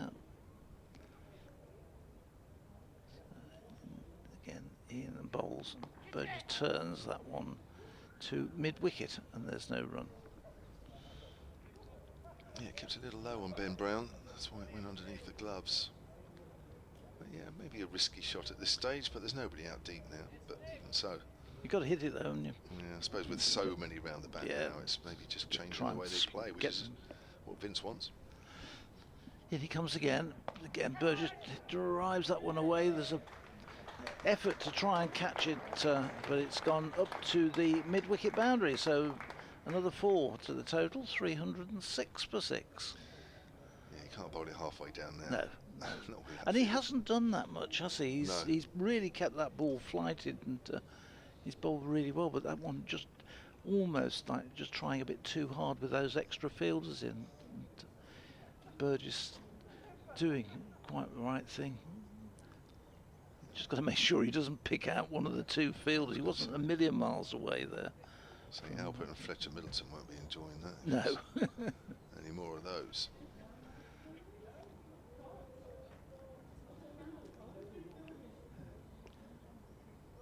Burgess settles. He's on 79 as this one goes back and plays this one back down the wicket. It was a fuller delivery from Morgan. 1 ball to go in this over, which so far they have negotiated okay. As he comes in again and bowls, and back goes Burgess. It's in the air and it's caught. It's out. Burgess has gone. He went to cut the ball, got top edge. It just lobbed up in the air, and Organ has got the wicket. And that's great celebration for Hampshire. Michael Burgess has gone for 79, caught at City Point.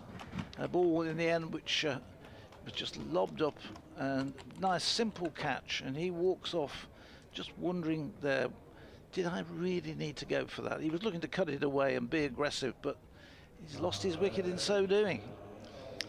Well, he's played so well and he's been so disciplined, but what is he trying to do? Cut a ball that's pitched in the rough outside the off stump. That's exactly what Hampshire want, and that ball has bounced and come back. I think he's got a bottom edge into the pad and it's looped up, and it's caught by Nick Gubbins. But you really cannot play a shot like that with an off-spinner bowls into the rough when you've already seen what the ball does out of the rough. It's unpredictable. Hey-ho.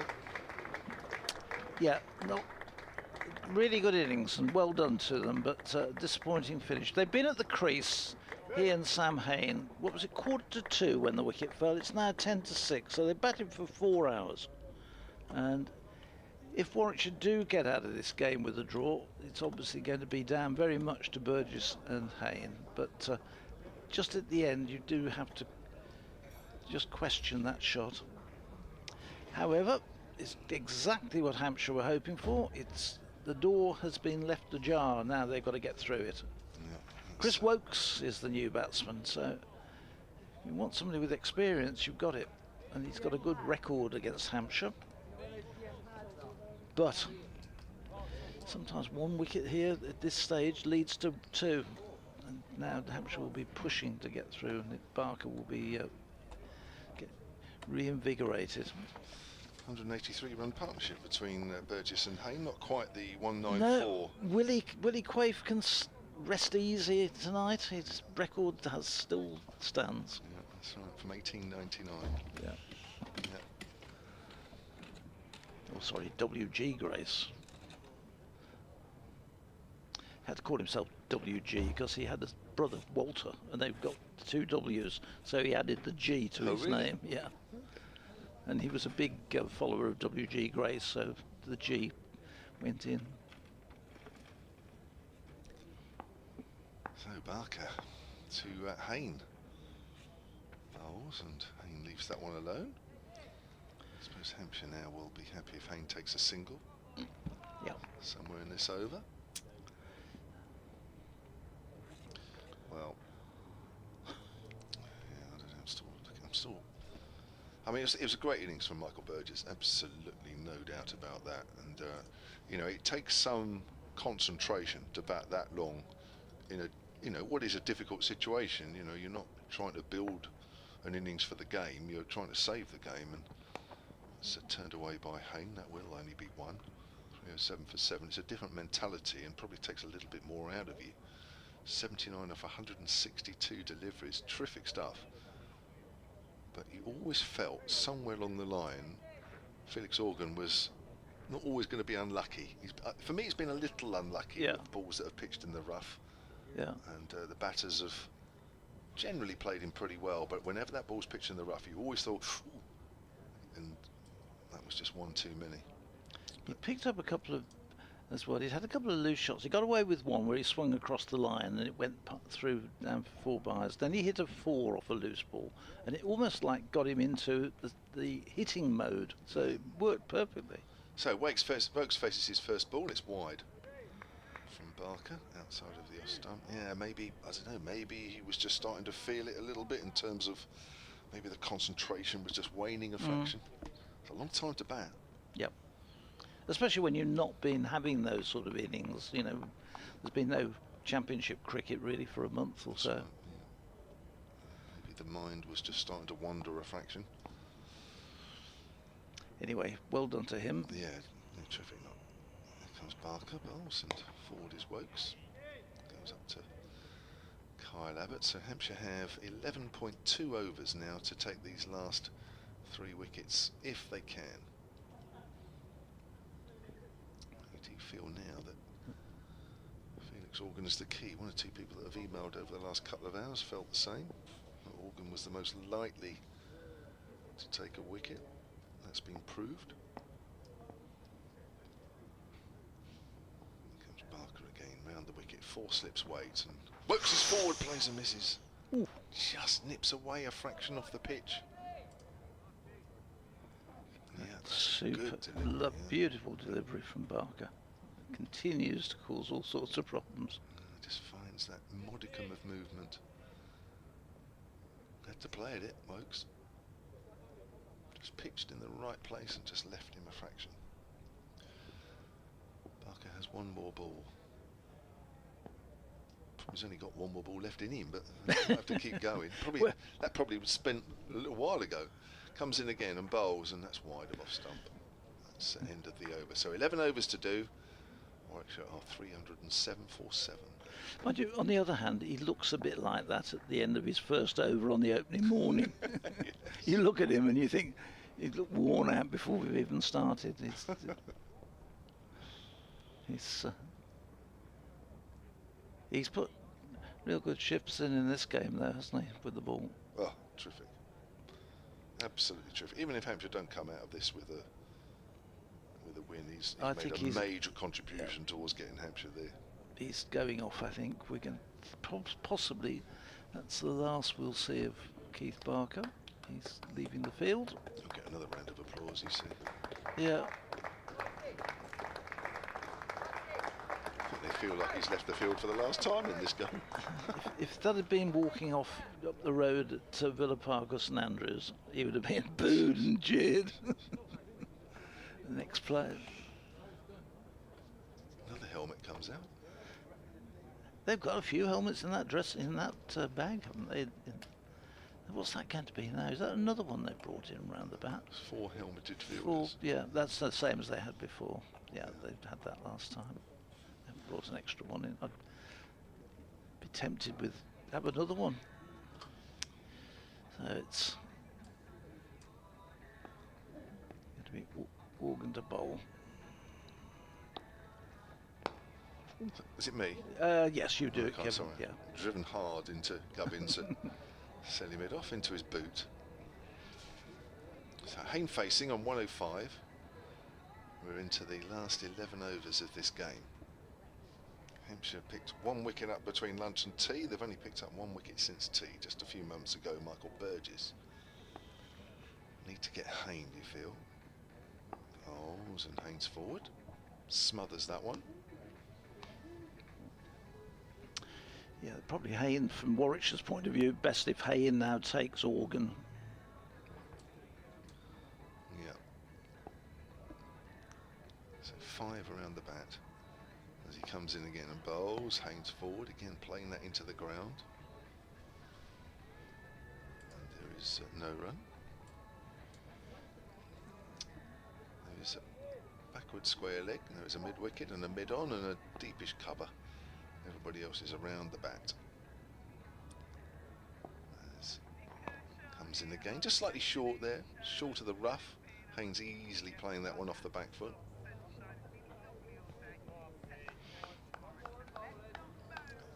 Sunshine out still here. Yeah.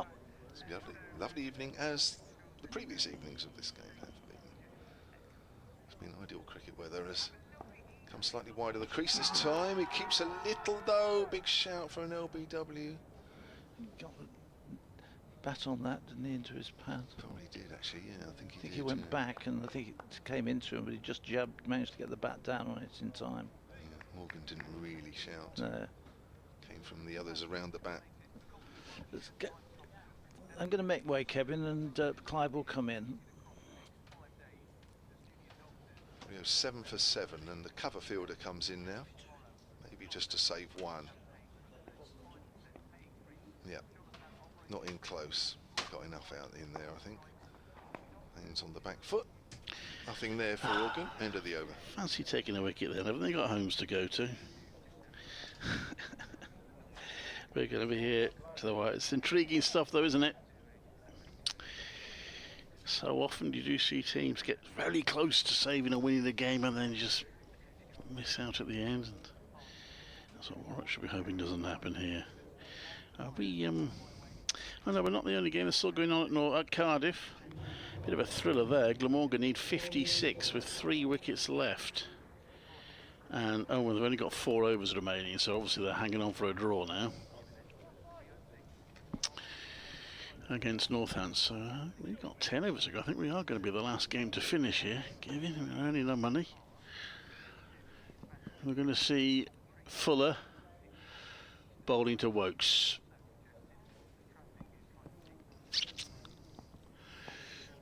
Three slips in place, and that's played to down towards third for 2 runs. Wokes jogs back for the second. I think Sam Hay was saying to us, do you want to leave these for the strike? Would you? And no, Wokes is confident he'll carry on to take the second. I mean, neither Craig Miles or Ollie Hand will be hopeless with a bat, but you are into the tail next wicket. That's what Hampshire will be telling themselves. How many overs can they give themselves to try and boil at the tail, if any?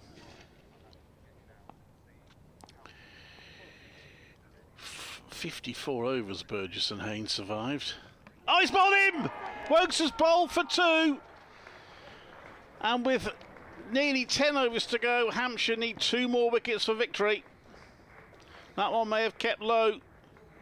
And Sam Hain will be wishing now that Wokes had not taken the second run there. And left him on striker, though. Whether he would have played that any better, we'll never know. That was a good delivery from Fuller. And Wokes is playing that from the crease. Again, he's allowing the ball to bounce and pitch and seam. It's just straightened on him.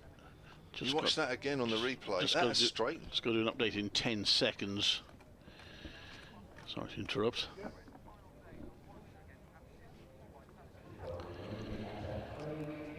And this is Clive Vick and Edgbaston. We're at the closing stages of a fascinating match, and it's heading for a fascinating finish, with Warwickshire desperately trying to hang on for a draw, but they have suffered 2 blows, are now 309 for 8, so with nearly 10 overs still to go, they have to try and avoid losing 2 more wickets. They look to be heading for that draw with Michael Burgess and Sam Hain together. They lasted 54 overs in a marathon partnership, but Burgess eventually going to the spin of Felix Organ for 79. Hain is still there on 105, but Chris Wokes has come and gone. He's just been bowled by James Fuller for 2, and now the number 10, Craig Miles, walks out to the crease, with Warwickshire still with work to do. This game's going to go down to the wire. Warwickshire 309 for 8. This is Clive Eakin at Edgbaston. Wow. Well, we could be leaving in 2 balls' time, of course, if they get the wickets. But I don't think there's going to be no handshakes, not until there's 1 ball left, if they've still got 8 wickets down. Well, this is a real challenge for Craig Miles and Ollie Hannon-Dolby.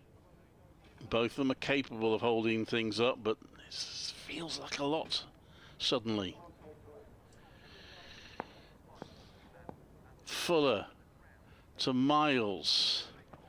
Oh, that's a Yorker length delivery, and Miles as well to dig it out. Hain wants a quick single, just try and get on strike, but it isn't possible. As a fielder tumbles on the ball in the gully area.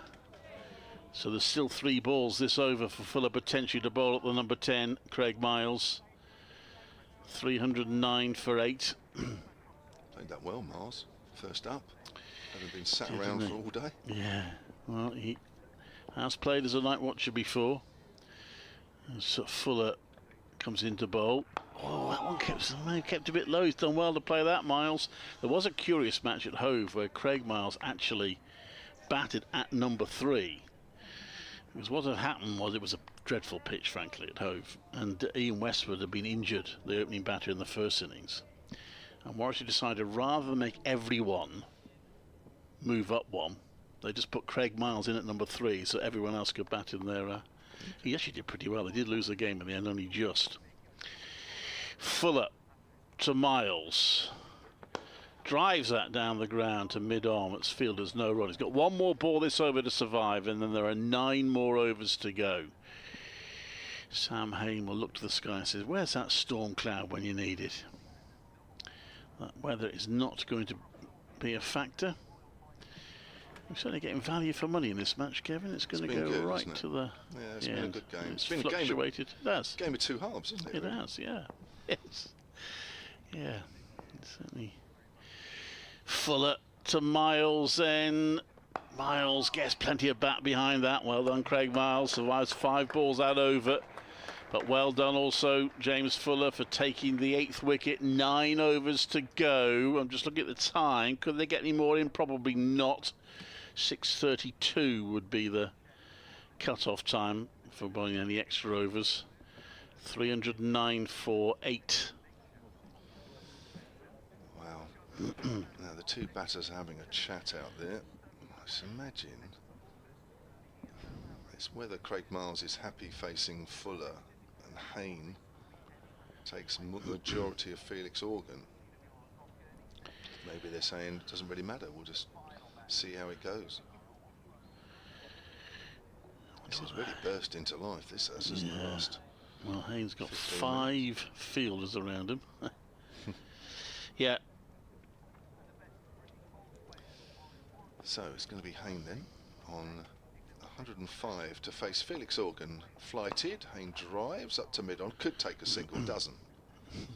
So I think we've got our answer as to what the batters are going to do. Well, I don't know whether does Hain try and take strike at both ends as much as possible. That's, I suppose, the question. He's been rewarded with an extra 1 round the bat for that shot.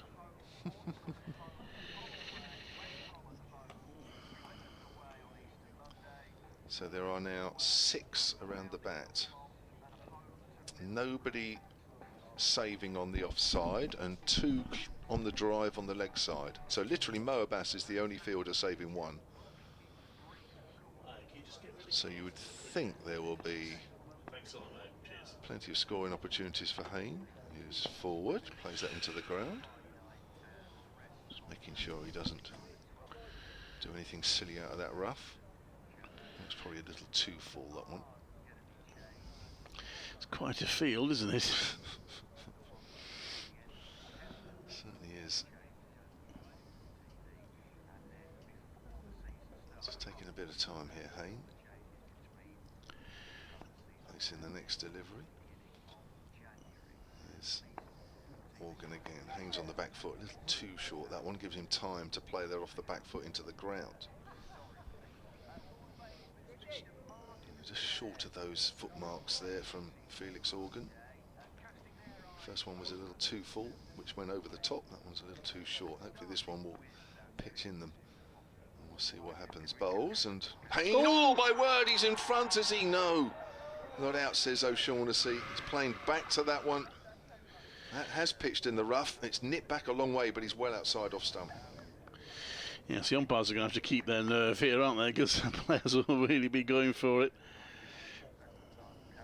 Yeah, they're all going to get excited, that's for sure, out there. Of course, a lot of them round the back won't know what line he's really on, as they're square on the offside and leg side. They are really close as well. That's too short. Hits Fletcher Middleton on the bounce, short leg. He's only hit the rough once in this over. Felix Organ has got one more ball left of it. The one ball that he did hit the rough caused a problem. Field changes now because I want to try and keep Hayne at this end and let Fuller have a go at Craig Miles. So there are now only 2 around the bat, as there was, so 3 have scattered. Last ball of the over, so will he go for a single? Or a 3? Quite difficult to get a single, to be fair, in this field. So here's Felix Organ then, bowls, and he pushes forward. He's not trying anything silly. Goes out, trickles out to point, and that is the end of the over. 8 to do, 309 for 8. 8 feels quite a lot, but that's what they've got to try and survive. I'll be so disappointed having got this far if they don't save the game. It looked to be well on their way to doing it, but 1 wicket immediately puts them under pressure, and then another follows. But Craig Miles is capable of, and we've said before, Leanne Dolby prides himself in keeping bowlers out. He doesn't score too many runs, but he can keep the ball out. He may be required. Left-hander, of course, as well, which could add to the fun, but in comes Fuller. 3 slips and 2 others around the bat, and he pitches that in high, and Miles has run it down to that. I think he wants to take an odd number of runs, but he's going to be disappointed because there's no attempt by the fielder to chase the ball, and the ball just about clears the rope. Yeah, Felix Organ jogging towards the ball. In another occasion, if runs were precious, he might well have saved that, but it's 4 to Miles, which means he stays on strike. 313 for 8. The runs not really relevant, other than deciding the margin of defeat if Hampshire do win this game. Fuller to Miles. Miles plays that down by his feet. Fielder's closing on and grab the ball. He's okay, survives that. 4 more balls this over to go. Sam Hayne coming down the pitch.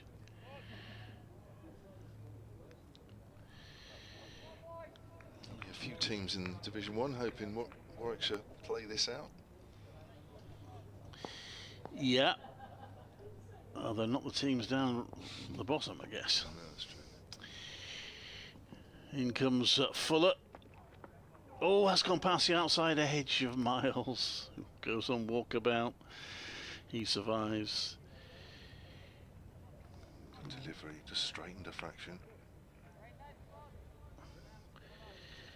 Still playing at Cardiff, but they're down to the last 7 balls with Glamorgan 2 wickets left. Can't win it now, Glamorgan, but Northants need 2 wickets from 7 balls. So we are going to be the last to finish unless Hampshire knock these over very quickly. Fuller, right arm over. Miles does well, plays that down with short leg there. He's played that straight down. Crowd appreciate that shot, all those are still here, the members in particular. It's mainly members now, not too many in the public areas. Few. And, yeah, really, it's been a really good game, really absorbing cricket, and a good finish to this match now. Yeah, I think that group of Hampshire supporters in the corner have gone because the flag's gone. Oh. How can they leave? How can they possibly leave? I know, crazy, isn't it? That's part of the game, this. Fuller to Miles. Miles again gets solidly behind that to mid-off. One more ball this over, and another over's ticked off. We will certainly go down to the penultimate ball of the day if these two survive that long.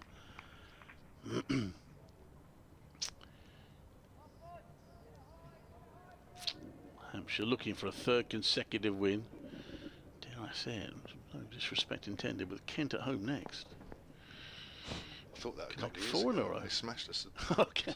Fuller comes into bowl, and that's gone past the outside edge. That had some carry to it, some rise, and Miles rehearses the shot, but he's mighty relieved he got nothing on it. He survives the over, a couple of player misses, but he sees it off. 7 overs to go. Warwickshire 3-13 for 8. Hampshire need 2 wickets for victory. That's a terrific ball as well. That's just shaped away. He's finding something there, James Fuller. Yeah, 2 years ago when we were just about keeping pace with Surrey, we certainly didn't want to fall off the pace. I think it was second to last game, third to last game. At the Utility Bowl, and Kent bowled Hampshire out for next to nothing. Oops. Game and championship title challenge over. So yeah, you never know, do you? But yeah, on paper, it should be a game that Hampshire should do well in. Let's put it that way. Apologies to Nevin, so I've just seen his email, but I'll go through and quickly read it. Your colleagues were discussing Warwickshire matches at venues other than Edgbaston. I was at Courtholes in 1954 for this Yorkshire fixture when Freddie Truman got a hatful. He's given me a link, so I'll have a look at that. Morgan, ready for his 29th over, 1 for 63. It's going to be bowling to Sam Hain. 6 men around the bat. Hain drives to 1 of 2 on the drive on the leg side. That's Kyle Abbott. They've had 2 or 3 venues in Coventry over the years. Warwickshire 142 all out in the first innings. Truman 7 for 67. Morgan bowls. Hain's playing that into the ground. Yorkshire then made 225. That's not a good wicket. 5 wickets for Dollery. KR Dollery. Jack Bannister played in the game as well. Morgan again to Hain. Hain's forward. Ball goes to ground. Getting excited again. Warwickshire second innings. Oh dear. 83 all out. Truman actually only got 1 wicket in the second innings. Appleyard got 6 for 32. And Yorkshire 4 without loss, having set a target of 1 to win. So it's not the Tom Dollery that the lounges. No, it'll be related to him, I'm sure. Yeah. But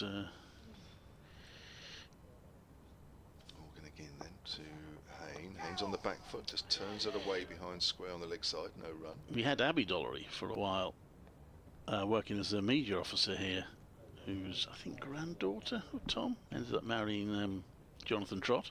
Okay. She's listening. Hello, Abby. Fuller's taken out of that close ring of catchers, out to save 1 at point. 2 balls left of this Felix Organ over. She might be at the World Cup, of course. Morgan bowls and Hain again pushes that into the ground on the front foot. We are the last match standing now. Glamorgan have hung on for a draw at Cardiff against Northants. Finished 8 wickets down. So, welcome to all you county cricket fans who might have come from other games, because we're the only game left now. Yeah. It's us or no one, I'm afraid. 3-13 for 8. Warwickshire aren't going to win this. There's only one winner, but Hampshire still need 2 more wickets, and it's not been that easy to get these last 4. He's backed on the pad, but he's well outside off stump, and that's another over ticked off. 6 to do. Payne 105 not out. Miles has 4. So they're not going to get any extra overs in, clearly. So the last hour started at 5:32. So they have 36 deliveries. 2 of those deliveries have to yield them wickets if they're to win this match. That's the equation for Hampshire to stay within 32 points of the leaders Surrey at the top of the table, and to close the gap on Essex a little bit. Fuller comes into bowl to Miles. Oh, and he's caught a slip. A good bouncer from Fuller. Oh, is he? No, he's not. Well, they can't believe this, Hampshire, but the umpire has said not out, I think. It's come off his helmet, isn't it? Yeah, that's what Craig Miles is showing. So there was there are some Hampshire fans here, because there was definitely a come on umpire shout there. Well, it looked it from here, but I look at the replay. It might have come off his helmet. What do you think? Have you seen the replay yet? It's difficult to tell, and it was in slow motion as well. Either it's come off his helmet or it hasn't, in which case we would have a little stoppage. Oh, it has. It's come off the flush of the helmet, I think. On the slow motion replay, it's come off the flush. Well, good decision from the umpire.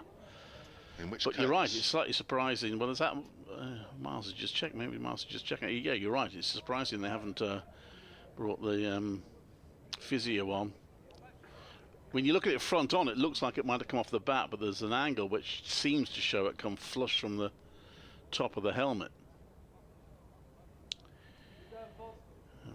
Craig Miles is still making that point to the fielders around him.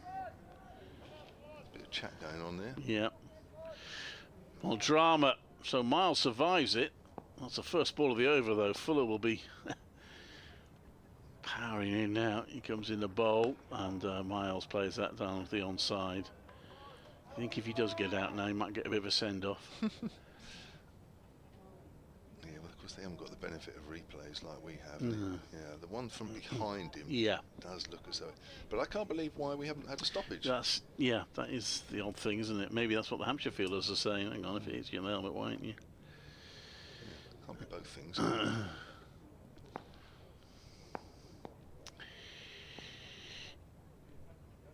Oh, Fuller into bowl to Miles, who hits that into the ground to mid-off, fielded by Abbott.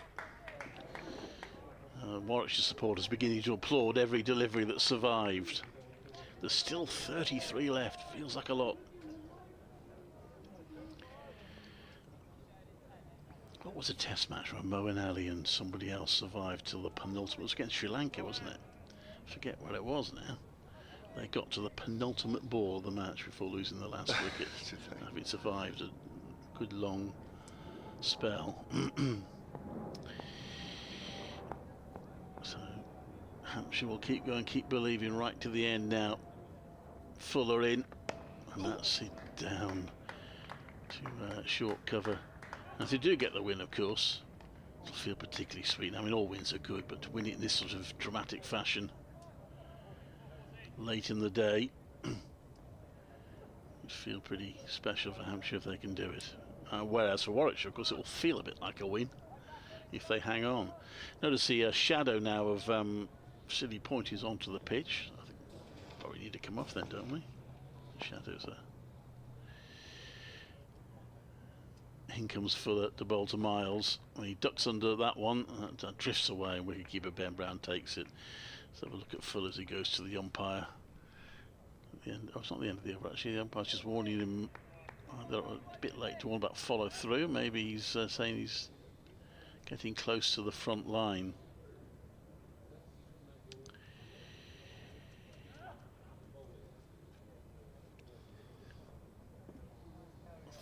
.313 for 8. The 4-8 is the important bit. Last ball of the 103rd over. And he's bowled him! Miles is bowled, no doubt about that one. And Hampshire have 5 overs to try and get the last wicket and win the match. Miles goes for 4. It's 3:13 for 9.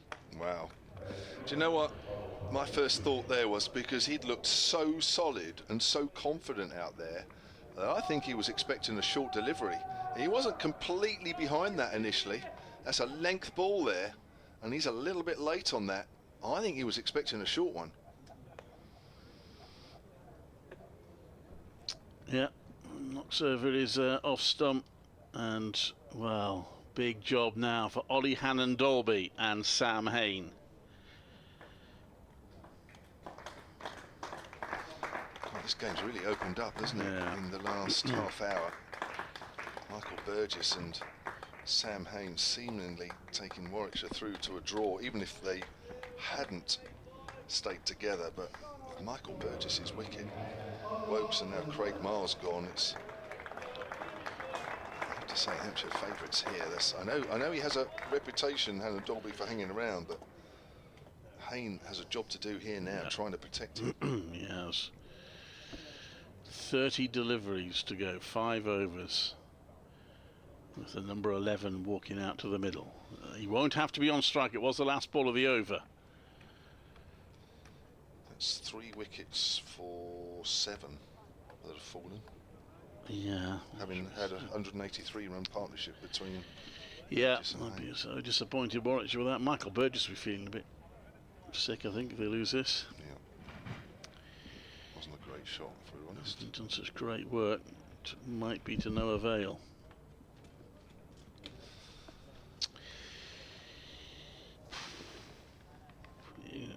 On another occasion, the light might now be an issue, might come to Warwickshire's rescue, but sadly not today. It's glorious sunshine. Now, Hampshire might have a bit of a dilemma here because we've got the left-hander in, which actually brings Liam Dawson back into play, but Fuller's actually bowling quite nicely. Yeah. Oh, Hannon-Dolby's just rehearsed a beautiful forward defensive shot. All's well. So, Felix Organ with 6 men around the bat yet again to Hain. Hain will certainly be taking most of, if not all of this over as he bowls, and Hain drives. There'll be 4 runs through extra cover, just a push drive, but nobody is out there. And that ball will trickle over the rope, but that doesn't really matter. Goes on to his career tally. 109 for Hain.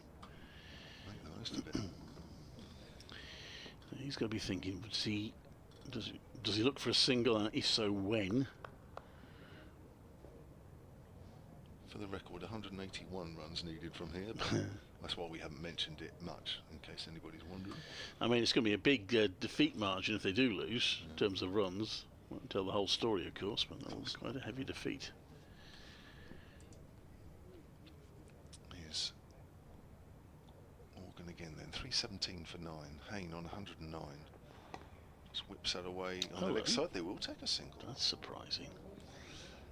Well, again, actually, when you think about it, left-hander with Felix Organ there, it's going to be a lot easier for Hannon-Dolby to face the off-spinner, because Felix Organ now is bowling a different line, has to bowl a different line of where there's no rough. So I think they've decided that Hain will take the far end, and Hannon-Dolby will take Felix Organ, because really Felix Organ should be a lot easier to play. Bulk of deliveries to go though are from that end, Birmingham end.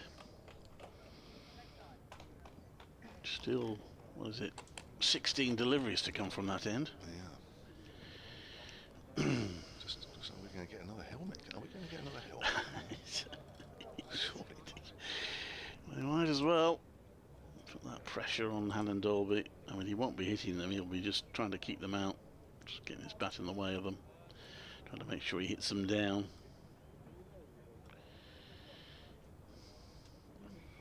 So, I've lost count of the amount of helmets that are out there, so just take it as though there's a lot. Was it 7 round the bat plus the wicket keeper? So, Here's just waiting. Right, look at those fielders. They are so close in. They can always shake hands with Hannon Dorby. Forward. It's right out of the middle of the bat, no problem. 60 more of those, Ollie, will be fine. I'm just looking up the largest victory by runs for Hampshire against Warwickshire. I mean, it's small in comparison. This one. Oh, fired down the leg side. Good stop from Ben Brown. Either that was telegraphed or Ben Brown literally didn't know that was coming. The largest runs victory is 314, so we're miles away. Miles away. That's flighted. Oh, inside edge on that one.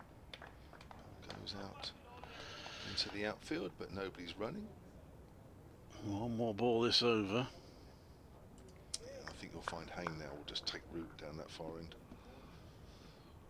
Maybe aim to take the final over perhaps from Morgan. Yeah. Assuming it's Morgan that stays on. Here comes Morgan again, then bowls. Hannah Dorby's forward. Comfortably enough. 4 overs to do.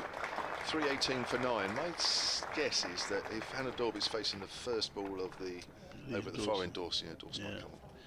Now, I wonder whether the Warwickshire batters are thinking like that, whether they think, hang on a minute, that was fine that over, but perhaps they might have to try and get Hayne down the other end. Yeah. Having a good long chat. Kyle Abbott's actually stretching, so he might have one final burst. Actually, that largest runs victory against Warwickshire was here in 2019. Yeah. 314. Well, it's probably here. I don't remember it. Oh, it's funny. I should know. I don't. Fuller then to bowl. 3 for 52 for him. Keith Barker's not going to get a 10 for in the match. 4 slips. 2 others around the bat. Sam Hayne on strike. Gets bat on that. Easy single if he wants it. He doesn't. They remain 318 for 9. And they now have 23 balls to survive. Match which has gone right down to the end. Which is what 4-day cricket's supposed to be.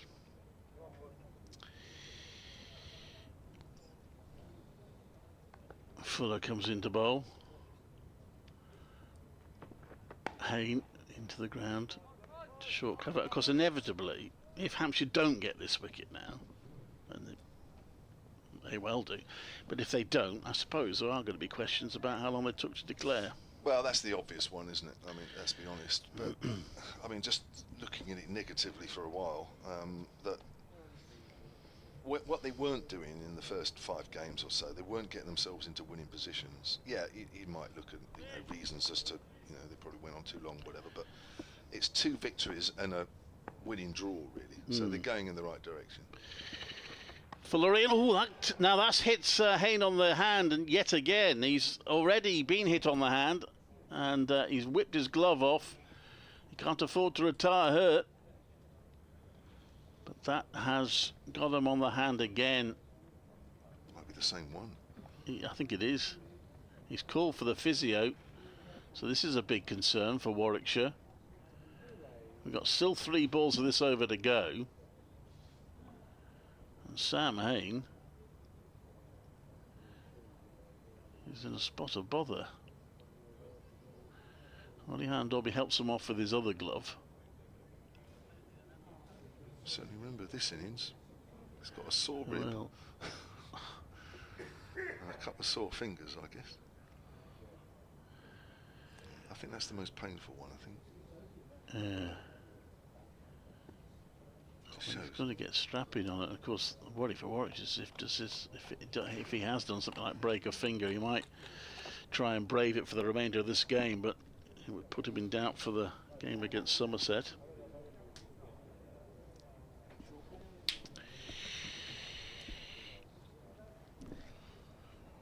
It just shows you how the pace that Fuller's generating on this pitch, which has been lifeless. Yeah. He's absolutely bowled superbly this spell. He's been rhythmical. He's bowled a good line. He's bowled a good length. He's got the short balls in when he's needed to, and he's been superb. 3 for 52 in his 15s.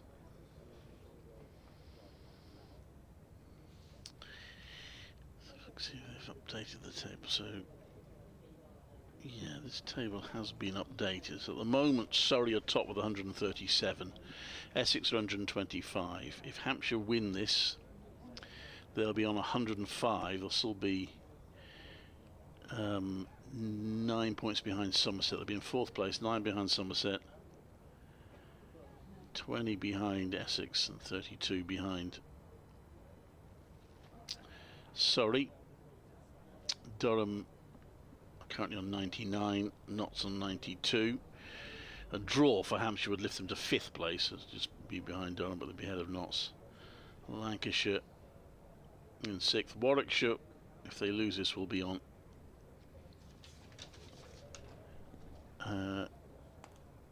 81, and will be in 8th place, 9 points ahead of Worcestershire on 72, Kent are on 62. If Warwickshire can get the draw, they will be in 6th place. No, they won't. They'll be in 7th place, ahead of Lancashire on 89.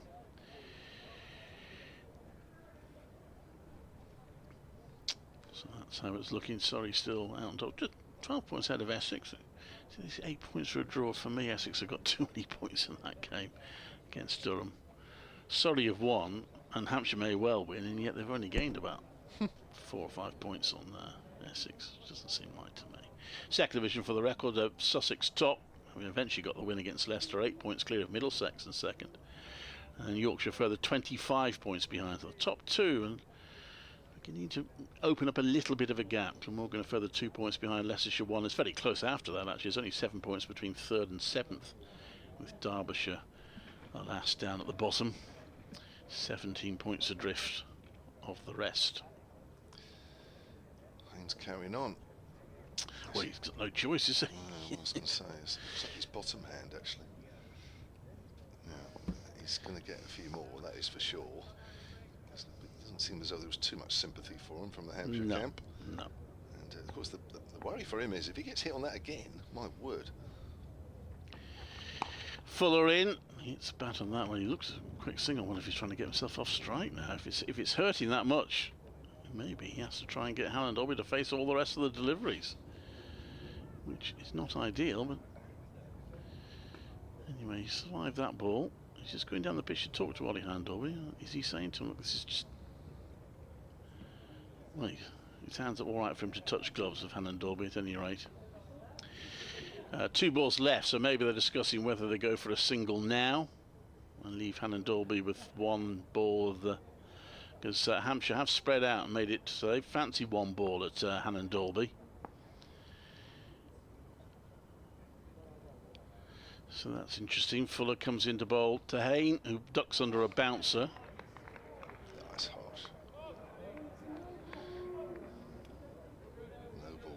Oh, well, that's why you don't want that. See, I think that's a daft decision. I mean, look, umpires know more about umpiring than me. But as if Warwickshire want that. He's going to bowl it again now.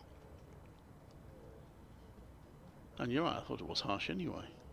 But, the overrate still looks like +1. How on earth is that +1? Fuller in again then. Oh, and that's hurt. He's taking his hand off the bat. He's played it all right, but it's hurting. He's still got 1 more ball left because of that ridiculous no ball rule.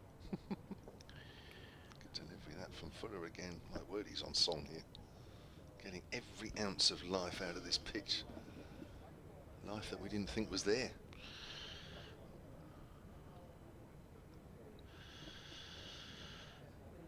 "19 deliveries to go. 1 batter with an injured hand. The other's a number 11. What a chance this is for Hampshire." Fuller comes into bowl. That's a bouncer which Hayne ducks. He has to duck a long way down to avoid, but he does, and they've survived that over, but I don't know whether the odds are in their favour of surviving the remaining 3. It doesn't look as though Liam Dawson's going to come on. I'm surprised. So Kyle Abbott. Well, he'll fancy his chances of getting Alan Dolby, you'd think. Who got Alan Dolby in the first innings? Let's have a look. Oh, nobody did. He was a magnificent not out. So Kyle Abbott, so Hampshire's definitely a decent number of Hampshire supporters in. They're applauding the announcement that he's about to bowl this. Well, he's got potentially 2 overs, 12 balls. He has.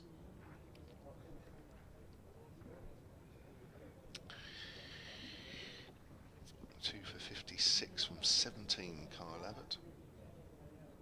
Picked up the wickets today of Jacob Bethel and the one last night, Alex Davis. There are 6 helmets lined up behind the wicket-keeper. If Alan Dolby could just make them bounce on the first one and bounce on all the others, he'd get 30 runs. That's a big target if he wants to get 5 penalty runs. Glove one just over the top of the keeper. Yes. Here's Abbott round the wicket then to the left-hander Hannah Dorby. Hannah Dorby plays that length ball out on the onside. Played it well. Yeah.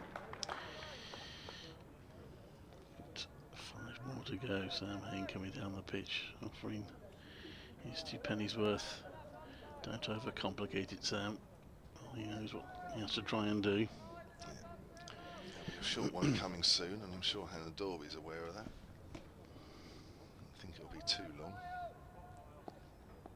to try something on this lifeless pitch.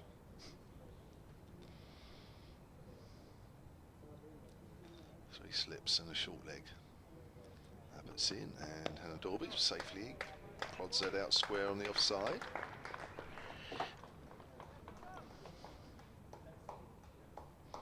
Nicely played. We know he can defend. He can. Hannah Dorby. Will the next one be short? Will Abbott go for the double bluff? There's one coming this over, that's for sure. Into the 106th over of the Warwickshire second innings. As Abbott runs towards us then. Balls to Hannah Dorby, length ball outside the off stump, and he leaves that one alone. Give you the idea of how he can keep the ball out. If he gets to 8 balls, he's got 1 ball left. If he survives, well, even if he gets out to the next ball, actually, he'll have faced 2,500 balls and scored 655 runs at a strike rate of 26. Thank goodness he doesn't bat for very long. What he can do, the famous innings when Michael Burgess scored a century, and he was at the other end, and I'll come back to that in a moment if we're still here. Into Hannah Dorby. Again, it's outside off stump. Wasted delivery. See if I can. I don't know if I can bring the stats up, but I know he faced a lot of balls, and I think we're heading for records of facing balls. And he was absolutely mortified when the ball came off his pad and he ran one, and the umpire gave a run because he thought it was a leg by, and he would have kept that record going of being on 0 not out off a ridiculous number of deliveries. It was brilliant, absolutely brilliant, because Michael Burgess was hitting 6 at all parts of the ground at the other end. It was a century partnership, I think. 14 balls remaining in the game.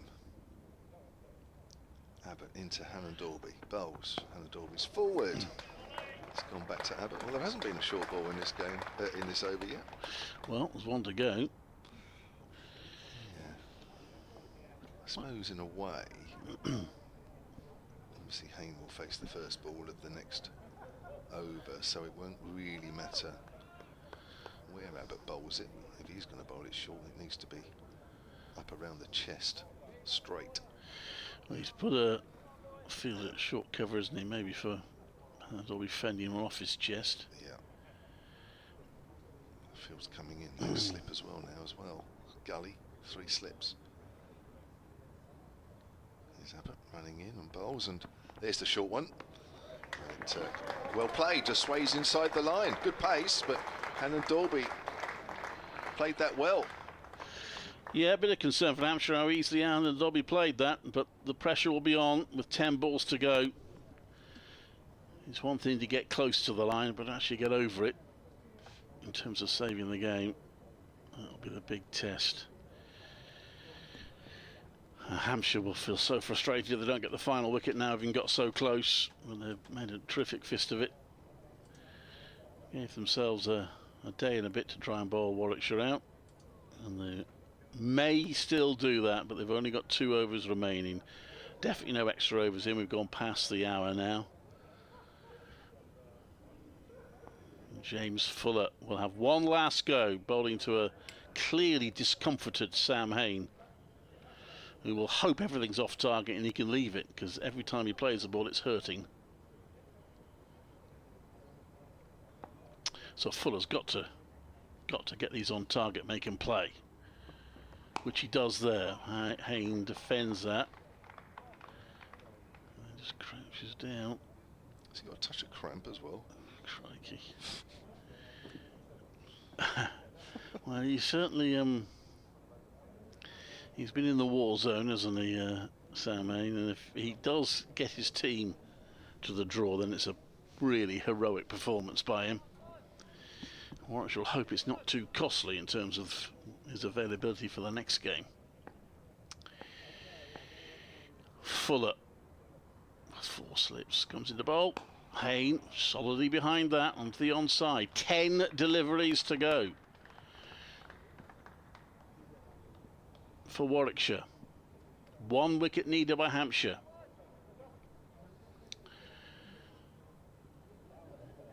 In the sunshine here at Edgbaston. Warwickshire 320 for 9. He's got to bowl that throat ball soon. It's coming in the next 2 deliveries, I think. Here he comes to bowl. And that's pitched up and it's defended to mid-off. No run. Hain on 110. Probably not going to add any more runs unless the ball comes off his bat and flies to the boundary. He's not going to try and score more runs particularly. So he's going down to talk to Ollie Hannon-Dalby. Now, how do they approach this? They've got 9 balls to go. Does Hain just finish off this over and trust Hannon-Dalby to survive the last over? Or does Hain have some thought about maybe getting himself to the other end and taking responsibility for the final over?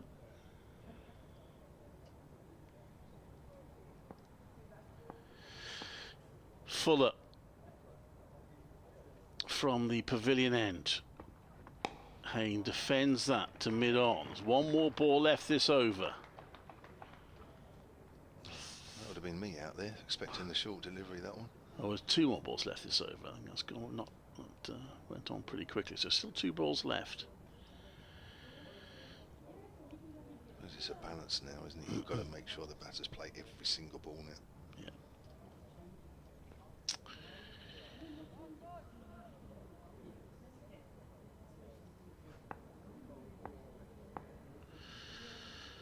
So 2 more balls for Fuller to try and wrap the game up, having done considerable damage in the interim. He comes into bowl and that's driven by Hain, and he has gone for the single. So he's given Ollie Hannon-Dalby 1 ball from Fuller to survive, and then Hain will try and see off the final over, which I think is probably right. Yeah, it's got to be this ball really. Unless Felix Organ comes on for the last over, if Hain's facing, I don't know. 111 for Sam Hain. Ollie Hannon-Dalby is not out. He's faced 10 balls. He may just have to face, well, he will face 1 more, but may only need to face 1 more. And his job would be done. But Fuller has a chance for him here. Bowling to the number 11. Does he go Yorker? Attempted? It's got to be length at the very least, I think. I don't think they can risk. Well, he might try and bowl one in the ribs, I don't know. Well, his heart will be pounding here, won't it? Just got to keep this one out, he'll be saying to himself, just keep this one out.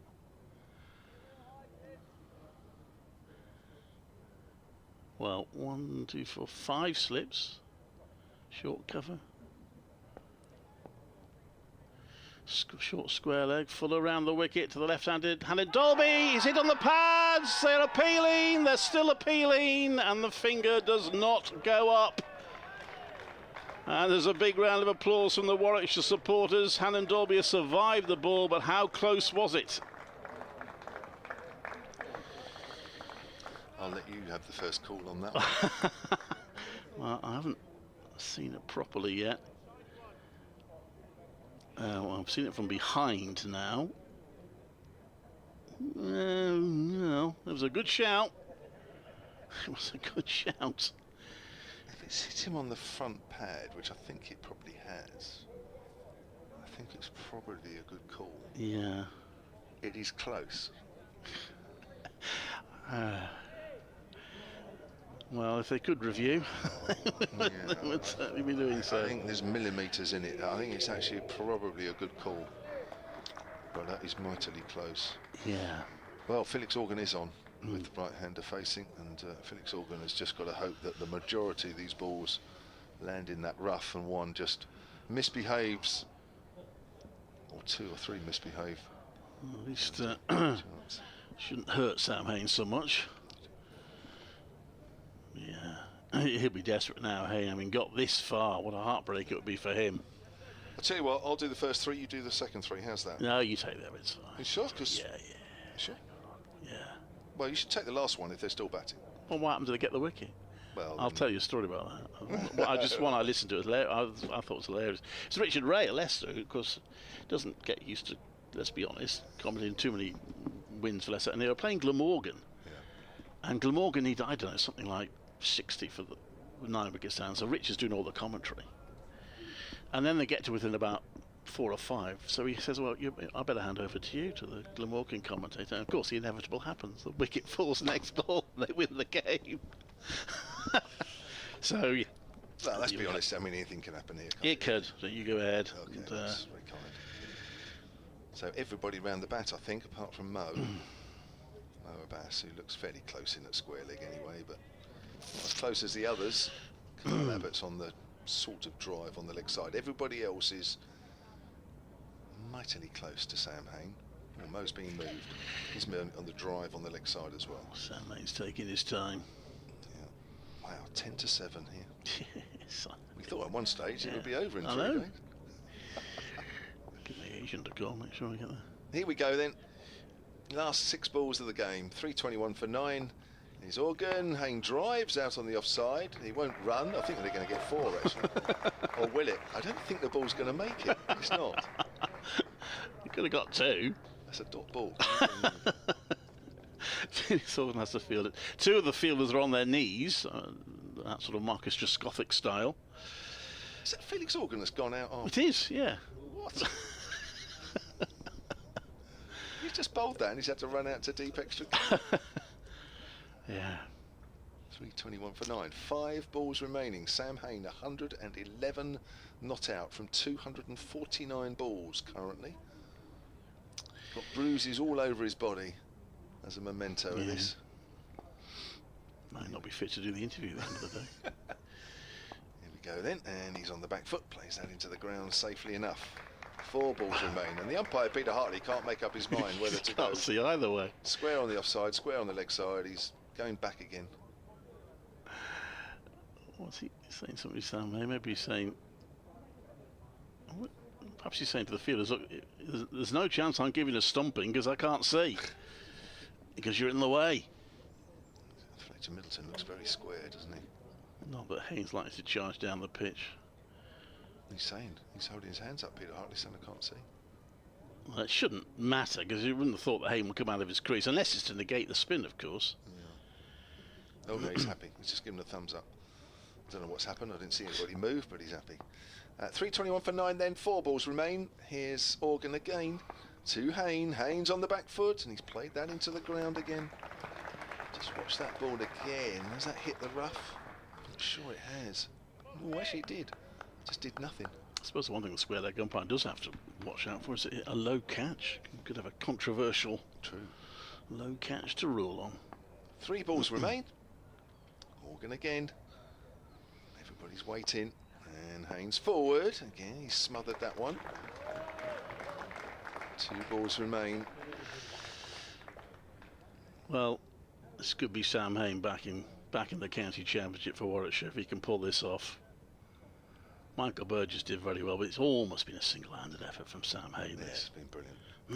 Who's that kneeling down? I think Toby Albert is kneeling down just off the cut strip. He is so close that I think the umpires are going to say, look, come on, that's too close. Yeah, he's been told just to move back a bit. I mean, literally, he could touch Sam Hain there. Right. I wonder if it's too close, actually, but anyway, even though he's moved back, he's close. Right, 2 balls left. Here's Organ again. Bowles and Haynes on the back foot. Again, it's comfortably played straight into the ground. And that ball's not misbehaved. Just watching it again, and it might just have caught the outside edges of the rough, but it's not done anything. Not that it's done lots out of the rough, but from time to time it has. Just when Organ needs something to happen, it hasn't happened.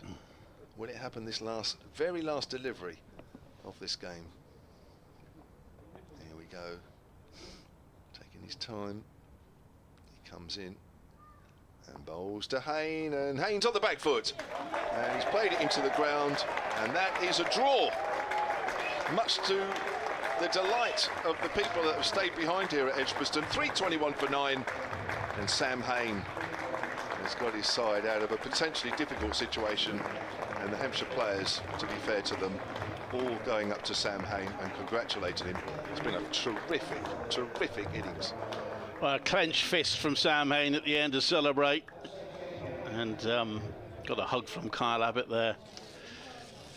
Well, I mean, Hampshire played really well. They'll feel unlucky not to have got a win. Dare say they'll be going back and studying the LBW shout on Ollihan and Dalby afterwards. And they'll feel unlucky not to have won, but credit to Sam Hain and to Michael Burgess, the mainstays in the Warwickshire innings. What a game, though. Keith Barker walking back out now there after his heroics in the match. Hampshire 298 in the first innings, 74 to Fletcher Middleton, 3 wickets each to Ollihan, Dalby, Craig Miles and Ed Barnard. Warwickshire all out 254, Dan Mosley 57, Jacob Bethel 69, 6 for 74 to Keith Barker, 3 wickets, 2 for Kyle Abbott. Hampshire 453 for 6 declared, 166 not out James Vince, 120 Liam Dawson, 58 Fletcher Middleton,